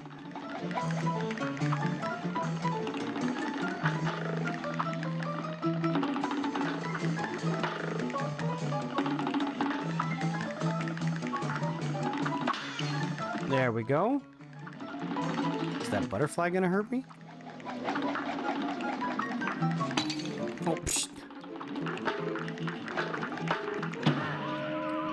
Oh, who invited you into our tree? Only members are welcome here, you see. Steam has remote play where we can co-op. Ooh.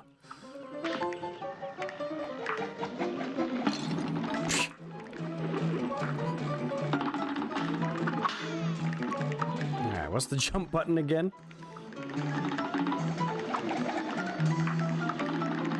Oh, I missed it. That's right, I guess we should work on finishing the level.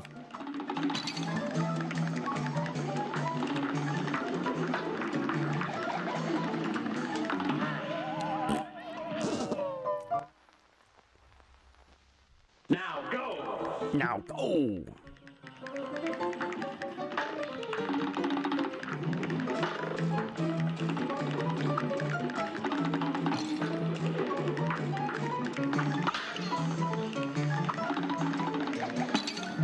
that's just mean.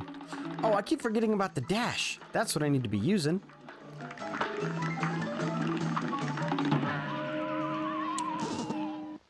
I say as I don't use it. There it is, dash. Okay.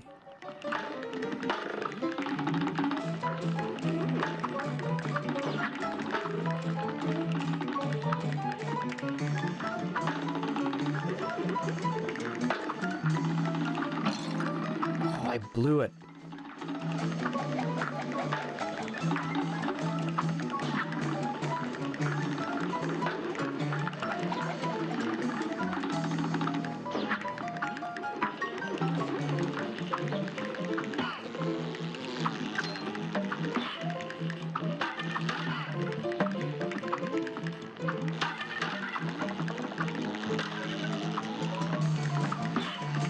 Get out of here, you bugs.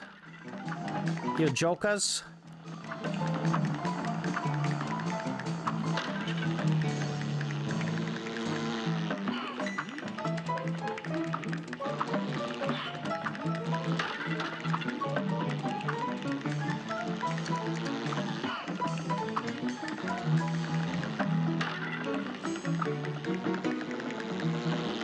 Whoa, jeez, okay. Well, I'm not going to be getting a good grade because they grade you on speed, but right now I'm just trying to finish the game, finish the level.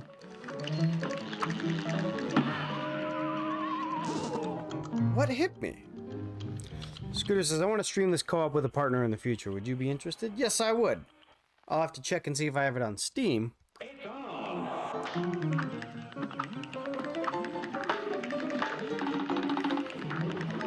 My only problem is that I'm super busy.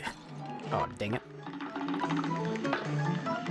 So I know I keep going over my plans for how I want the stream or how I want things to work. But right now I have 3 more videos that I want to make before I make the Mega Man videos. And then after the Mega Man videos are made, then I will play Mega Man X. And actually, Scooter, I might want your help in those Mega Man videos. I need some people to read some lines from like the developers and stuff. Read some quotes.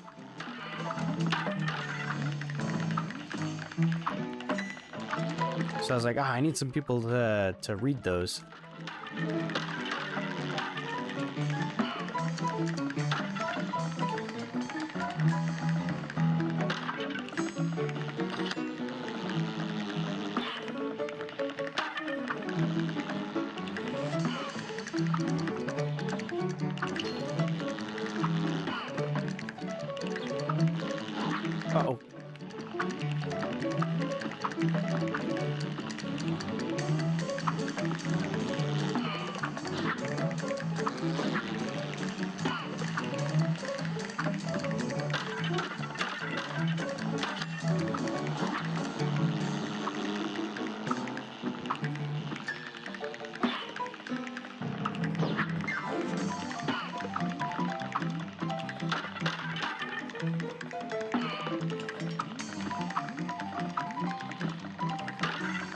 All right, we've made it through the tree.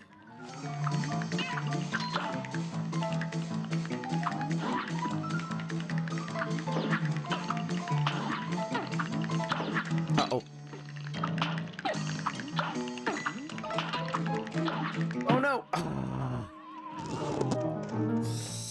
Pixel Nice says, fun fact, in the Clone Wars TV show, there's a clone with a green lizard paint called Gochi, in reference to Godzilla, whose Japanese name is Gojira.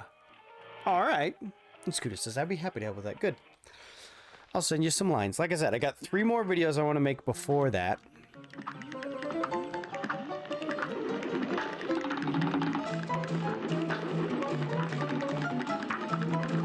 Scooter, have you ever played or heard of Legacy of the Wizard for the NES?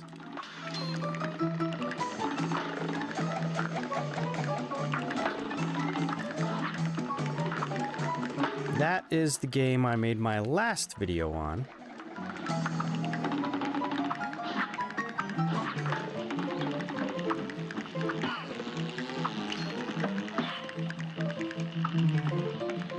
And I specifically made it because more people need to play it.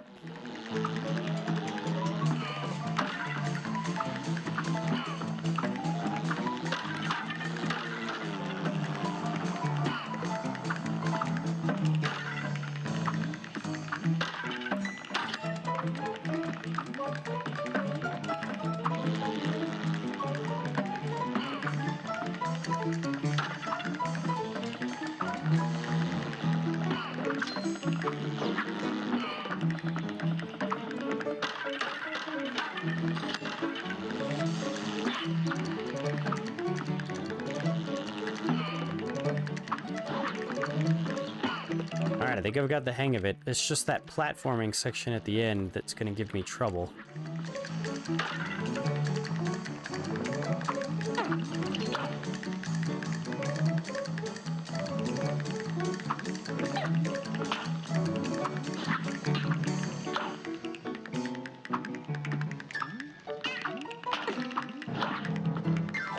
Alright.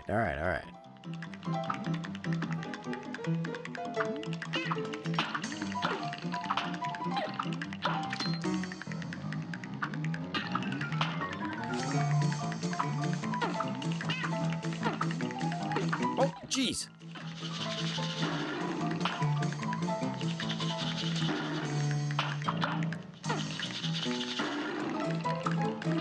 Oh, no.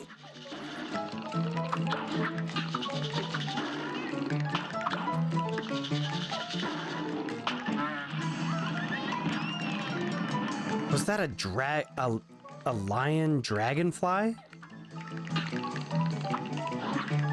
Bravo! Yes!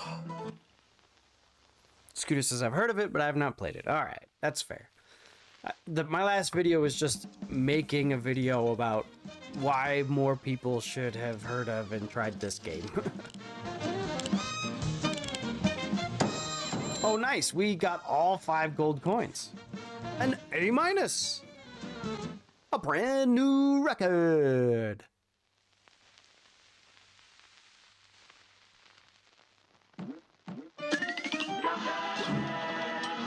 Okay, so we have one more contract before we beat World 1. What is this? Oh, KG Carnation. Yeah, this was in all the trailers. We have the music for this stage in Smash Brothers. I've never played it, though. This will be interesting.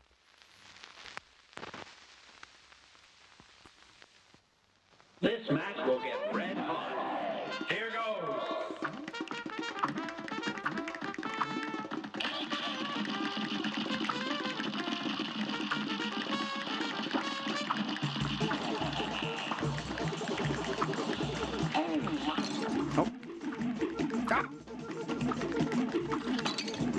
Oh, wow, there is just stuff everywhere.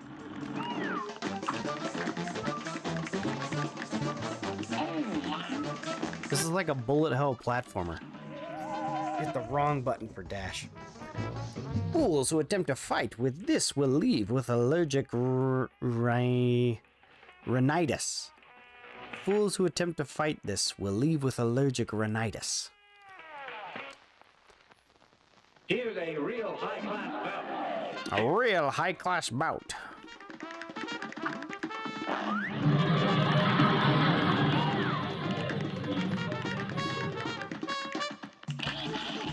Okay, here we go. Here we go. Oh, oh. Oh no. Oh, I totally didn't see that one coming. Oh.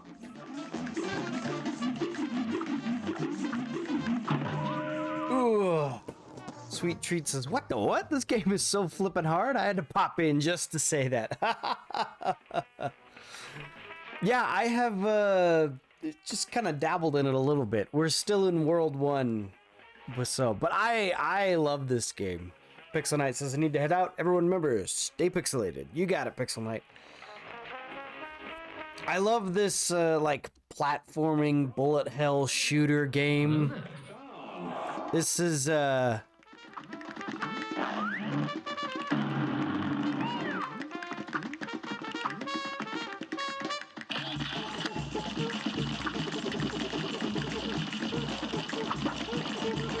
jeez. Hello there. Hello there. I'll be right with you.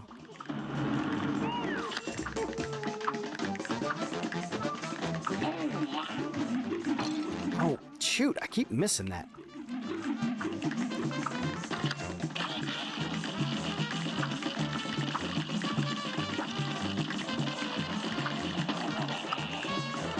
Oh, jeez. Ah. So much stuff. And Sweet Treat says, hi, Scooter. Extreme pollination and total domination. Oh, so we just barely made it to the last form. Okay, okay. Here's a real high-class bout. You're up. I love the face that KG Carnation is making at the very start of the fight.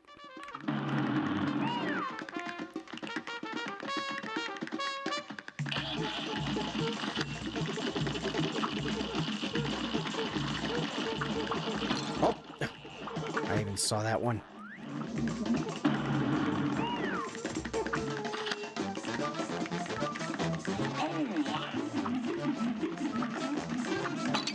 Shoot. Why you gotta be in the way like that? Ah, I wasn't paying attention. That's what makes this hard, is there's so much to look at on the screen. I can look at the enemy that's at the top. I can look at KG Carnation. There are vines that pop up from the bottom, and it's really hard to keep track of it all.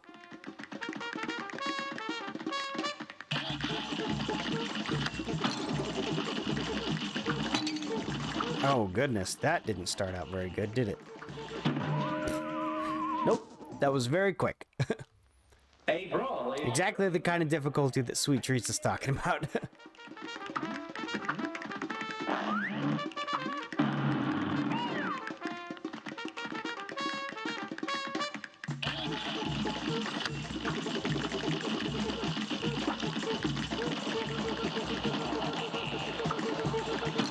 Oh, goodness.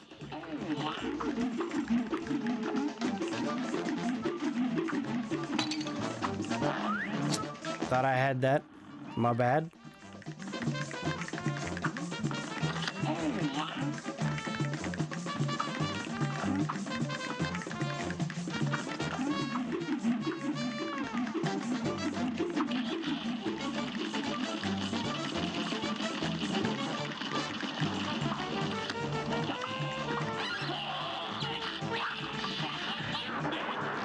Oh, goodness. Oh. Okay, okay. So we are slowly making it further in. See, and I love this hook of a game. It's the same reason why I enjoyed playing through Castlevania.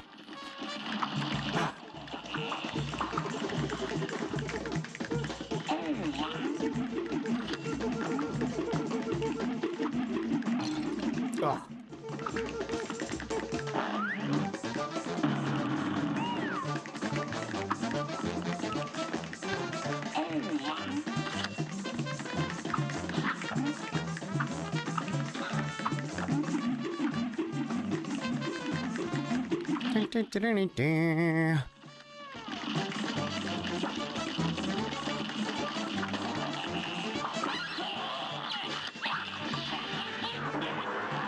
Okay, so this is the last form. So now we can't get on the ground.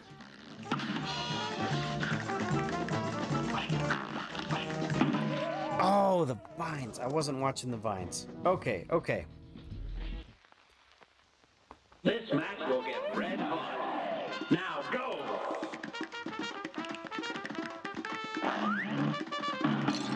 Oh, duh. God. Why did I miss that?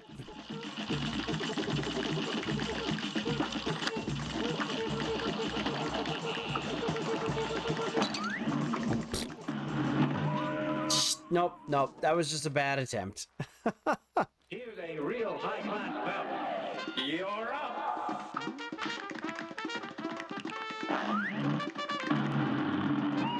That is super scary.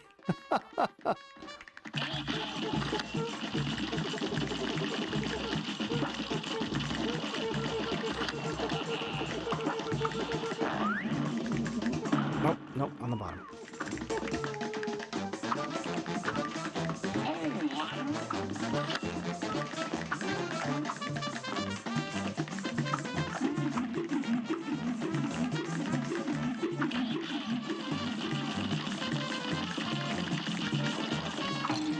Oh, nuts.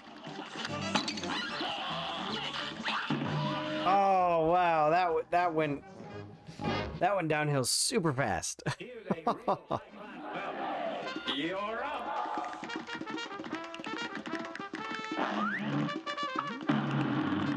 This is one of those games where you put a prediction in chat and you'd be like, how many times will it take Seth? More or less than 10. Oh.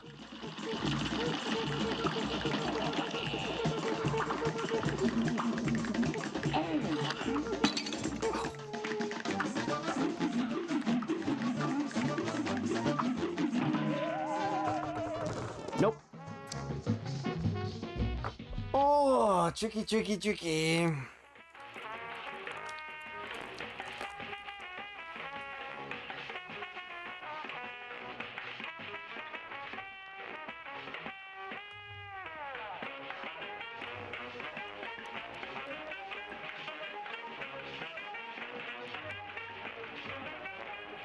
Oops.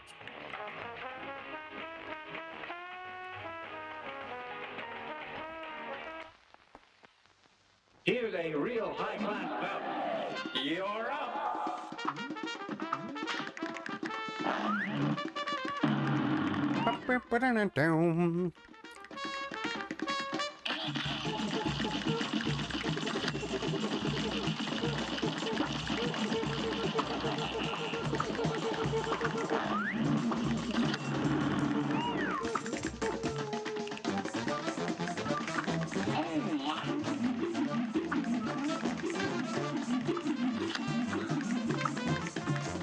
Alright, so it's best to stay on the back there, because then you get the most reaction time to react. Oh, come on.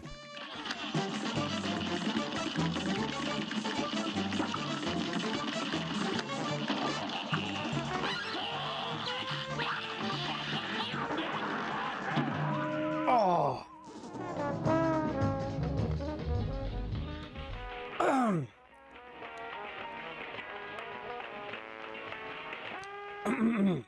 So tricky. Here's a real high-class belt. It's on!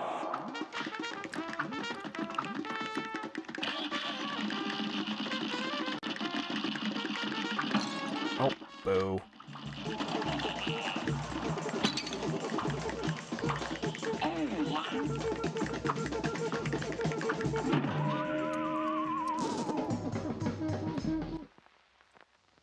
Here's a real... Tricky, tricky.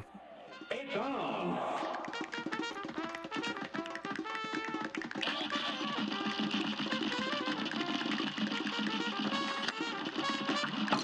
Oh. Crowding, overcrowding.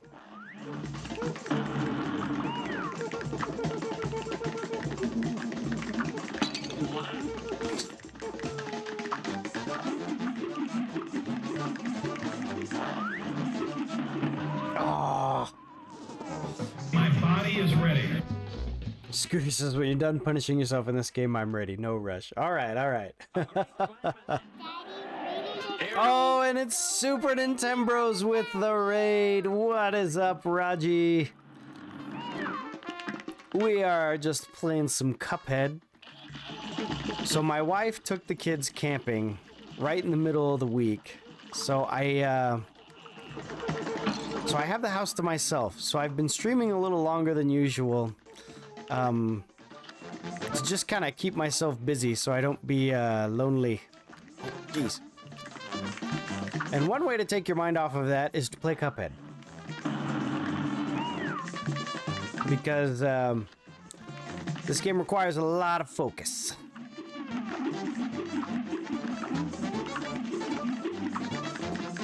Oh, barely got me. So yes, I'll be right with you guys in just a second. Whoop. Oh. We got closer. We're getting closer. But yeah, what's up, Kodhimi and Vivid and Raji and Silka and Sasquatch? What did you guys play? Raji says, "You're like me, man. I would also feel lonely." Yeah. So we did a little candy taste test earlier. This is a Snickers cinnamon bun. So we tried this. I am not a foodie. I do not have a refined palate, so I can tell you that it's exactly what it sounds like. It's a Snickers, but it also has a cinnamon flavor to it. And it was really good. It was really tasty. I like it. So, but my favorite candy is the pomegranate dark chocolate. But yeah, I'm just gonna make a few more attempts here on KG Carnation, and then Scooter and I are gonna play some Switch Online games. So, but yeah, but I hope your stream went well. Whatever you were playing, Raji. Sounds like Saz was there. Usually I would watch Raji as I'm setting up my own stream, but because of this unique scenario, I actually started streaming before Raji, so I ended up watching someone else. But yeah, we've been talking about lots of stuff. I got a new phone today. I held off upgrading my phone for 5 years. So I went from the Galaxy S8 to the Galaxy S22. It makes it sound like I upgraded 15 years ago, but at some point, Samsung stopped naming their phones in succession, and they started naming them after the year, I think. I think that's why. So, yeah. Scooter says, I feel lonely too. My wife went to her mom's for the night, so all I got are pita cats. Vivid says, nice, the S22 Ultra is coming later this month. Oh, there you go. There you go. So, yeah. We've been doing a whole lot of stuff. We played Zoombinis tonight. We played Yu-Gi-Oh! You know, we got more on the docket and everything, so yeah. What is that?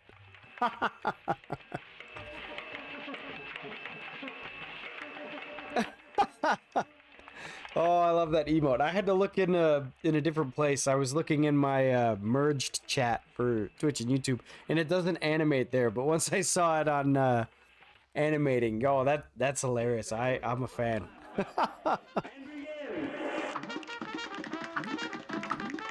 But yeah. So my wife gets back tomorrow. We've been going over. I have 3 more videos that I want to make before I start making Mega Man videos. There we go.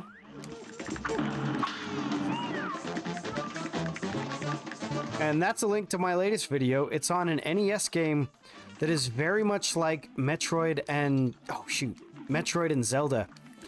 It's a hidden gem, and I really feel like more people should know about it and try it. I feel like it's 100% a Kodhimi game. I know Kodhimi loves Legend of Zelda. And so this is definitely, if you like Legend of Zelda, this is 100% a game that I would want you to at least check out. Oh, shoot. Jump the wrong way. But because I do! That's right, that's right. A great slam and then some. You're up. Yeah, Cuphead is one of those games, I said this a little earlier, but it's one of those games where you put out a prediction and you have the community bet on how many attempts it'll take the streamer to get it. Oh, I wasn't watching.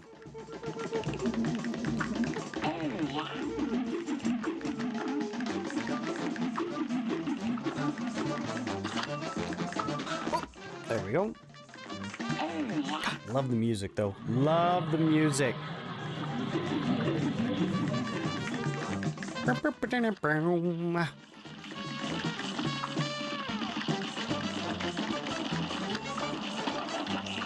Oh, jeez.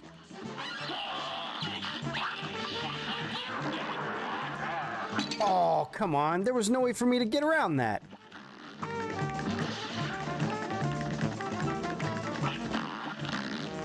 Oh, see, I'm not quick enough right now to quickly discern, because when he gets to that last form, you want to stay in the middle, and you want to jump to the one that, you know, isn't going to get overcoming vines and whatnot. But yeah.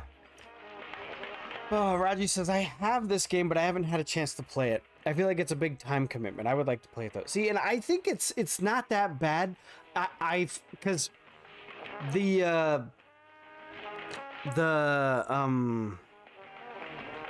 oh, what am I trying to say? The gameplay loop is actually really small.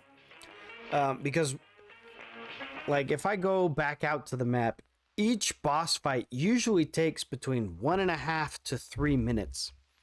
And what you do is you iterate on that. So it's... yeah, so the first guy was 1.5 minutes, second guy was, and third were closer to 2 minutes. And so if you only have 10 minutes, you can start up a game, make 2 or 3 attempts, and then put it back down. But yeah, it definitely has that hook of, this is the, oh, I want to go one more try. I want to go, but it's all about learning the different patterns of the bosses. So I've been playing, I don't know how long I've been doing KG Carnation, probably a half hour, and I'm getting to the point where I can reliably get to the last form of KG Carnation, and I'm still learning that form. So you can see I'm sitting there going, okay, the strategy is stay on the middle platform. You need to use your judgment to know where to jump from there, because you can't go on the ground anymore, and all of that stuff. So yeah, Scooter's, yeah, one more try 3 hours later. Exactly. So yeah, I feel like it's one of those that you can pick up for a few minutes and just get a few attempts in. But if you wanted to sit down and do, you know, like a 3-hour session of this game, you can also do that as well. But I recommend having some snacks.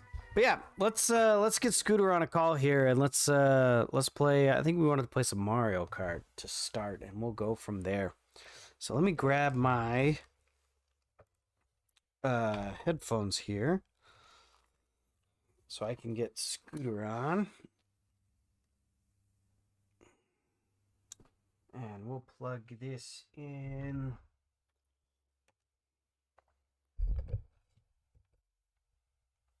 Here. And we'll see if we can get this set up.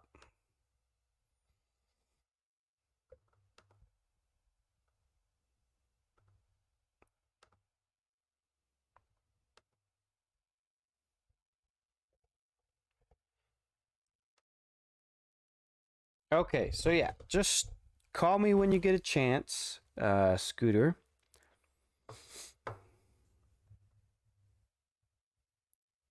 I'm going to jump in to my Twitch and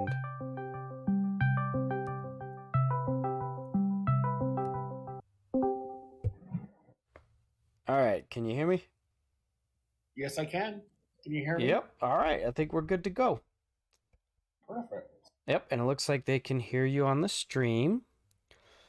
Perfect. Yeah. If I need to adjust my audio so that all you amazing people can hear me, just let me know. So, for those of you who don't know, this is my buddy Scooter 102089, and he also streams a bunch of retro games. Raji knows him. He was in the last Nintendo Fest. And that was so much fun. Yeah, and he's just part of this community of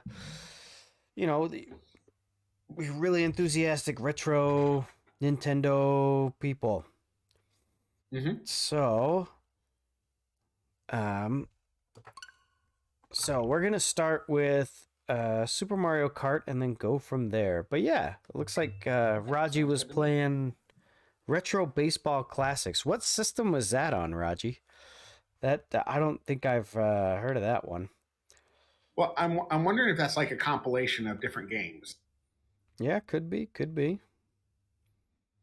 Like maybe he was playing like the NES baseball game, and I know there was a few like on the Genesis and the Super Nintendo. I'm wondering if that's. Am I right, Raji? Please correct me if I'm wrong. All right, so let's do. Yeah. All right. Man, that's cool that they got Earthworm Jim 2. Hopefully they'll get Jim 1. Okay.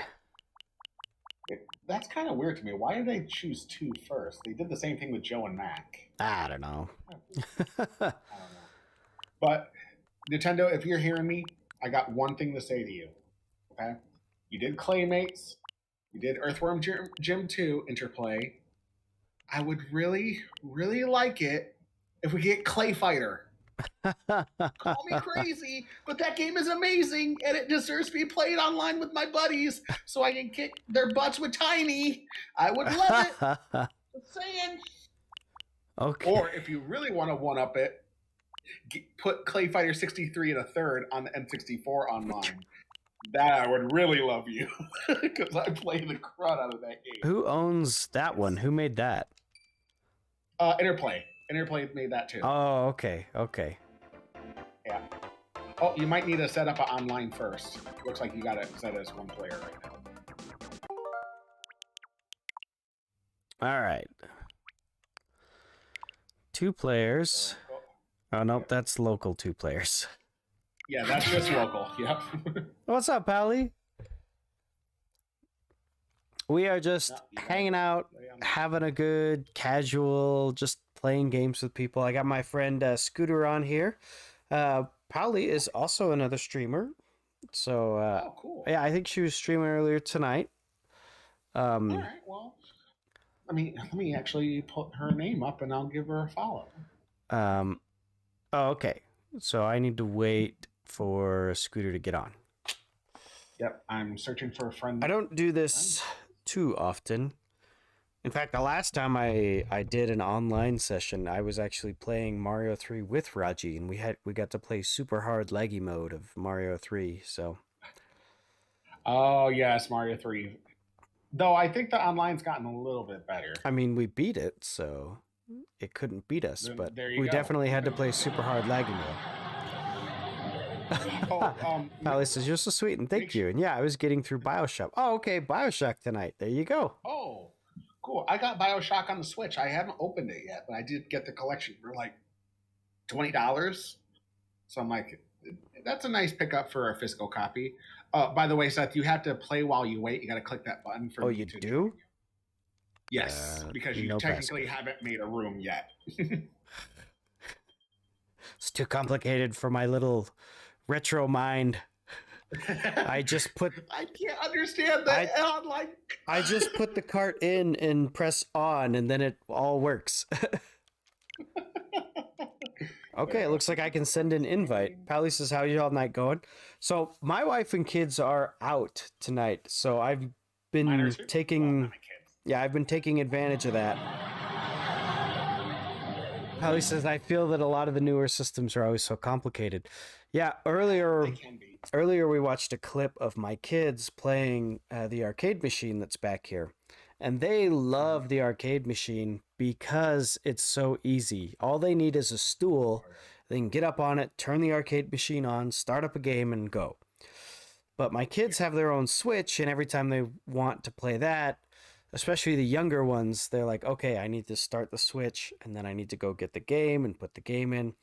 And if the controller they're playing just isn't paired, then that's just it. They're just like, oh well, Dad, you have to come and help me. I don't know how to pair controllers and all that other good stuff. Yeah, it can get a little complicated for sure. I miss the olden days when you just plug the system in, plug your controller in, put your game in, turn it on, and you're good to go. You don't need to worry about downloading anything. You don't have to worry about updates or anything. You play what you get. Yeah. I miss those days. Oh, by the way, I don't think I got to tell you yet, but my arcade 1-up Mortal Kombat is finally set up. Awesome. Awesome. Mm-hmm. Oh, And it that's looks amazing. great. Oh my goodness, it looks good. Pally says, you give me hope of streaming with kiddos. I'm expecting in August. Oh, it's nice to know you'll be able to manage with a family. Yes, I have 4 little girls, so they are recommended from me. Congratulations on your little bundle of joy. I hope that everything comes out nice and easy. Nothing too complicated. Yeah, as easy as it can be. Yeah. But yeah, Exactly what I mean. that's cool. Nothing but high endorsements for family from me, so. Yeah, we're in the process of possibly adopting, so. Yeah, I saw that update on your socials, so. Yeah, I have a friend that I wanted to do it, but hey, I have a friend that he was over here last night, and he has adopted 3. So all of his kids are adopted. He's got 3 of his own, and it works. It's nothing wrong with that. I was just hoping that my sister would turn her life around and be a mother like she's supposed to be. But if I have to take over, well, that's as long as the child's in a good safe home. That's all I care about. Yeah. Very true. So, gotta do what you gotta do. True. Kids need love, no matter if they're technically yours or they're technically not. So that's all I care about in the end. I do have a Discord chat overlay, but I don't think it's showing up because we're in a one-on-one call. Do you have I could join your. I'm in your group. I could join that if you want. So you have the overlay. Let me see. Let me go to your. Yeah, go to staging and I'll pull you into live, and then I think it'll make it work. Gotcha. Okay, sounds good. I will. Staging. Where is? It's in the on the air group there. But yeah, Pally, Oh, okay. Yep. I see it. Especially when kids get a little older, then gaming gets much more fun with them. All right, so I need to move to.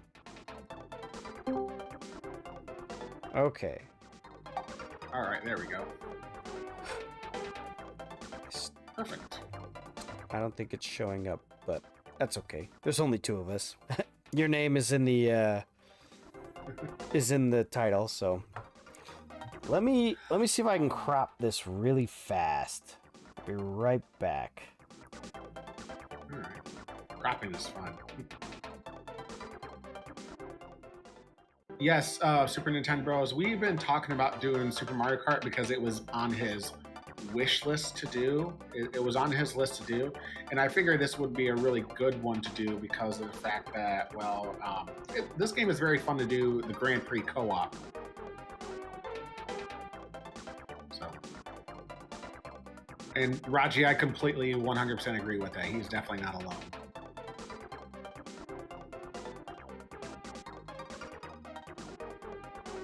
He's almost got it. Oh, it looks like he set it up in an 8x7, which how originally NES games are, but it's a 4x3 setting.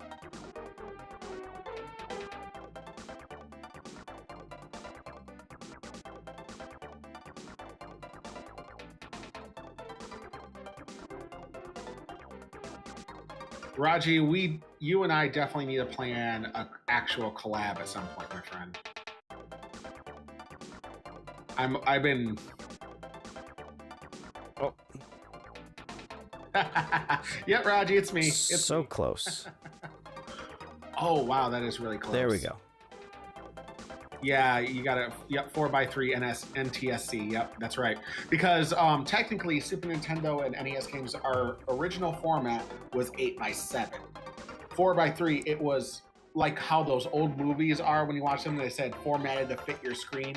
That's what the 4x3 is, because normal CRT TVs were 4x3. So it does technically stretch it out a little bit. But the original ratio was 8x7. So. All right. So are we doing Mario Kart GP? Yep, we can do whatever you want. If you want to do a little battle to get things going, or if you actually want to just dive right into Mario Kart GP, we can do that. Whatever fits your fancy. All right. So it is.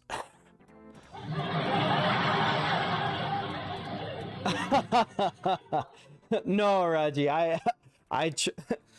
So usually when I stream, I have like one game that I set up and I will crop it and get the nice red border around it and get it all nice and clean. But when I do these more casual streams, I try to do it on the fly. And so I have some of them preset. And it turns out I don't have a Super Nintendo preset. So I was just like, okay, well, I'll use my NES Online crop and border. And it's really close. There's a little bit of black on the top and bottom, but hey, good enough. So, The problem with Super Nintendo, they never actually had a right ratio, because if you play like Street Fighter 2 on there, you're going to have those big black bars on the bottom and the top. So Super Nintendo is like one of the first, I think, that really did not follow the actual format status that you would know. Yeah.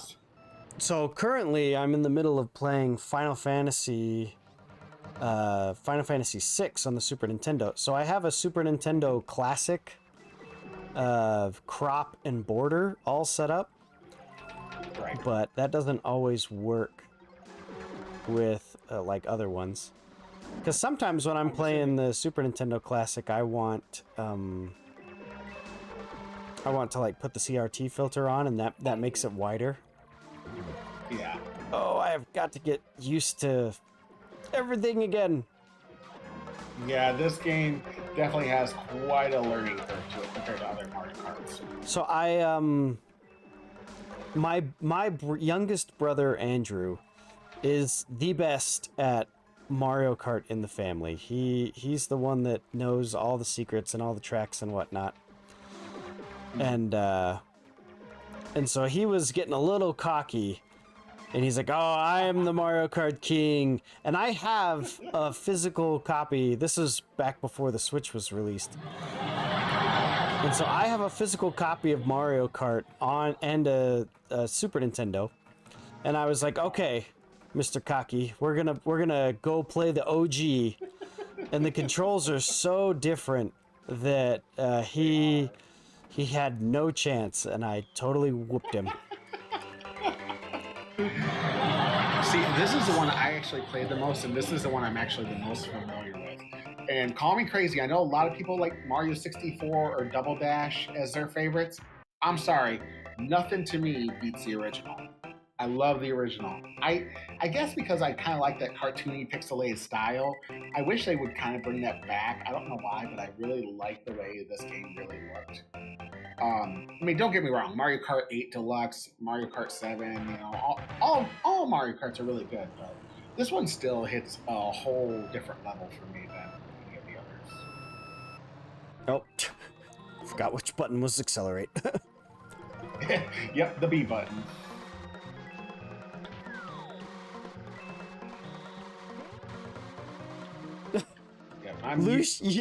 Yoshi looks like such a derp when he's driving, because he drives with his mouth open and his tongue sticking out. So he's just like, like the entire race. It's hilarious. I know, it is so funny.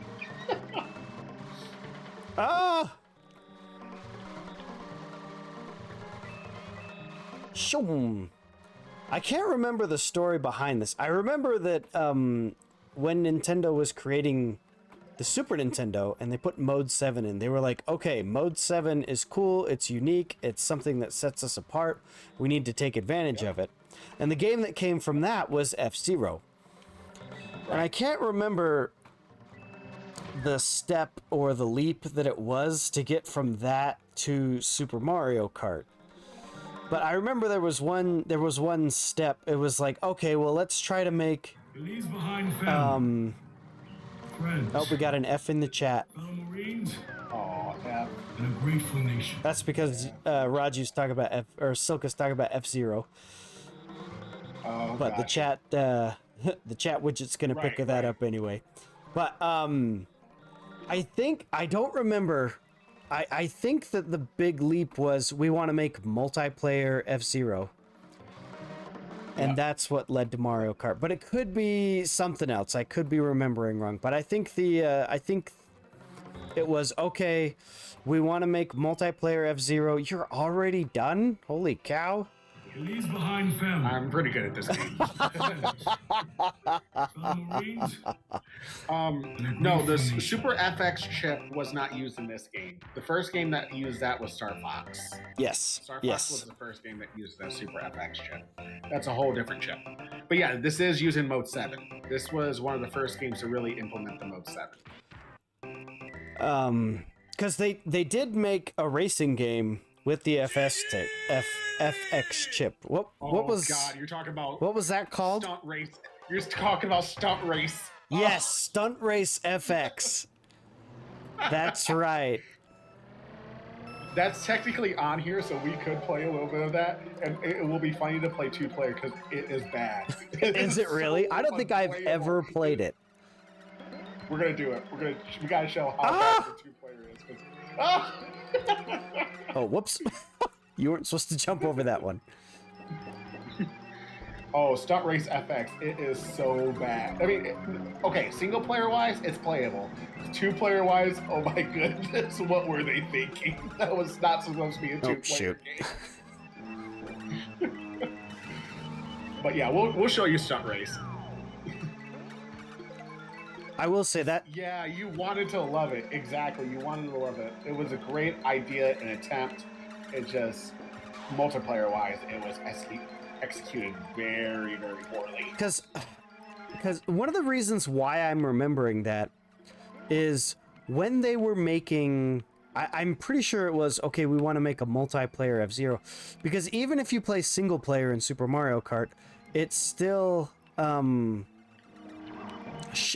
splits the screen and shows, and you only play with half of the screen. Oh, come on. I'm getting close. Oh, there you go. You pushed me right into a shell. I didn't push you into that. Yes, that you was did. Yes, you did.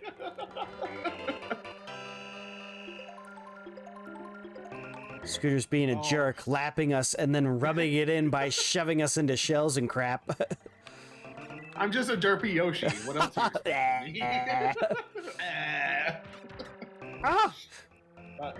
As Super Nintendo Bros usually does, I'm actually having a little bit of adult beverage tonight. Oh yeah? Yeah. One of my favorites to drink that is actually really good by itself, that I don't need like a pop or something, is a little bit of Captain Morgan Long Island iced tea. Oh, there you go. I got candy tonight, so that's all my calories. So I'm just drinking water. I candy earlier with the Starburst. Already had a few drinks at the bar because people are too darn nice. Like, hey, let me buy you a drink. I'm like, okay, sure, why not? That's true. Scooter just came from his latest DJ gig.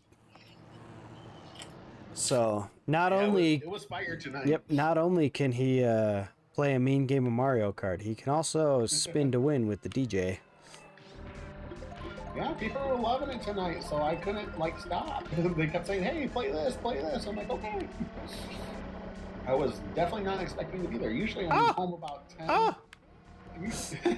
Usually I'm home about 10:30, and tonight I went all the way to back off, you derpy dinosaur.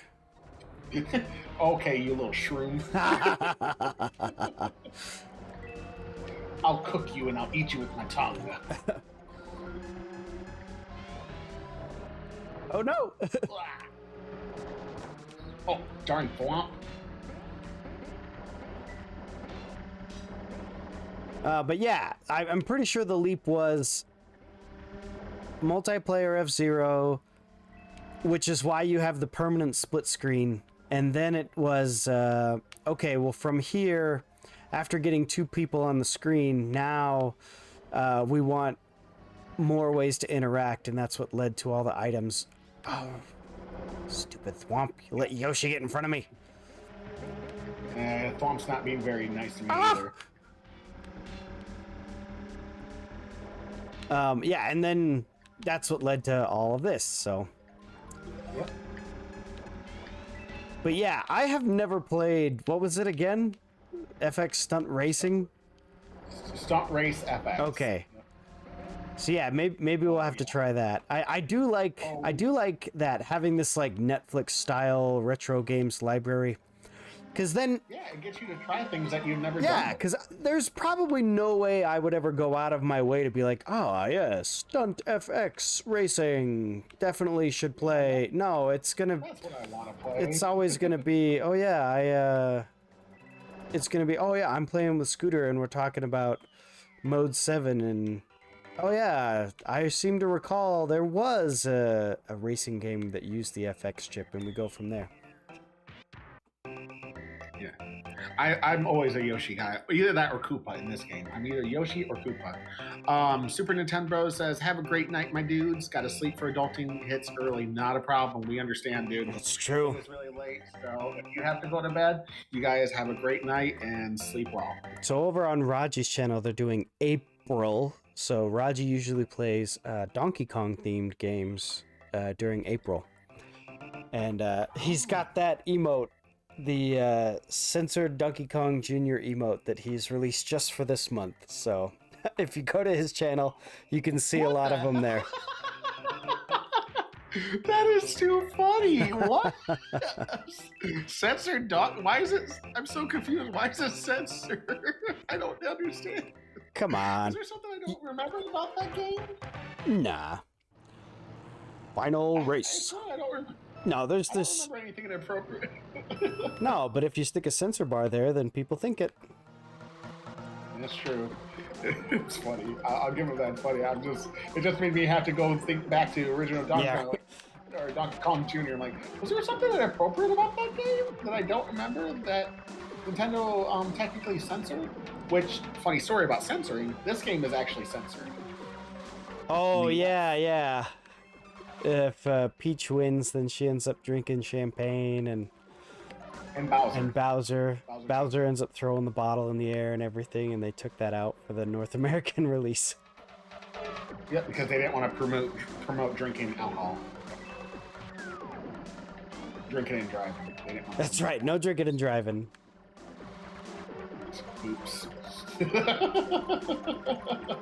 Now, Silka said that the last stage favored Toad. I honestly don't remember the differences between the characters. I just remember that I always played Toad in this game. Does Toad have better handling? Yes, acceleration and handling for the lighter characters, and then the heavier characters like Bowser or Donkey Kong Jr., top speed is the better factor. So that started like at the first game. Dang it, I got hit by my own green shell. Yeah. So Yoshi, Toad, Princess Peach, and Koopa are all considered the light class. And then the mediums are Yoshi, Mario, Luigi. I'm not sure. I thought Yoshi was always a light class, but maybe not in this game. Oh, I have no idea. I'm just guessing. You just didn't list. It's either Yoshi. It's either Yoshi or Koopa. I can't remember. Oh, that's right. I can't run into Bowser, otherwise it'll make me spin out. Okay. Oh, Peach is medium class? Okay. Yeah, so then the Mario Brothers and Peach are the middle class, which they just are all around average. Ranked out. Okay. Wah, wah. And the only other big difference between the characters is, unfortunately, for the CPU. The CPU, if you're one of those specific characters, they get specific items. Like Yoshi, he has his egg. You can't get that power up. If you're playing as Yoshi, you don't get it. Oh, really? But if a CPU is playing as Yoshi, yeah. What does it do? Yeah. Oh, it just hits you just like a regular banana or Koopa shell. It doesn't do anything fancy. It just different sprite. Literally just a different sprite. Oh, and they can throw it over and over. Okay, Silka's got the inside scoop. And then Mario and Luigi have the star power. Bowser has his own little flame that just spins around in a little circle. Donkey Kong Jr. does bananas. Toad and Princess Peach throw out a mushroom that actually makes you small. Oh. Yeah, I didn't remember any of this. They all have their own little, they all have their own specific little power up. But like I said, only CPUs can use it. You cannot use it. Except for like a Koopa Shell or a Star Power, you can get those randomly. Yeah. So what is the difference between the GP and the match race? Sure. GP is the Grand Prix, so you're going to get 8 players, which us counting as 2, so you get 6 others to race against. Match race is just you and me. Oh, okay. Yeah. Oh, are you ready for 100 class? Okay. I don't know.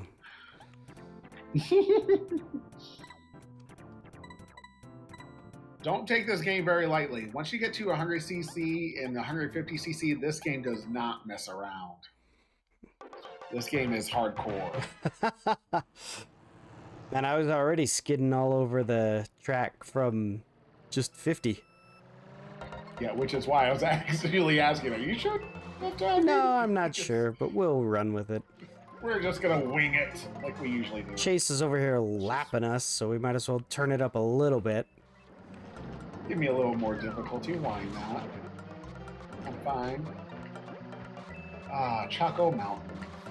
Makes me want some chocolate. Ah! Wow, star power in second place? I'll take it! Come here, Koopa. Come back, Koopa. Oh, whoa. That was too much speed.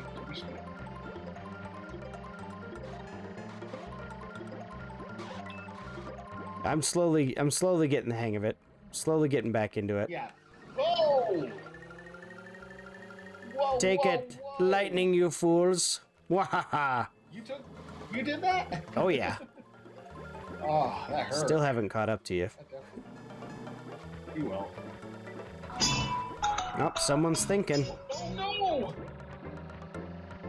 Now I'm thinking Star Fox. Oh, no! Go faster. Still get a banana. Give me a red shell. No banana for me. Whew. There we go. Alright. As long as we come in 1 and 2, I'm okay with that. Silka says, in coins up to 20, I think increase overall speed, maybe acceleration to some degree. Yep. Also, if you reach 100 coins in the duration of the races, you get an extra life. All right. Because you do have lives in this game. Let me write that down. If you rank out after 3 tries, it's game over. So that's why I said this game has probably the highest difficulty, because in the other Mario Karts, you get to try as many times as you want. Yep. So yeah, once you reach 100 coins overall, so if you get like 25 here, 25 here, 25 here, and 25 here, then you'll get a life. Yep. Yeah. Usually, you get a life by about the 3rd race, depending on the situation. But yes. Okay. Yep.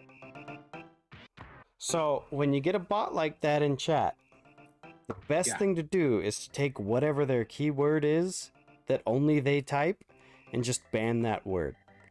So after this stream is over, I'm going to ban mount viewers. And then I will never get another bot telling me to go to mountviewers.com. I don't get. I hope no one falls for that crud. I really hope not. So when they were doing like big follows and all that stuff, I would just go and add big follows to the list of banned words, and then I'd be set. And that so far has been the best way. I used to not even ban the bot because I was like, there's no point in banning the bot. There's nobody on the other end of this that is getting banned. But then the people in chat were like, no, you ban the bot so that the link disappears from your chat. And I was like, ah, that is a good point. Good point, people in chat. Uh-oh. Wah!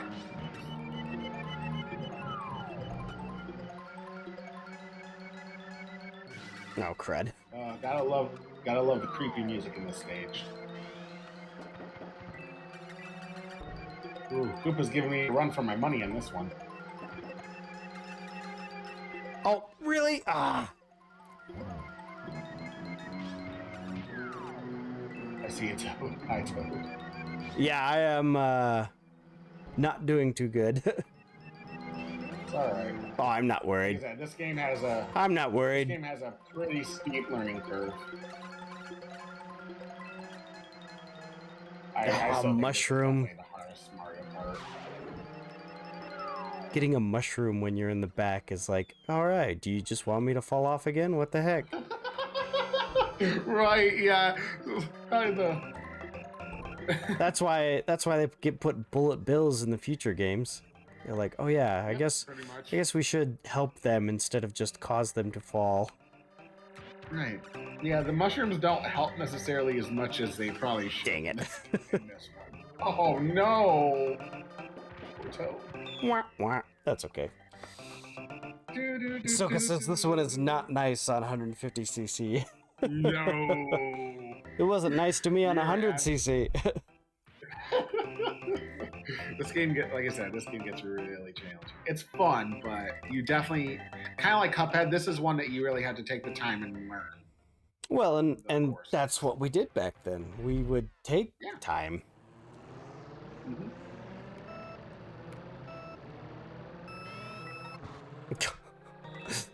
So I finally got the boost, and it boosted me right into Donkey Kong Jr., which is a heavy character, and I couldn't pass him. I couldn't bump him out of the way. He bumped me out of the way, and I was like, "You jerk." I know. I don't like DK. You know what I do? I'm gonna give a banana.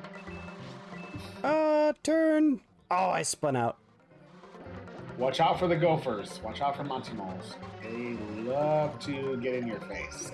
If you do, then just use your R button to keep hopping to shake them off. All right. Oh, dang it. Ooh, almost got one. Ooh, almost had one. I don't know any shortcuts either. I keep getting mushrooms, and I'm like, I know I'm supposed to use this somewhere. I don't think there's much of a shortcut on this one. This one's... A lot of the tracks in this game are very linear and don't really have a lot of secrets to them. Some do, but not too many. A lot of them are pretty straightforward tracks. Dang it. The best thing for me that I've learned to do in this game, yep, just keep hopping, there you go. The best thing I learned to do in this game to control your speed and your turns is when you're making a turn, let go of the gas. Don't brake, just let go of the gas, then turn. Then once you're ready, go forward again. That's what I've learned to help. Scooter's giving out the pro tips here. That's what I do. I'm not saying it's 100% the best, but that's usually how I do it.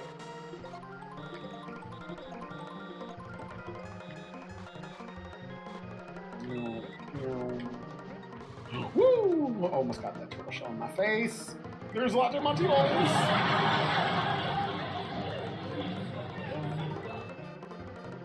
I know. And one thing I really do love about this game is the music.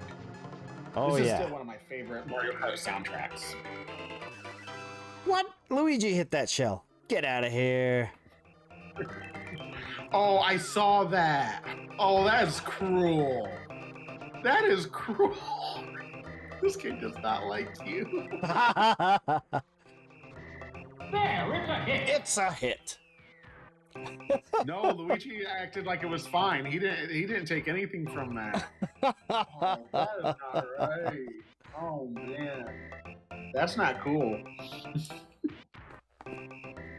That's not cool at all. Oh gosh. Well, we got a second. I'll take another sip of my C. Morgan. Okay. So is this just a different variation on the Koopa Castle track? It's not the same one we played in the other cup, is it? No. Okay. It is a Different track, just different same design. aesthetic. Yep, just like the Boo, like the Right, yeah, right, the haunted ghost house. Yeah. Yep, exactly. Same idea. Just a different variation, which is funny to me. Not one single Bowser Castle course has ever been remade for one of the newer Mario Karts. And it hurts me because I would love to hear a remix of this song, remade with like actual live band music. Oh my goodness, that'd be amazing. So I'm hoping with maybe the DLC for Mario Kart 8 that will happen. That's true. Bunch of new tracks coming. And I hope it's not going to be just mainly Mario Kart Tour, because there was a lot of it in this last pack. Oh, I'm okay with that because I've never played Mario Kart Tour and their courses look cool. They look nice and stuff like that, but I really want to see more of the retro ones that we probably wouldn't have seen. And I played a decent amount of Mario Kart Tour, so they're nice, but not exactly what I would necessarily want. But hey, that's okay. Still well worth it. Oh, dang it. Yeah, this track can be a little bit crazy. Koopa, get out of my way, bro. Oh.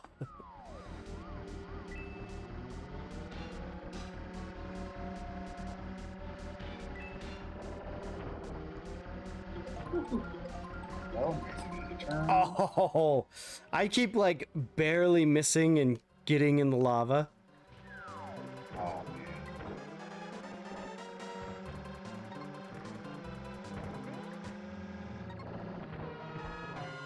man. Yep, when I get a star or a mushroom, I just end up going too fast.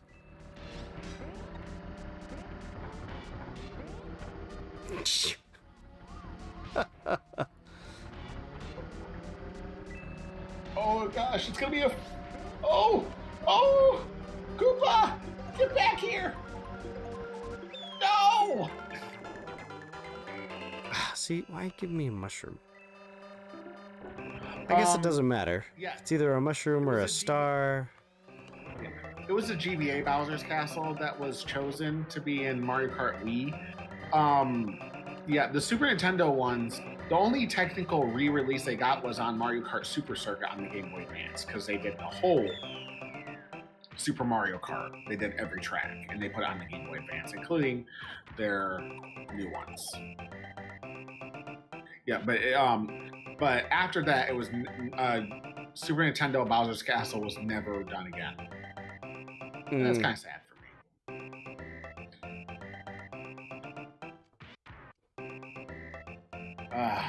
That was a close one for me. I'm still in first, though. I got, what, second on the first track, and then have ranked out ever since. But hey, I'm still clinging to fourth. You're still in fourth. That's right. Hey, take what you can get. I just need to slide past Princess Peach to get on the podium. There you go. That's right, in the running for the bronze. Silco's got it. That's right. Oh, this one shouldn't be as bad. I keep hitting the A button at the beginning of a race, thinking that is go. A is your items. Uh-oh.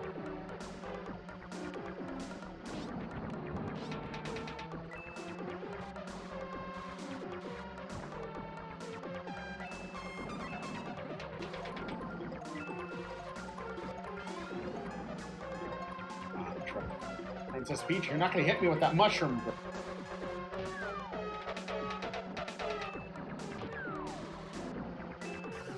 Oh! I feel like the red shells are useless. How right in the kiss. The red shells, they are. Especially with the courses, a lot of turns. Yeah. Koopa was right in front of me, and it still was like, oh, we'll just have it go for Luigi, who's not even close. Wow, that's crazy.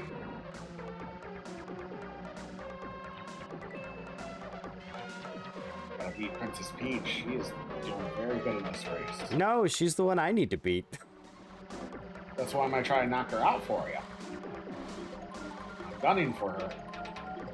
Come here, Princess.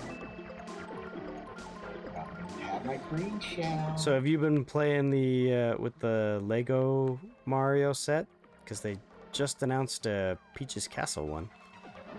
Oh yeah, that's right, with the Princess Peach one.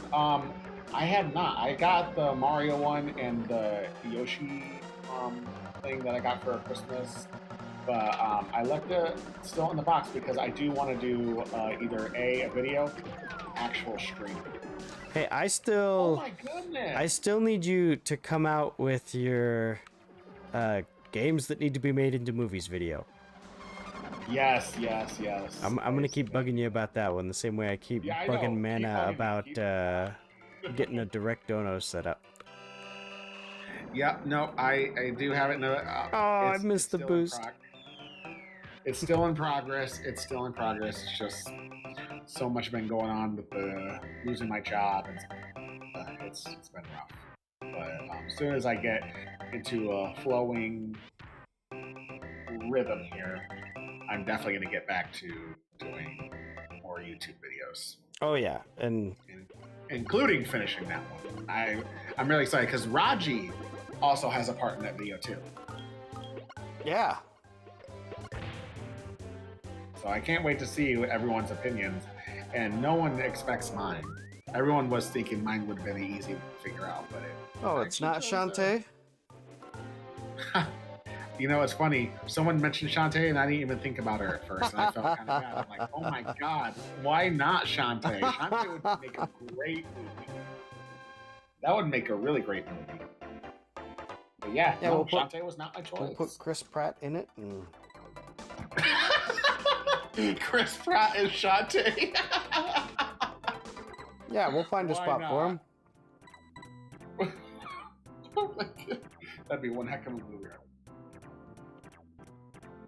Oof.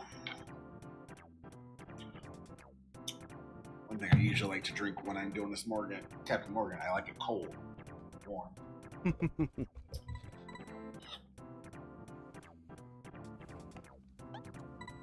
We're going back to 50 for the star. Yeah. Probably a good idea. Because these courses can get really hard. Especially the vanilla ice one. The vanilla ice one? I can't remember the name. I know it's vanilla something. I think it's vanilla dome, but vanilla ice would probably just sound better. You just start up the track and it goes dun dun dun dun dun dun dun dun dun. That would be a great reference. That would be a great reference. Ah, fishy. Fishy. Alright, for you Mario nerds out there, why did Mario and Luigi buy a fish? I don't know. You do too. Because they're cheap. Oh, goodness.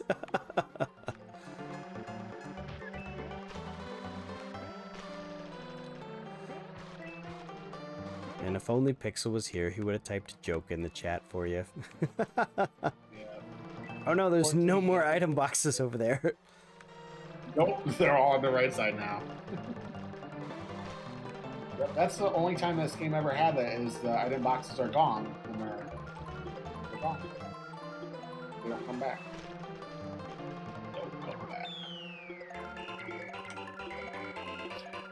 Alright, what is Mario and Luigi's favorite musical? Well, maybe I am ready for 100. Because when we play 50, I get second. But, well, I did that last time too, so we'll see if I... Because we play 5 races and you get 4 lives, right? You start with 3, but if you earn enough coins, you can get up to 4 okay. Because, yeah, I had 4 lives last time. Because I would rank out and lose a life at every race afterward, but I didn't game over until the end of the last track. Right.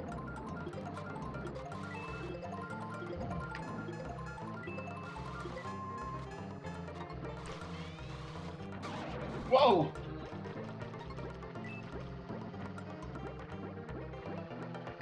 Wah, wah, wah, wah. Yeah.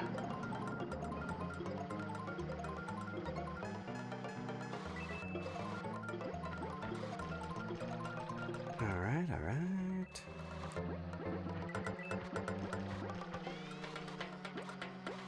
Yeah, I was gonna ask Mana if he was looking into that, but he had an appointment he had to dash off to tonight, so I hope that went well for him.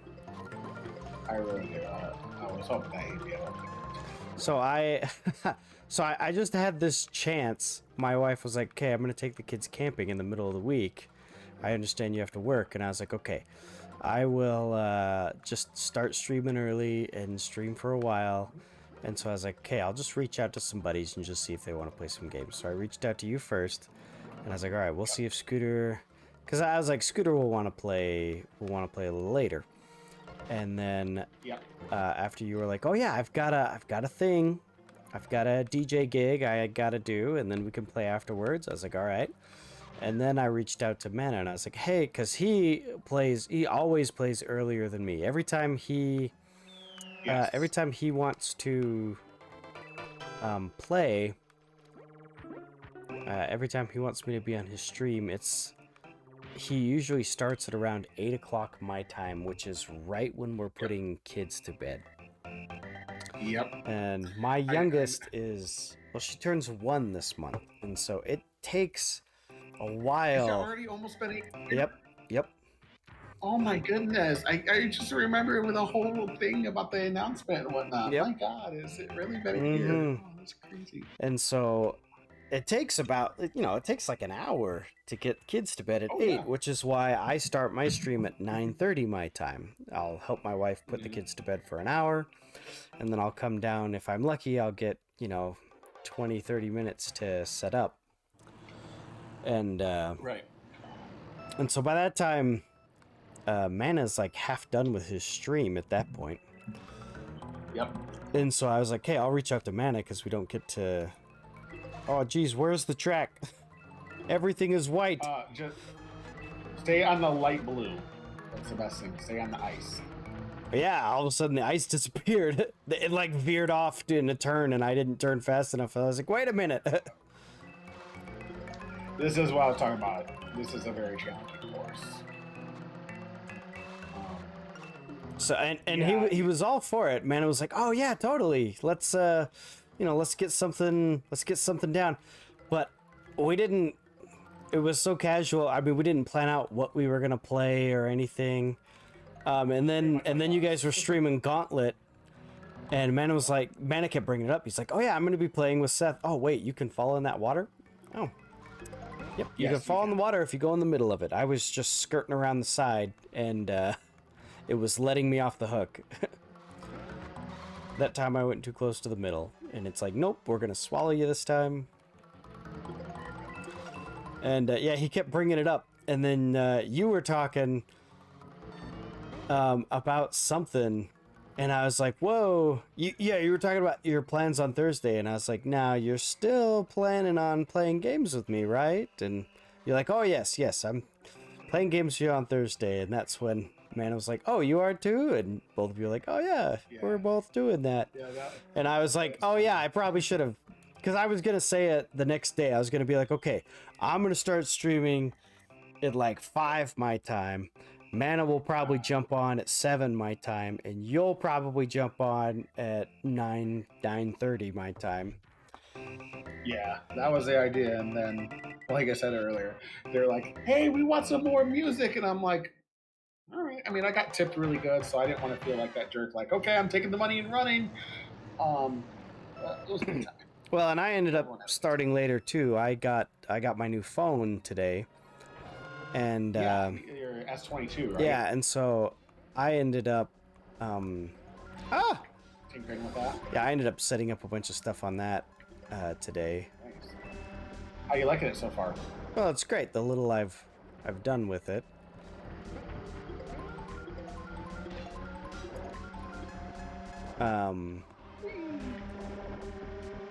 And so I ended up starting a little later than I expected, and Mana had an appointment, and he was like,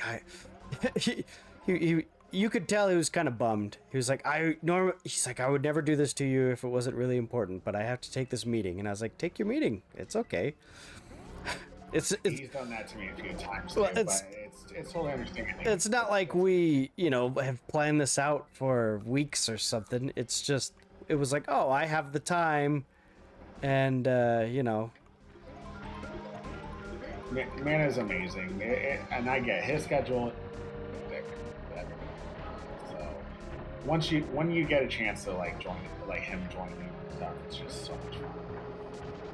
Such a good thing.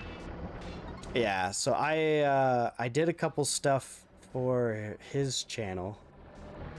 We made like a video on his YouTube channel, and he was always like, yeah, and I can be on your channel, and I was like, don't worry. So I have this favor that I'm saving, that I'm gonna cash in after I get done making my game show. I'm gonna have him be on that. I'm like, okay, I'm cashing in my favor. You have to come be on my game show and be one of the guinea pigs that's on one of the first episodes. Well, count me for being a guinea pig on one of the next episodes. Yeah, they got gonna put you and him on the first one. I'm down. Just let me know when. Oh, it's not gonna be for like a year. Oh, that's fine. I'll wait. Yeah, the plan is I got 3 more videos, and I've said this like 3 times tonight, but it's okay. I keep saying it because everyone keeps asking. They're like, when are you gonna play Mega Man X? All right, the plan is 3 more videos, then I'm making 6 Mega Man videos, then after that, I got second. There you then go. After that, I'm going to play Mega Man X, and I'm going to start working on that game show. But that's going to take me, I'm guessing, like 6 months to develop. Oh, sure. Because I've got to learn a game engine, and I've got to learn networking, game networking. I mean, I know about website networking up and down. I do that for a living, but... Sure.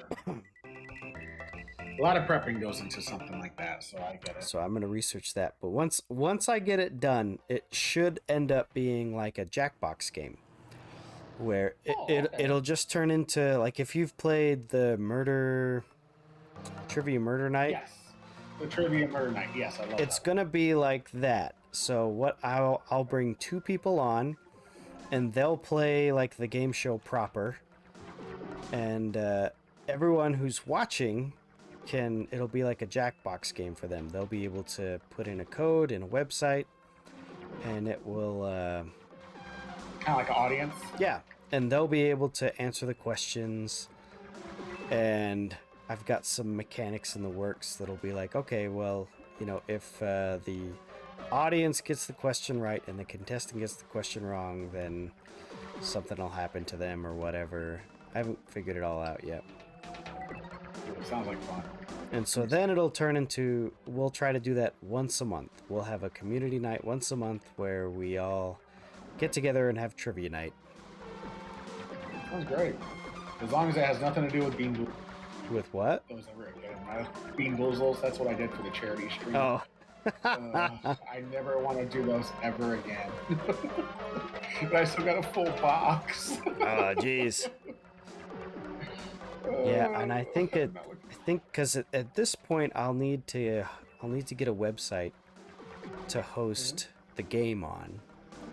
I could host it on my computer, but I don't know if my network can handle hosting an online game show and streaming.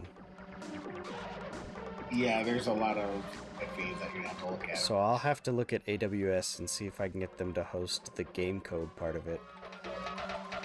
And I think at that point, after I get the game up and running smooth, then I might consider like doing a Patreon.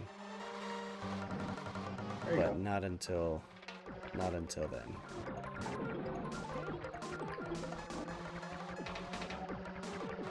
We'll see how much it is to host a website. I was gonna ask Mana about that too, because he has his own website. I don't know. He does. I don't know who he's got the hosting through, but if the hosting is super cheap, then I won't have to do that. I think I talked to him about it before, and he said it wasn't too pricey. I mean, it definitely costs, but I don't think it is that bad. from what he told me, if I remember correctly. Alright. Oh, I just realized that you still have it showing you're playing Cuphead. Oh, really? I can fix that. Yep. This is not Cuphead.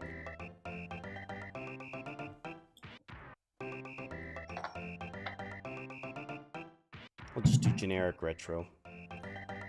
Yeah, that's a probably easy one, because we probably will be switching games around. That way you don't have to keep going, oh, we're going to Stunt Race, we're going to this. This is kind of like how I do it when I come to actual live streaming retro games. I usually put it on the retro tab. However, when I make the highlights later on, I break them up and actually put the game title in the actual highlight bod. That's how I do it. Okay, we played all the cups. I guess we better go try, what's it called? Oh, stop. Oh, are you ready for like 5 frames a second? And I'm not even joking. Oh, I believe it. That was part of the reason they had to put the Super FX chip in there. I mean, Star Fox runs at like 10. Yeah. This is what would Oh, have there happened. it is. Stunt Race FX. For 1 or 2 players, the wildest race yet. They should have just said for 1 player. They should have. I don't get how they even thought. Yep, 2 players good. 2 players great. Let's keep it in there. I don't get it.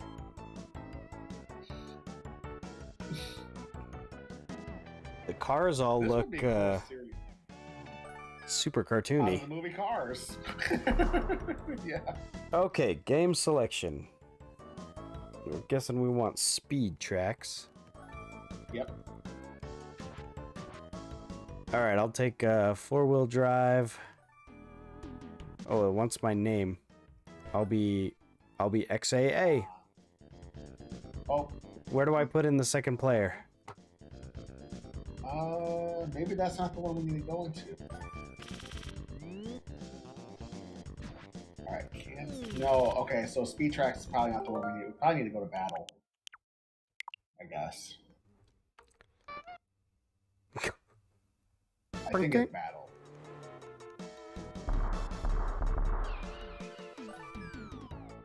Okay. Battle tracks.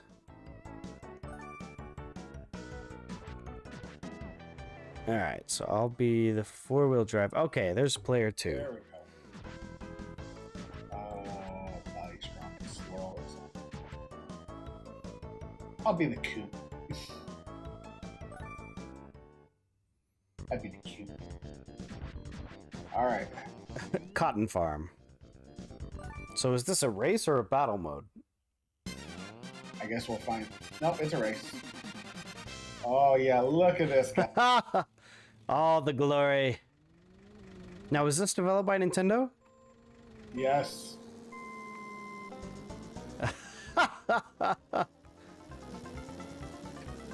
Oh yeah. Look how silky smooth is this game. This doesn't even look like models. It looks like big chunky sprites. It does. Ah! How do you use your boost? Oh. No. I don't know. Am I going the wrong way now? Oh, my damage is going up. Alright. Better watch that. Yeah, you can't hit the walls, otherwise damage goes up.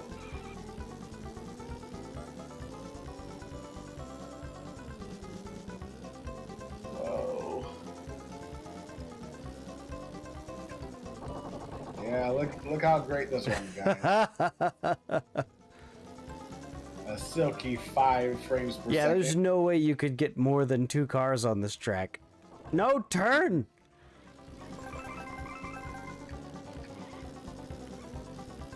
So I let go of the gas and tried to turn, and it's like, no, if you let go of the gas, then I guess your steering wheel stops working.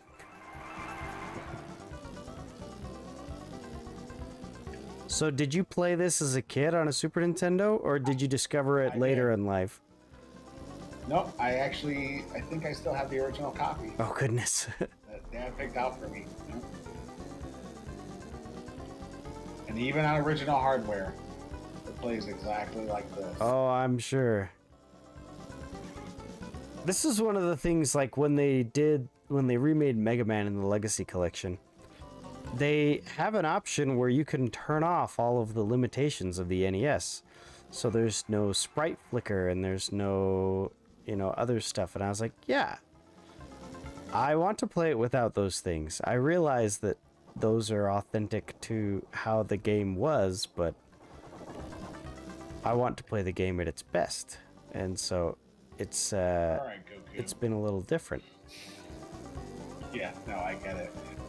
No, Nintendo is more like, you gotta play it the way it was originally supposed to be.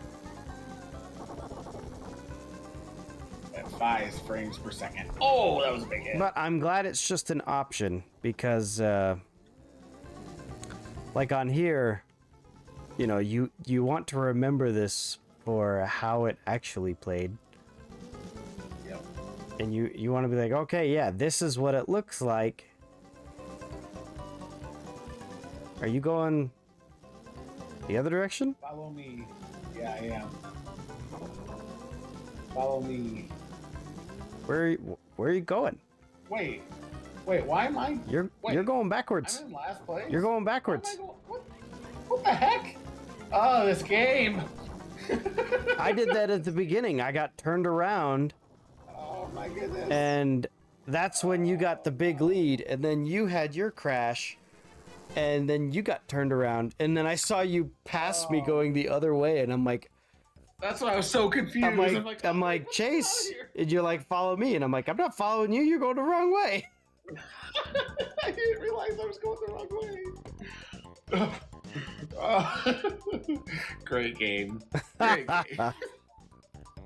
Go down. Oh, I have to do it. Oh, you do? Yeah, just go to change course. Okay. Yeah, we'll try all 4 courses. Will any of them run better? Stay tuned. Maybe we'll just try one more course. You're not liking this game too much, are you? Oh, that's the one we just played. I know we just played Cotton Farm. Oh, we did? Yeah. That was Cotton Farm? Oh, okay. My bad. That's okay. All right. 5 frames per second race. Let's do it. Oh, we better not get lost in this one. It's basically a circle. Yeah. We're going to be making lots of left turns. Because that was the thing. I was like, am I going the wrong way? I expected some like U-turn, turn around sign to show up, and it didn't. Right. Where's Lakitu when you need him? I had to use... I was just looking at the mini-map going, I'm going the wrong direction. I don't think this game could have handled anymore. Because, yeah, you can tell it's definitely trying to render models, but it looks... Maybe Donkey Kong Country ruined me, because I'm like, this looks like sprites, not models. Really, you have to get to Star Fox for it to really look like models. Yeah.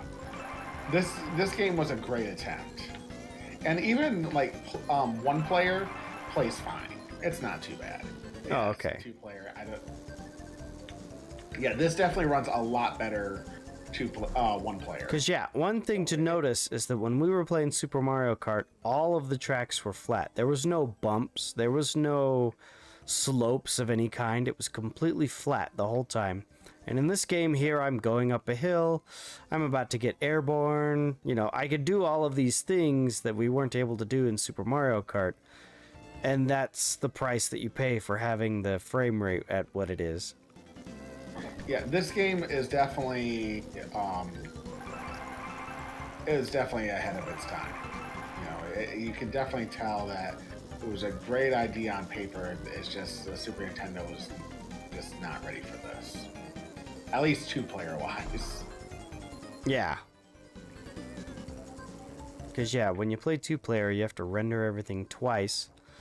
And, like, if you can see the other player on your screen, then you have to render that player twice, and... Oh, no! Right. All that other good stuff. Yep.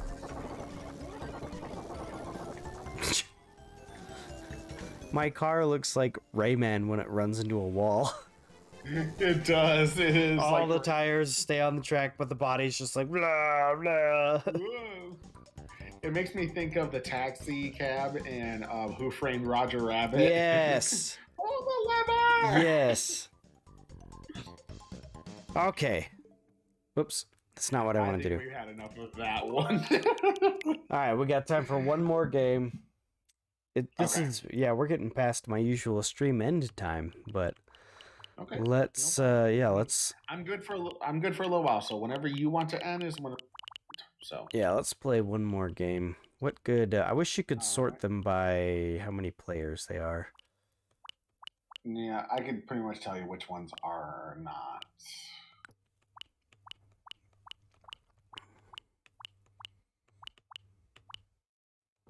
Should we play Joe and Mac?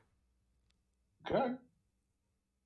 I don't think I've ever finished Joe and Mac. I first played Joe, or I first saw Joe and Mac on Nick Arcade. Yeah. Joe Mac is kind of fun. I actually played through it by myself off stream. I enjoyed it. It's definitely not like Mario. Like, I mean, I'll definitely play Mario over it. But for a nice little platforming game, it's fun. It's fun. What's a 2-player super game? I have honestly no idea. Well, we'll figure out that mystery later. Sounds good. Now, this is where we're both on the screen at the same time, right? Yeah, there we go. That's right. Yep. I wonder if Can we jump on each other? That's what I'm trying How do to we get that egg up there? Oh, hold the jump button down and you can jump higher. Yeah, no, we're too short. All right. It's a teaser. I'll beat you with the club. Ow! Yeah, the voice work in this is really, really funny. Ow! Cause yeah, I really like games where you play like that, where you're both on the screen at the same time. Oh no! Oh! Oh! That was close. That was very close. Very, very close. Yeah. Alright, I need some health. Like really, really bad. Ooh. Ooh, projectiles. Got some bones. I got a bone to pick with you.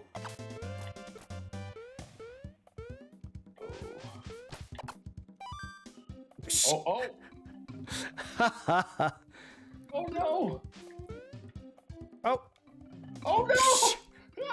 Okay, I understand the role of the fairy, or the ghost. Okay. Angel, that's what I meant to say.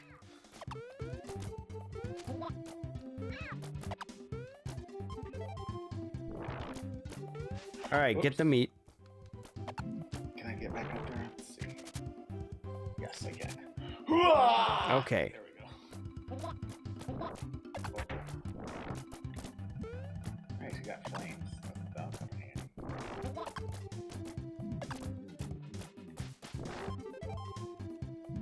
Ow.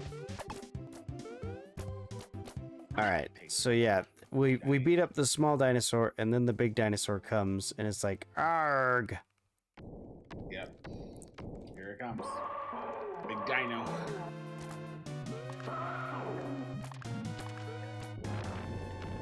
Oh, jeez. Bad boy. Back off. Back off. Back off.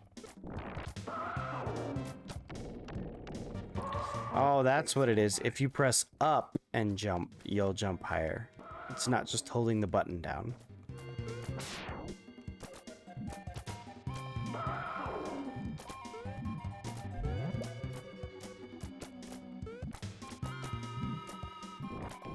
And down goes a dino. And we get the girl. Oh, it counts our hits. I don't think I ever noticed that. Oh.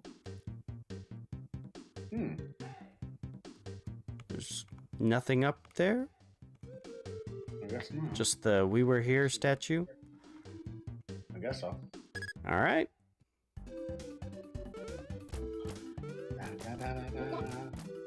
Take this, weirdo.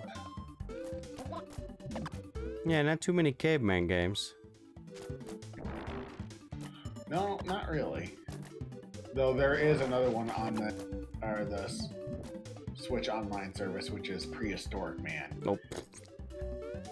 And I'll tell you honestly, that's not good.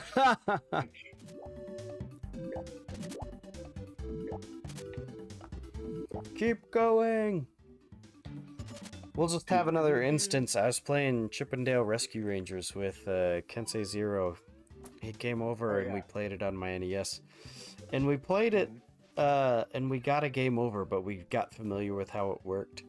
And so for our second attempt, I got in a bad spot and lost all my lives, and Kensei went on to beat the entire game without getting a game over. Oh, wow. And yeah, he was just like, so should we stop and get you back in? And I was like, nah, keep going. I have no problem with this. And then so I just beat the game off stream because it was our first playthrough. Neither one of us had played it before. Right. No, that makes sense. All right, what do we got? What do we got? Oh, I'm back to those. Yo, it's Audrey. Hello, Duck. plant. Duck. Yeah, take that plant. Take that plant. Doesn't that look tasty? Yeah, it counts your hits. I never noticed that. I never noticed that either. That's funny. Boom. Hey, why are you throwing bones? Weird plant monster, you. Ow.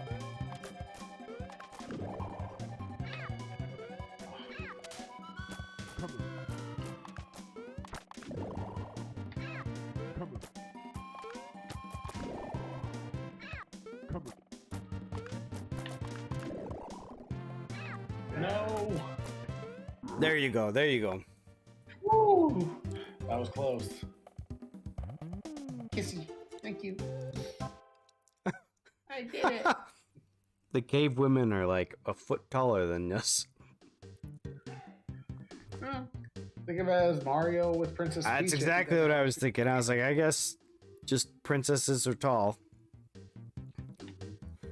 Alright, so we Oh, that little marker that we're moving must be the, like, where you come back in after a game over. Oh, I bet you're right.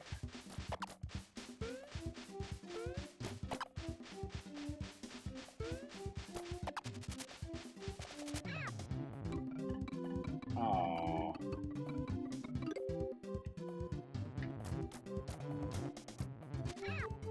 Oh no! Well, this ain't good. No!